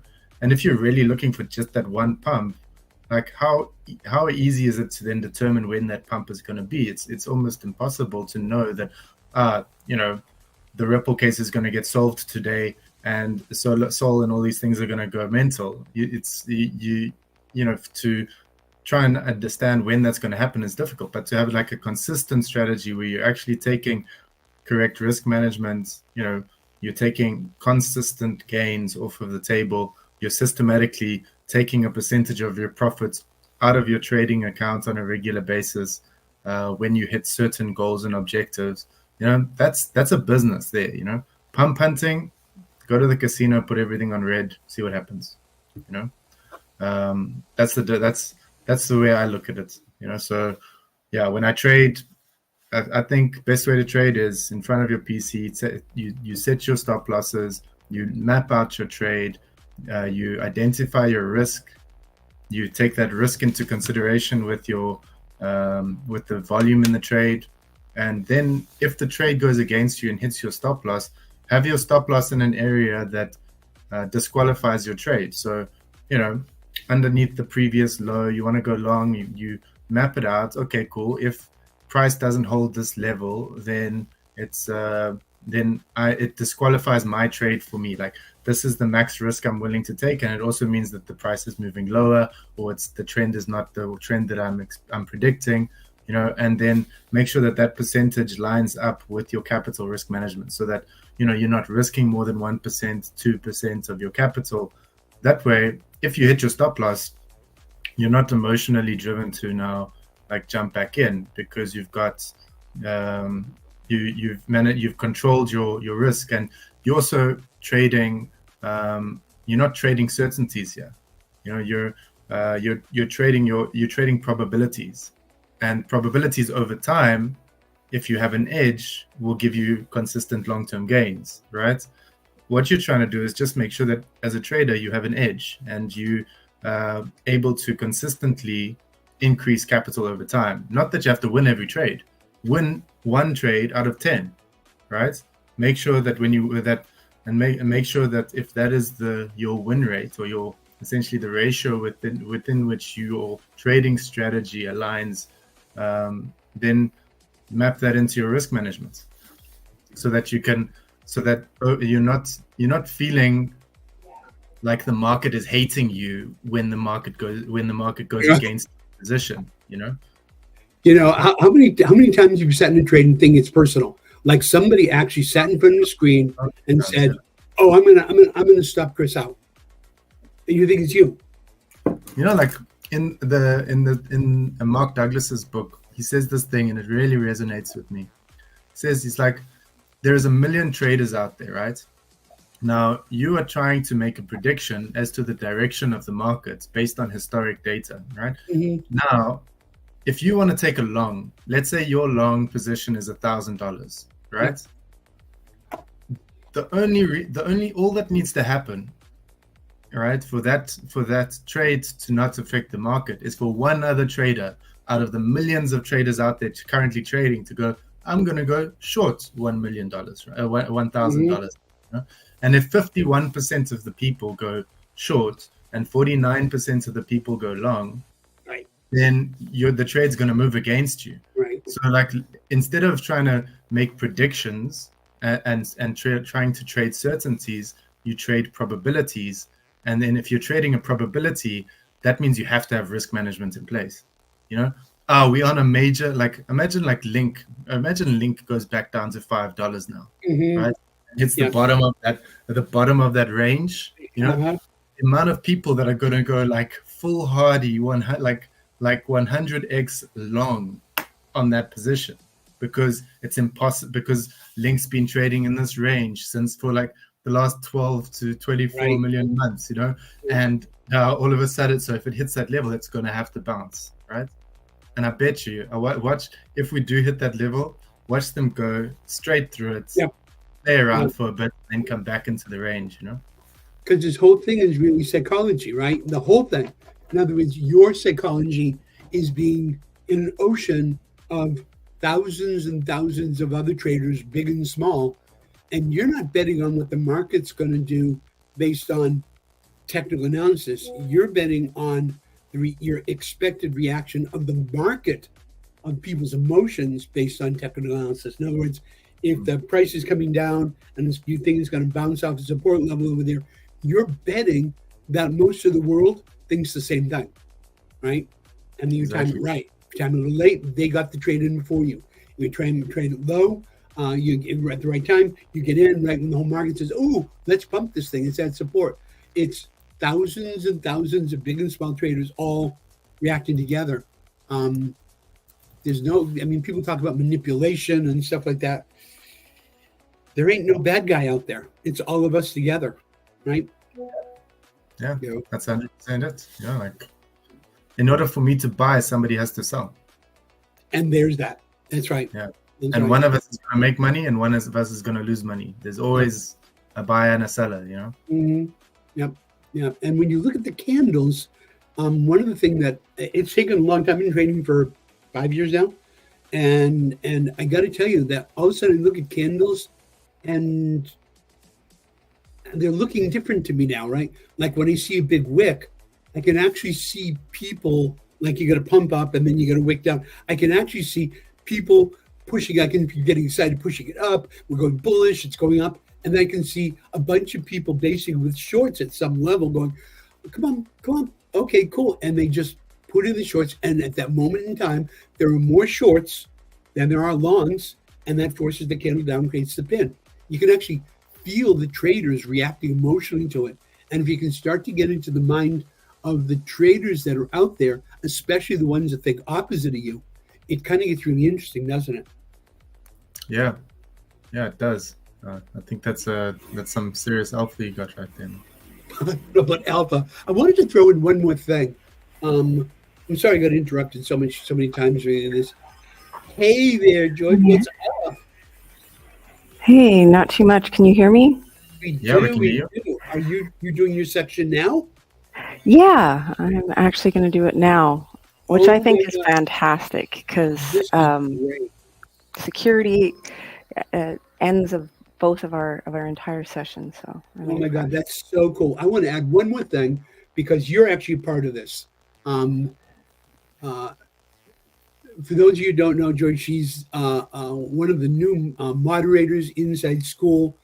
She showed up with a bang. She was just amazing in her trading and her perceptions and her communication ability. And most of all, her massive, huge heart has really been a huge benefit to school. So I'm just so glad that you're here. But the point I wanted to make kind of as introducing you is the fact that in any profession, because we're talking about this as a profession, is community, right? If I'm a plumber, I join a plumbers association. If I'm a doctor, I'm in 5 different medical associations. If I'm a nurse, I'm in a nurses association. Why? Because you got to be around people who are going through the same thing you are to reinforce you, to open you up to new ideas, to help confirm ideas that you have that maybe you think are off the wall. You can bounce, like I bounce stuff off of George. I bounce things off of Chris. These are people that are part of my community that I rely on, A, to help me grow, and straight up, also to keep me on the straight and narrow. Like if I start, if I get on our chats with Chris and I go, Chris, I'm bored, I'm this, I'm that, I'll never be good. Chris goes, take a breath, Bruce, right? He reminds me to settle down. You're okay. We've all been through it. You're good. You're all right. We all need that, right? The downside of trading, tell you this is true, is that 90% of our time, it's us and a screen, right? It's friggin' lonely. right? You're sitting in front of you, you look at a chart, and you draw your lines, and you go, I think that's right. It looks right. I don't know. You know, and that's most of our time. So by having a community that you can communicate with, that you can lean on, is vitally important, especially during frustrating times. So get to know each other. If you're in school, get to know each other in school. Reach out, talk to each other, chat with each other. Don't not showing off, not doing, just get to know each other and develop groups of yourselves, the people that you like hanging with, because you hang with them a lot, and develop trading groups. We're totally there for that. So anyway, George, it was perfect that you showed up just then. So Yeah, I'm excited about you getting fiber optic throughout the house. That's going to make your trading a little bit faster. Yeah, Just like being right beside the stock exchange. I mean, give me a break. Going from cable, whatever, to a 1 gigabit line is going to be heaven. It's going to be heaven. And we're the first area in on the Central Coast in California that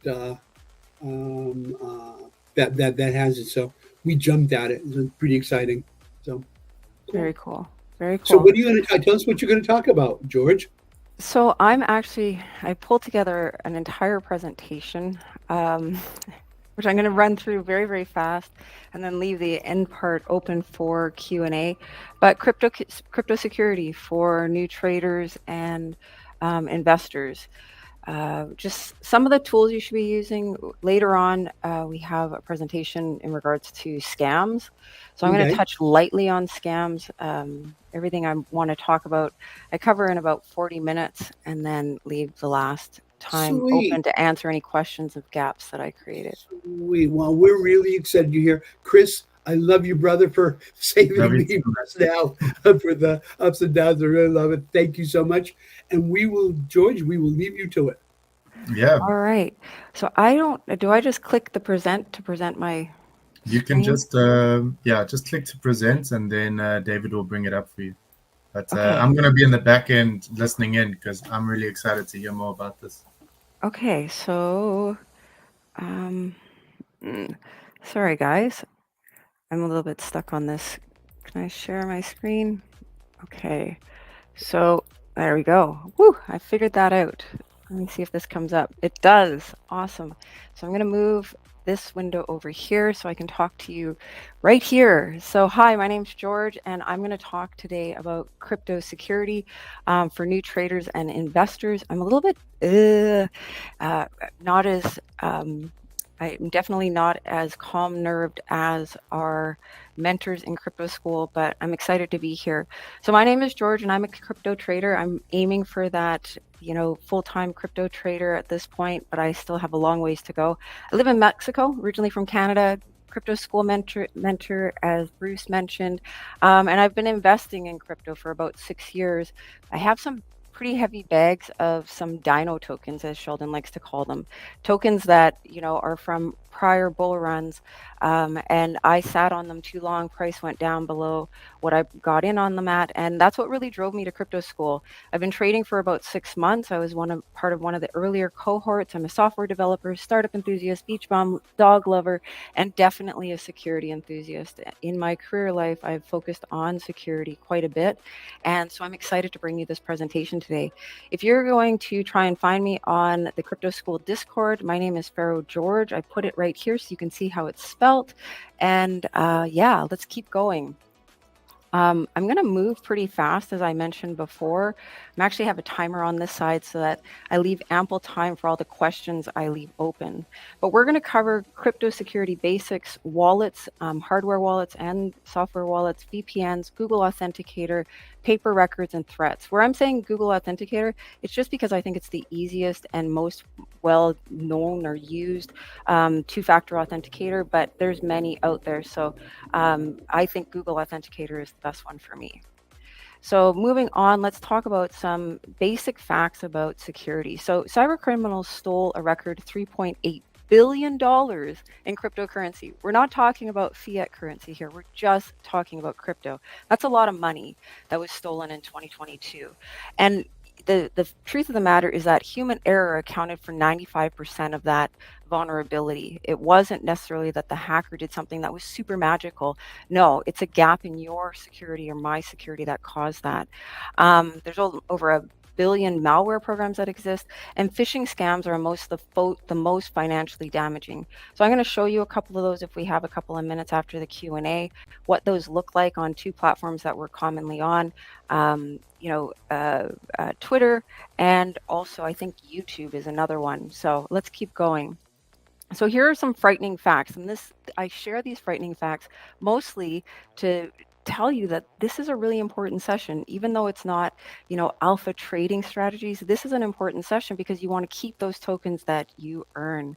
So human error accounts for 95%, 75% of cyber attacks start with an email or messaging. I think messaging, as we move more to SMS and other platforms, is becoming really big.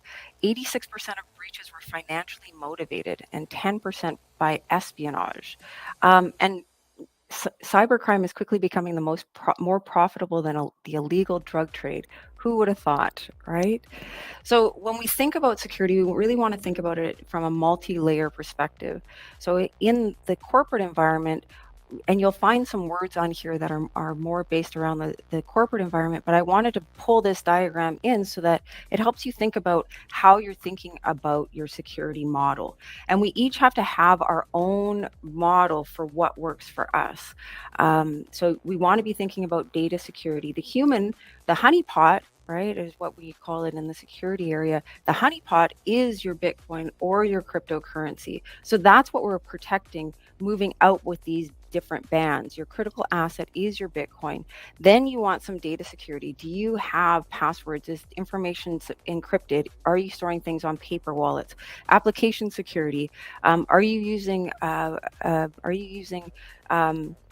spyware, antivirus, etc.? Are you out there blabbing about how many tokens you have, just making yourself a target? Is something that falls into human element. Endpoint security. Are you actually, are the connections that you're using secure? And then, what content is actually getting to you? Is it easy for a virus or ads that are not bad ads, because they can actually be created, getting to you? And then perimeter support. What do you have around you to protect you as well? All right, so let's get started with paper records. The seed phrases and recovery keys that you acquire, whether it be from, setting up a wallet or logging into an exchange, and they give you, different seed phrases that you need to use, or the public-private keys for your actual cryptocurrency wallet. Those things you need to keep on paper. And the importance of keeping it on paper is that anything that is on a computer is accessible when that computer is connected to the internet. So if you have an air-gapped computer, and when we say air-gapped, we mean that there's no way for it to connect to the internet, then go ahead, store your information on that. I have an air-gapped computer that I use for storing some information, but not all of my crypto information. I also had a computer fail this year, and it was horrifying, as you can imagine. And so having information on paper also served me in that way. You want to keep your records stored safely. A lot of people use a safety deposit box or something like that, and don't share or type it online. Only use it on sites where it's required. You can also get a metal backup, right, that looks something like this. There's lots of different variations, and then you actually slam the digits for your keys into that. Now that is a lot more fire safe potentially than just having your paper all over the place or in a safe. This may actually survive a fire where a fire safe might not. Let's keep going. So let's talk about hardware wallets. Satoshi's original goal for Bitcoin was that it would be decentralized, peer-to-peer way of transacting. It would also be inflation resistant, and provide for financial inclusion for people in different areas of the world that are unbanked. So, with that in mind, when we hold the keys for our cryptocurrency, it means that we're also responsible for securing it. So with a token that is so powerful, that has given us the ability to operate and transact without the interaction with a third party institution makes me really happy, and I'm willing to do the take the security actions necessary. But one of the big rules in crypto, if not your keys, not your Bitcoin. So when the crypto is sitting on the exchange, it's actually being stored based on the keys of the exchange. Therefore, if the exchange becomes compromised, your Bitcoin or your currency becomes also compromised. So if you're doing long-term investing and you don't plan on doing any trading with the crypto that you've acquired, move it off into a hardware wallet so that you own the keys to access that. All right. So what is a hardware wallet? A hardware wallet is a physical device that stores private keys needed to access your cryptocurrencies securely. These wallets are offline and immune to most online threats. So here is a hardware wallet. This is a ledger. I had a screen earlier that showed more of them. If I have time at the end, I will add it, but I wanted to cut down on my slides. But they look like USB drives, or it can look like a small little tablet, okay, or BlackBerry. There's different ones, and the one that is right for you is going to be based on it having all the characteristics you need. Hardware wallets are the most secure way to protect your crypto assets. As I mentioned before, if you're in here for investing and you have currency that you don't want to lose, my suggestion is to move it to a hardware wallet. With some tokens like Bitcoin and Ethereum, you may have high gas fees, so it's a balancing act of the vulnerability versus the security and the cost, right? A hardware wallet is a physical device that stores your private keys, and it's predominantly air-gapped off of the internet. However, when you connect it to your computer, it's no longer air-gapped and it's now on the internet, or accessible, right? We won't get into that, but yeah, it's accessible. It's available for you to transact. And as long as you're working on a secure computer, then that communication between your hardware wallet and your computer should be safe. So there are a lot of different wallets, and not all wallets are created equally. There's hardware wallets and software wallets. A lot of people use software wallets, and they're always online. They let users trade funds instantly, right? You just go into your phone, enter the information into the software wallet, and bada bing, bada boom, perhaps enter a two-factor authentication and it's good to go. Convenient, but susceptible to cyber attacks because you are depending on that platform in order to make sure that the application is safe. You can't look at the code. There are some wallets where you can go and observe the code to make sure there's nothing malicious in there, but you're still susceptible because it's software, it's online. Hardware wallets, on the other hand, are completely offline and stored in a physical device. So my ledgers are stored elsewhere, right? My LEPAL is stored elsewhere. My SafePal is stored elsewhere. And you can also have multiple wallets to segregate the different cryptocurrency that you're acquiring. If I were using a software wallet, I definitely wouldn't have it as my main storage wallet for all of my cryptocurrency. Have the cryptocurrency that you need or want for transacting day to day or for trading in that wallet. Keep the rest in a hardware wallet. All right. We also have hot wallets and cold wallets is another way that people talk about it. A hot wallet is a mobile wallet, a web wallet, a desktop wallet. You're hearing some similarities with our software wallets? Yes, they're online. A cold wallet, on the other hand, is offline. The biggest one that we talk about are hardware wallets, but in early crypto, paper wallets were out there, and paper wallets are still prevalent. You can find sites that have paper wallets. Be very cautious with paper wallets because if you can create your own paper wallet. Here you go, you have a paper wallet, you just write it down on this, you store that somewhere, you're good to go. There are sites that allow you to put in your address, your blockchain address, and also your security key, and generate a pretty little paper wallet. How do you know that they're not taking the information and using it for nefarious reasons? So think about that before you go forward and start utilizing paper wallets that you're generating online. And brain wallets, recovering stuff from memory. So I've heard that in some countries of the world where cryptocurrency trading is not, favored by the government, there are opportunities where people will just memorize their address and memorize their private key and good to go. So brain wallet, I don't use it. I actually just depend on a hardware wallet. So daily use and best practices, buy from a reputable source. This can't be this can't be emphasized enough. Too many people, and there's stories online, have bought from eBay and they're like, where did all my crypto go? Well, if they already formatted and have the seed keys for that, they can just drain it once you fill it. So buy from a reputable source, use brand new, spend the extra dollars to get brand new. If you do buy a secondhand one, then please reformat it immediately before you start using it. But I do not use secondhand when it comes to somewhere where I'm going to store all my money. Set up a private and secure environment. So, you want to be setting this up somewhere where people can't be looking over your shoulders. Create a strong pin, back up your seed phrase. So they're going to give you a seed phrase to recover it if it gets lost or lost in a fire. Okay, your seed phrase enables you to put the currency that was related onto another device. The device doesn't, this device does not hold Bitcoin. It's not the right device, but it doesn't hold the Bitcoin. It holds the secrets to access the Bitcoin. Okay. So, back up that information. Some people back it up in multiple places, so that's a really good practice, so that it's not accessible. And if for some reason you lose it in one location, you still have access to another location.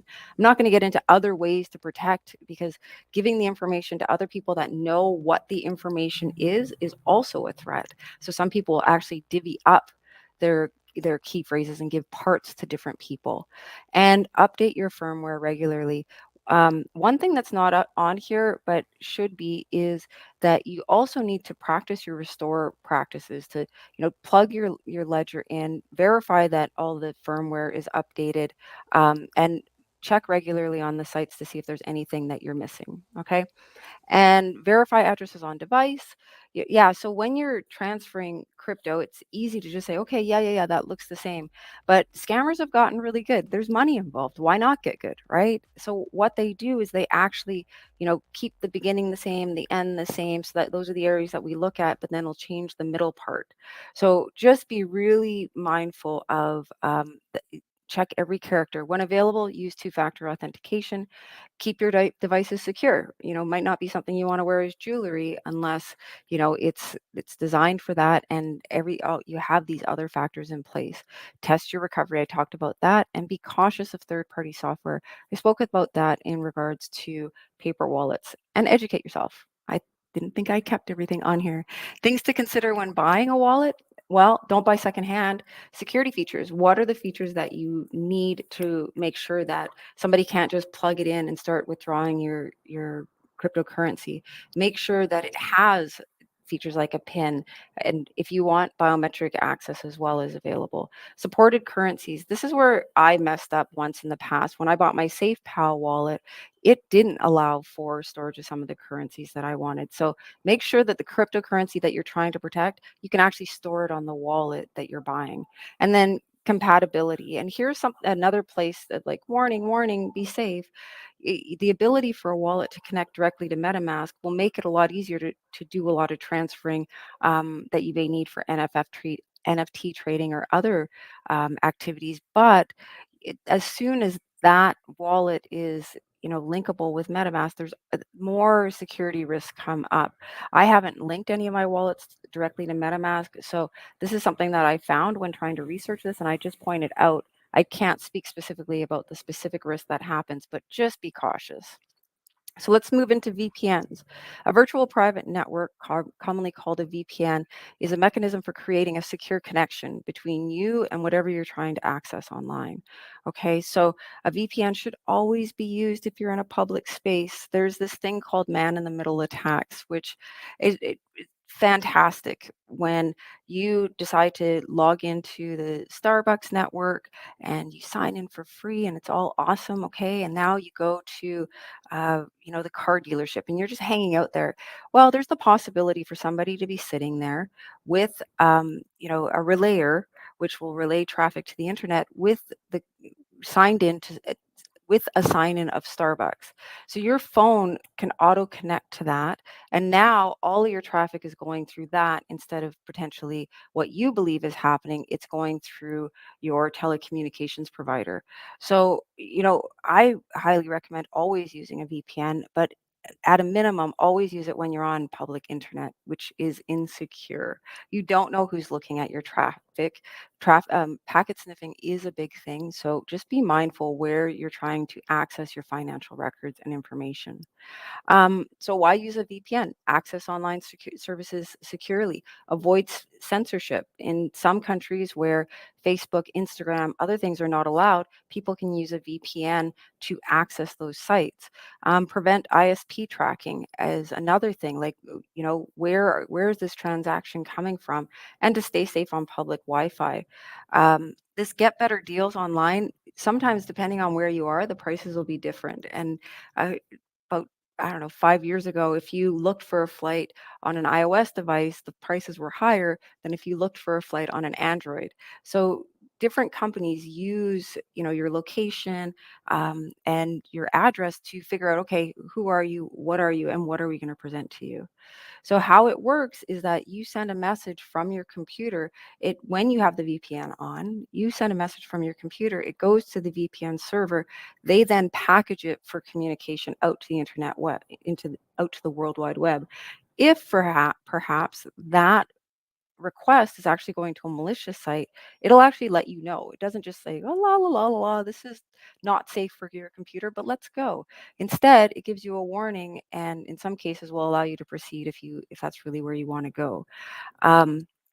And the connection between your computer and the VPN is also encrypted. So end to end, your traffic is encrypted and protected and not available for people who might be trying to do packet sniffing. All right, so select a trustworthy VPN.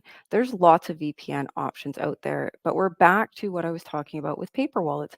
Who is behind the service that you're using?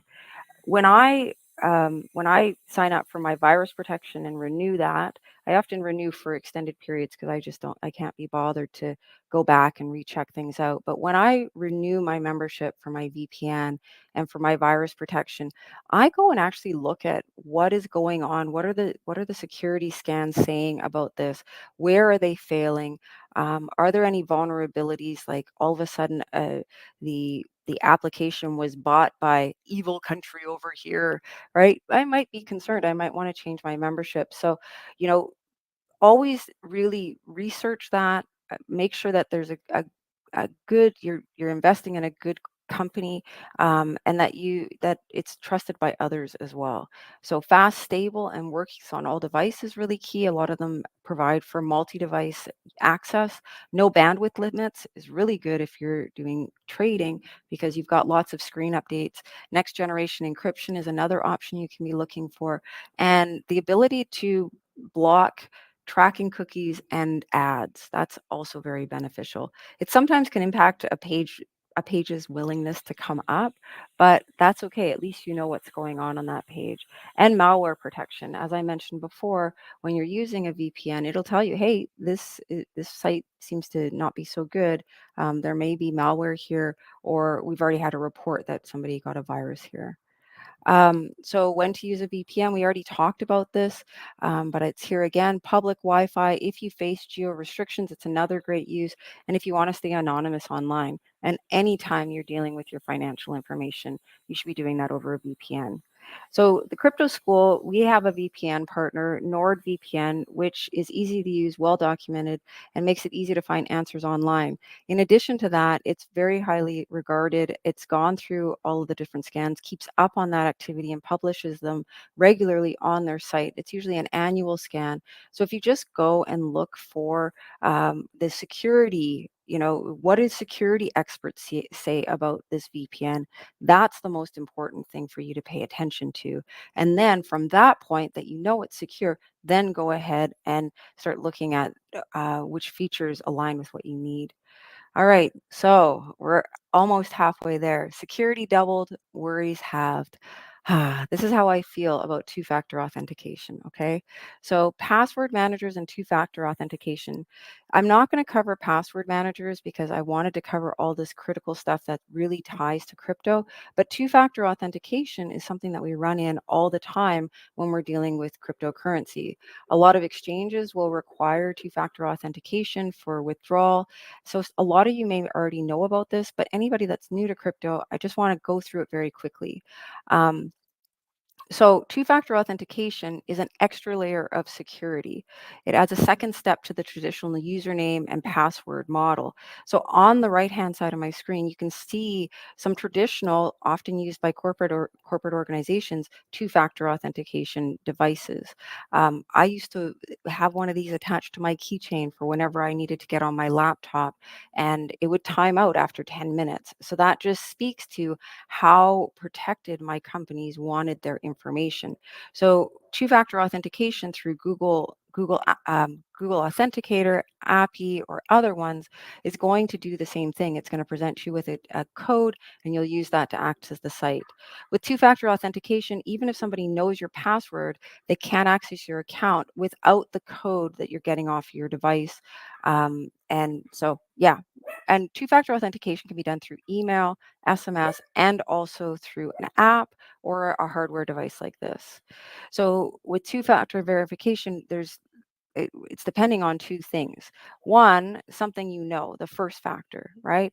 And so that's the information that you gather through the QR code from the site that you're creating the two-factor authentication for.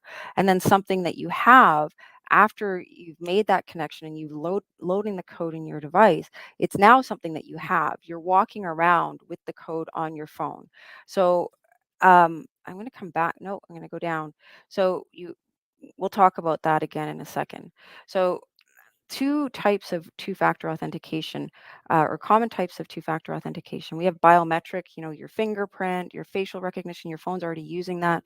Time-based one-time passwords, that's what Google Authenticator and others are using. SMS code, email verification, hardware tokens, that's where you start paying money. If you have the one from E-Trade, you have to pay for it. I think it's $150. And backup codes. Backup codes are used in case you lose access to your device so that you can actually regain access and communicate with the provider to say, hey, this was lost, I need to move forward. And you get enhanced security and protection from phishing. If somebody is able to, get your username and password from a scammy email off the internet, they won't be able to access your accounts if you have two-factor authentication enabled. So how to use Google Authenticator. So it's really easy. You go ahead and you install it, right? Go to Google, verify that you're looking at the Google entry, not somebody else's. Always, always, always, there's lots of spoofing everywhere. And then you just begin. Then you'll scan the barcode, and going forward, you'll have that code. So when you're adding a site, you just scan the barcode that the cryptocurrency site is trying to get you to scan. If you can't scan it, then they'll provide you with a 16 to 42 character string that you'll enter, which will create the activation. Upon activation, they also want to verify you entered it right, so you'll need to take the first code and enter it into the site. All right, so how does it work? When you have two-factor authentication turned on, once you have it, you'll always start having a code. There will be a code. It's constantly changing. With Google Authenticator, it's every 30 seconds. And I think that's the standard for most of them. Okay. And so it takes your original key, usually your username or some other parameter like username and site, and then it feeds that into this QR. Then you're given this code. Okay. So now that you have the code, we added the code for Instagram. Now when we're logging into Instagram, or maybe we're trying to delete our account, they'll ask for our two-factor authentication code, and we will then go to Google Auth, grab the code and enter it in before the timer runs out. And that's important because both sites are both Google Authenticator and the site are using the same code for the same period of time. So if you have half of a 15 seconds left, I often just wait. I have both screens ready and I enter it in and good to go. All right. So this image up here is a depiction of, what happens. You shared. So your username and your username in the site go into this. The server of Bybit is the example I'm using here, has this information. The authenticator now has this information, and then they're both using Unix time to stay in sync, right? Universal time. And so now they both have this code, and that's what's going to be validated. So if you run out of time, it's not going to sync. You're going to start running into login issues. Okay. This is like a write-up if you wanted to read that, but I think this is the best picture for understanding how it works. So my best practices for two-factor authentication. When available, use two-factor authentication. Keep your device safe. I actually have a separate phone, right? I have a couple of phones. I used to be a mobile developer, so this is my secure device, okay? And I can keep it here on my desk because first you have to get into it, but it's not the one I'm walking around with every day, leave, somewhere on a table and then worry and have to go back for. So just keep your device safe, maybe use one of those wallets that you attach it with, keep it on your side always, and secure your Google Auth recovery keys. This is something that you want in your paper records, so you need to keep it safe. All right. So we are almost there. I still have some extra time, which feels really awesome. So crypto security basics. We're going to do a quick recap of overarching security here, and then I'm going to open it up for Q&A. And then if we don't have a lot of discussion for Q&A, then we'll go into scams that you should be aware of and watch out for. I've got some stuff for that. So let me come back over here. So secure your devices and information, right? You want virus protection. You want to have strong passwords that aren't easily guessable. Two-factor authentication is also highly recommended. The way you behave, the things you talk about, you don't want to be saying, oh yeah, I store my paper records in the upper drawer of my filing cabinet, and it's secured by the key that you can find in my desk. Right? Like that's not something you want to be walking around doing. Another thing you don't want to be walking around doing is saying, oh yeah, I got 50,000 Bitcoin, because you've just made yourself a target. People will start phishing you. And the biggest example I have for this, and this is really great.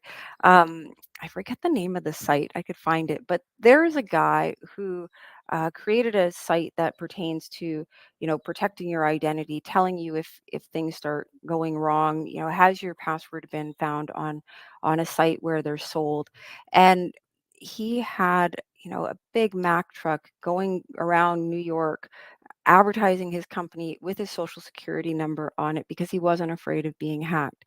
Well, challenge taken. Some hacker actually got in and accessed his accounts, right? So just be mindful of what information you're sharing where. So that's my pitch for you being safe out there. Hardware wallets and a VPN. These are the key things that we've pretty much talked about here other than virus protection.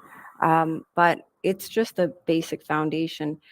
Other major security tips that you should be thinking about: think before you click. There's so many. The best emails are the ones that we just found out that you're an illegal drug trafficker. We've seized your account. Log in now to, claim your rebuttal. You have no access to your money. That invokes fear, doesn't it? Like, what? You think I'm what? And oh my gosh.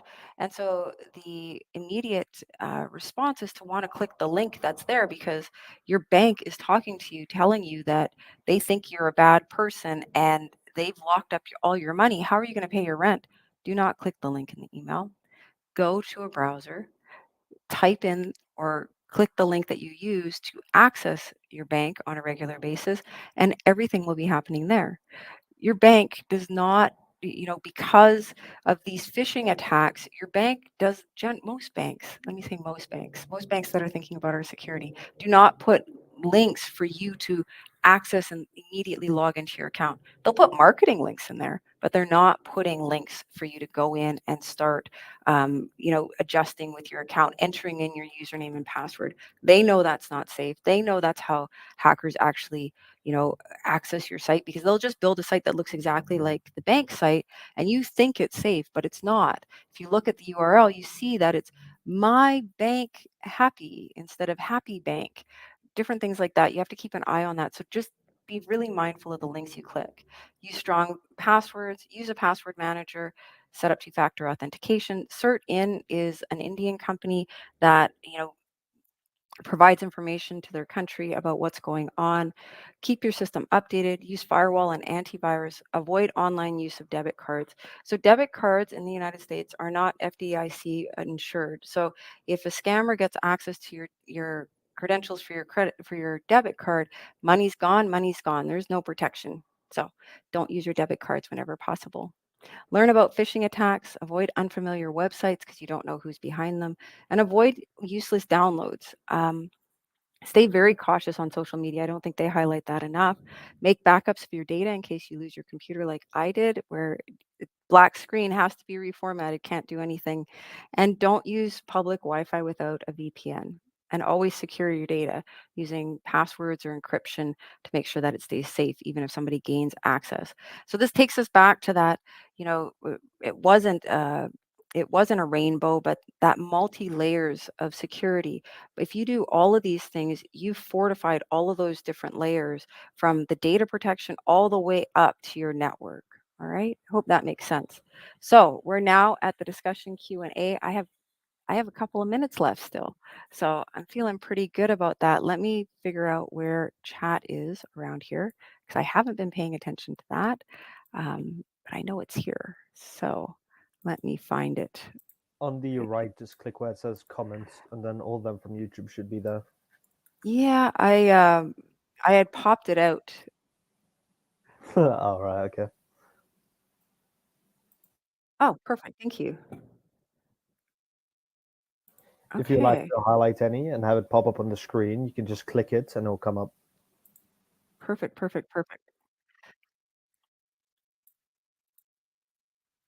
Okay, thank you so much.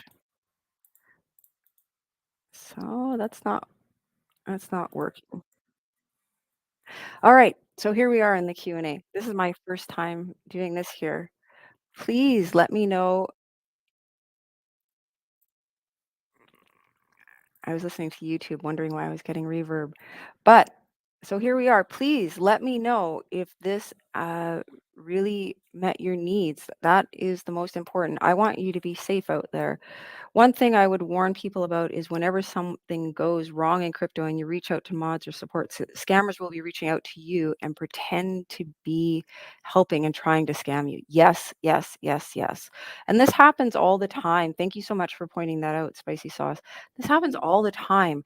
And I find that I'll go into, even in our banter community, I'll go in and watch one of our AMAs that we have within our community for people that are there. And afterwards, since I've been talking in the comments, they know I was there, they will reach out to me afterwards about, whatever was in the video as the speaker. So this happens all the time, and you just really need to be mindful. And I just block them right away. I don't even ask if it's them. I can ask that question in the main feed of wherever I am in the main site. How do you find the Tangum wallet? I absolutely love using it. Have you seen it? No, I haven't seen the Tangum wallet, but we might have to take a look at it. We have some minutes, so and I just ran out of my time, and we're already in Q&A, so this is fantastic. Okay, every time I try to get help, I get scammers contacting me. Yes, that's exactly it. 100%. Within the banter community, what we've really, within the crypto school community, advanced people in one and crypto school being really creating a space that's safe for all people, we are regularly putting up messages that nobody will ever try and contact you via direct messaging, only here in the chat. Keep your eyes open here. But as soon as somebody sees that request, then they're going and trying to reach out and, well, give me this information and give me that information. And they may play it really safe. Like for scammers, you need to think about how much money they actually they actually acquire. So the biggest bank heist in history was worth $40 million, and they planned that out perfectly. It happened over, and my details are a little bit fuzzy, but I did a report on this before. But they did it over Thanksgiving weekend. It was also an Indian holiday on the Monday, right? So both the U.S. and the Indian banks would be closed. They got into the site. Changed out the router, like they had put viruses in. And then how long did they have to sit there and do phishing emails to figure out who was the boss? I would suspect that it took them about 6 months to a year to position everything perfectly so that they could go for the money pot, right? The honey pot. So scammers, and if you get into a discussion with scammers, they'll try and become your friend so that you start to feel safe sharing information with them. They might even accurately answer your question on what you need to do, depending on what it is. But they're actually a scammer. Online, we don't know who we're talking with. So always be mindful about what you're sharing online. Thank you, Theo. I'm looking to buy a hard wallet from from your granddaughter. Okay. So for my granddaughter. Yes. Okay. So yeah, wait until we chat before you buy. There are a ton of wallets out there, and just being mindful of keeping us on track. I don't want to go look at the one that Chaos mentioned, but there are lots. What are the different hardware wallets that people are interested in? I'm going to stop sharing, and I'm going to go find my. Did I stop sharing? I did. Okay. So I actually have to go find the actual slides that relate to hardware wallets, and I can show you some of them because I think hardware wallets are awesome. In the past, I've actually looked at hardware wallets extensively, perhaps bought a couple too many, but it's good to play with, right? I love tech. I think I had said that before, that I love tech, and I really do. So sheets, no.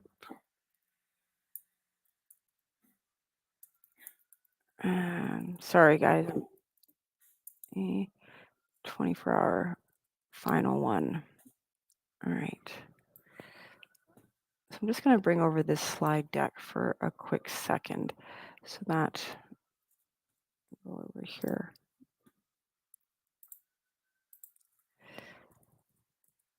So we're focused on hardware wallets right now.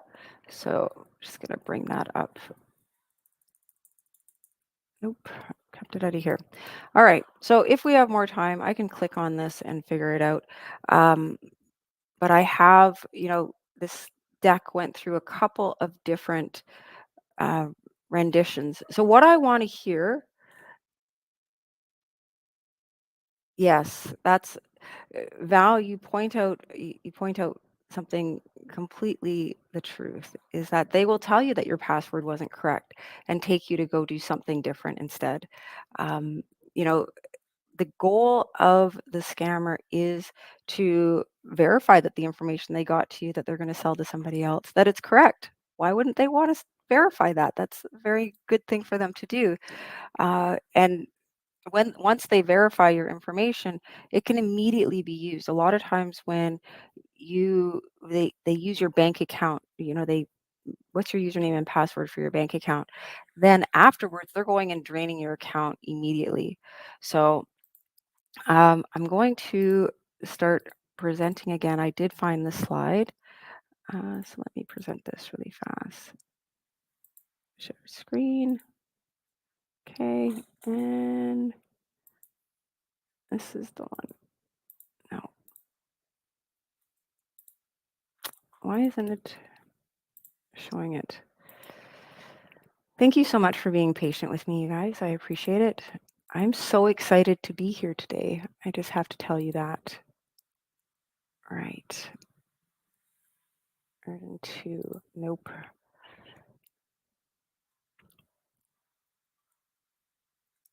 Not understanding why it's not picking the right one. So I didn't get that into position. I removed it. So apologies. I'm going to move the chat over here so that I can keep talking to all of you. So what are the points of security that you've already implemented? Why don't you share that? Because for a lot of people, they're like, oh, they won't come after me. If you view yourself as a low wage earner, a lot of times it's like, I don't need security. I'm not no Britney Spears. But there is somebody out there who doesn't matter whether you're rich or poor, they're willing to take your 50 cents.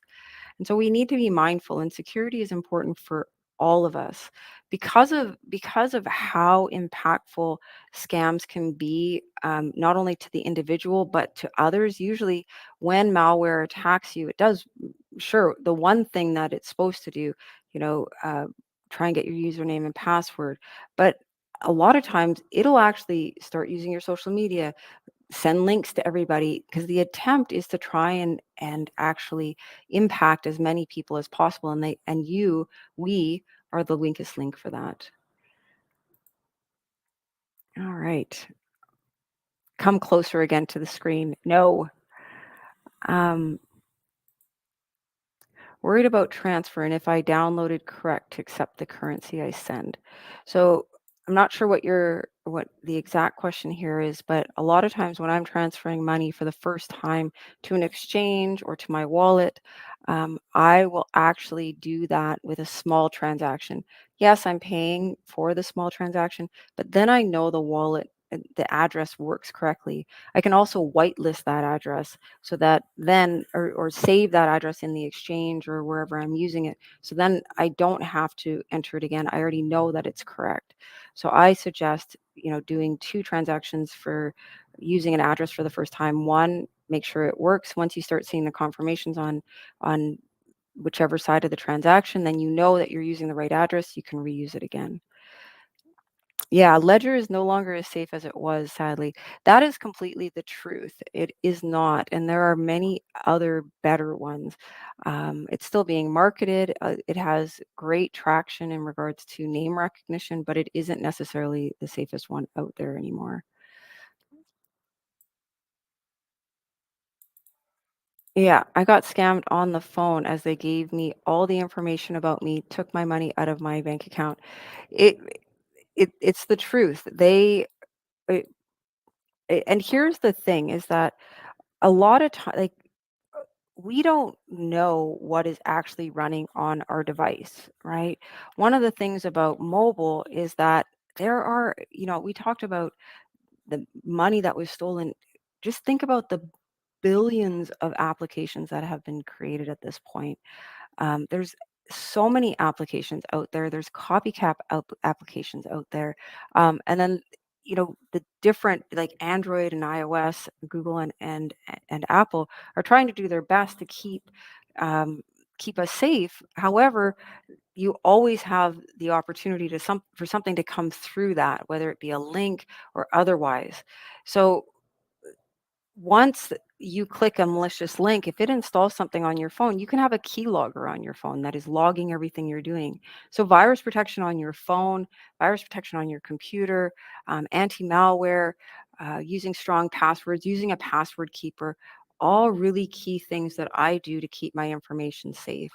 And I'm not going to say any, you're wishing for something if you say, ha ha ha, I'm so safe.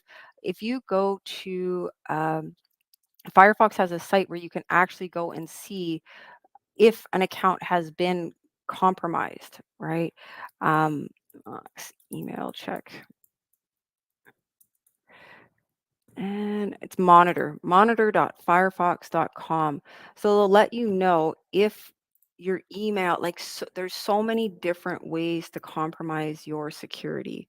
And one is through, there we go. I got this now. Yay. Wasn't going to the right spot. So I hope you can see that. So here, if I just enter this, check for breaches, what it's going to do is it's going to come up and tell me if that email has been breached. Okay, so there's no data breaches for this email. So you can do this, and you can identify which ones are your what accounts you have that have been breached. The information has been shared, and use that for designing a protective solution for yourself. And over here on this slide specifically, let's see if that shows up right. Yeah. So we have a couple of different wallets. So down here is the ledger.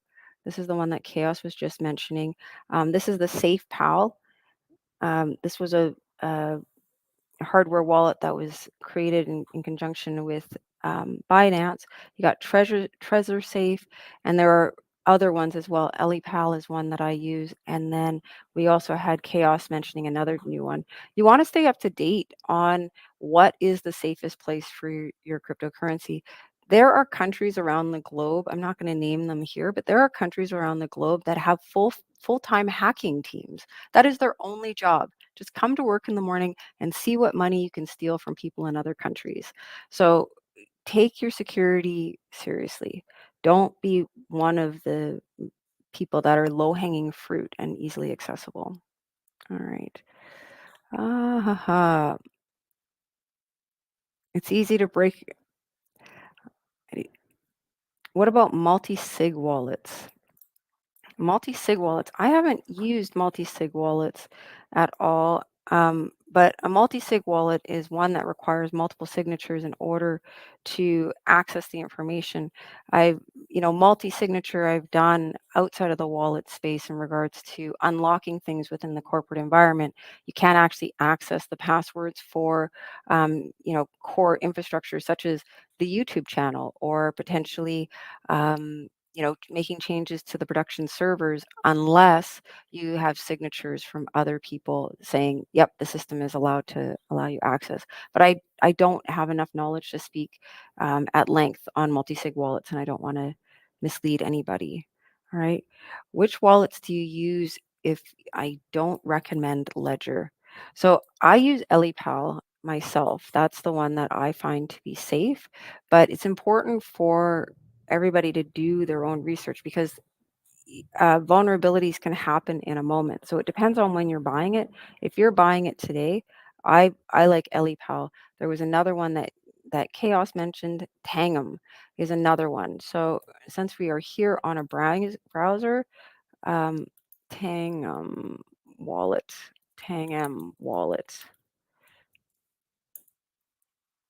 Okay. So it's like a bank card. Ooh, I'm already liking it. Wow. I like pretty tech. I love pretty tech. All right, so you got your device here. I like moving graphics as well. It connects to your phone, right? So this is actually a good model as well because you can keep this securely stored, the card, and then you can use your phone to access it. Okay, simply tap the card with your phone to use the Tangem wallet. Wallet activation takes less than 3 minutes. So we have a wallet now, right? How many minutes do I have? I have like 5 minutes view. So let's do a security. Yeah, I don't want to show all bookmarks. Thank you. Okay. So Tangem wallet security SAN. Okay, let's see. So here is where I actually go to start SAN review reputable. My brain's not working as well as news BTC. So what I'm seeing here are a lot, and these are not the reviews that I want, that I'm recommending that you look for. I'm looking for wallet scrutiny, hardwarewallets.net. So here we're starting to get into somebody who might be reviewing, but you want to look, let's go look for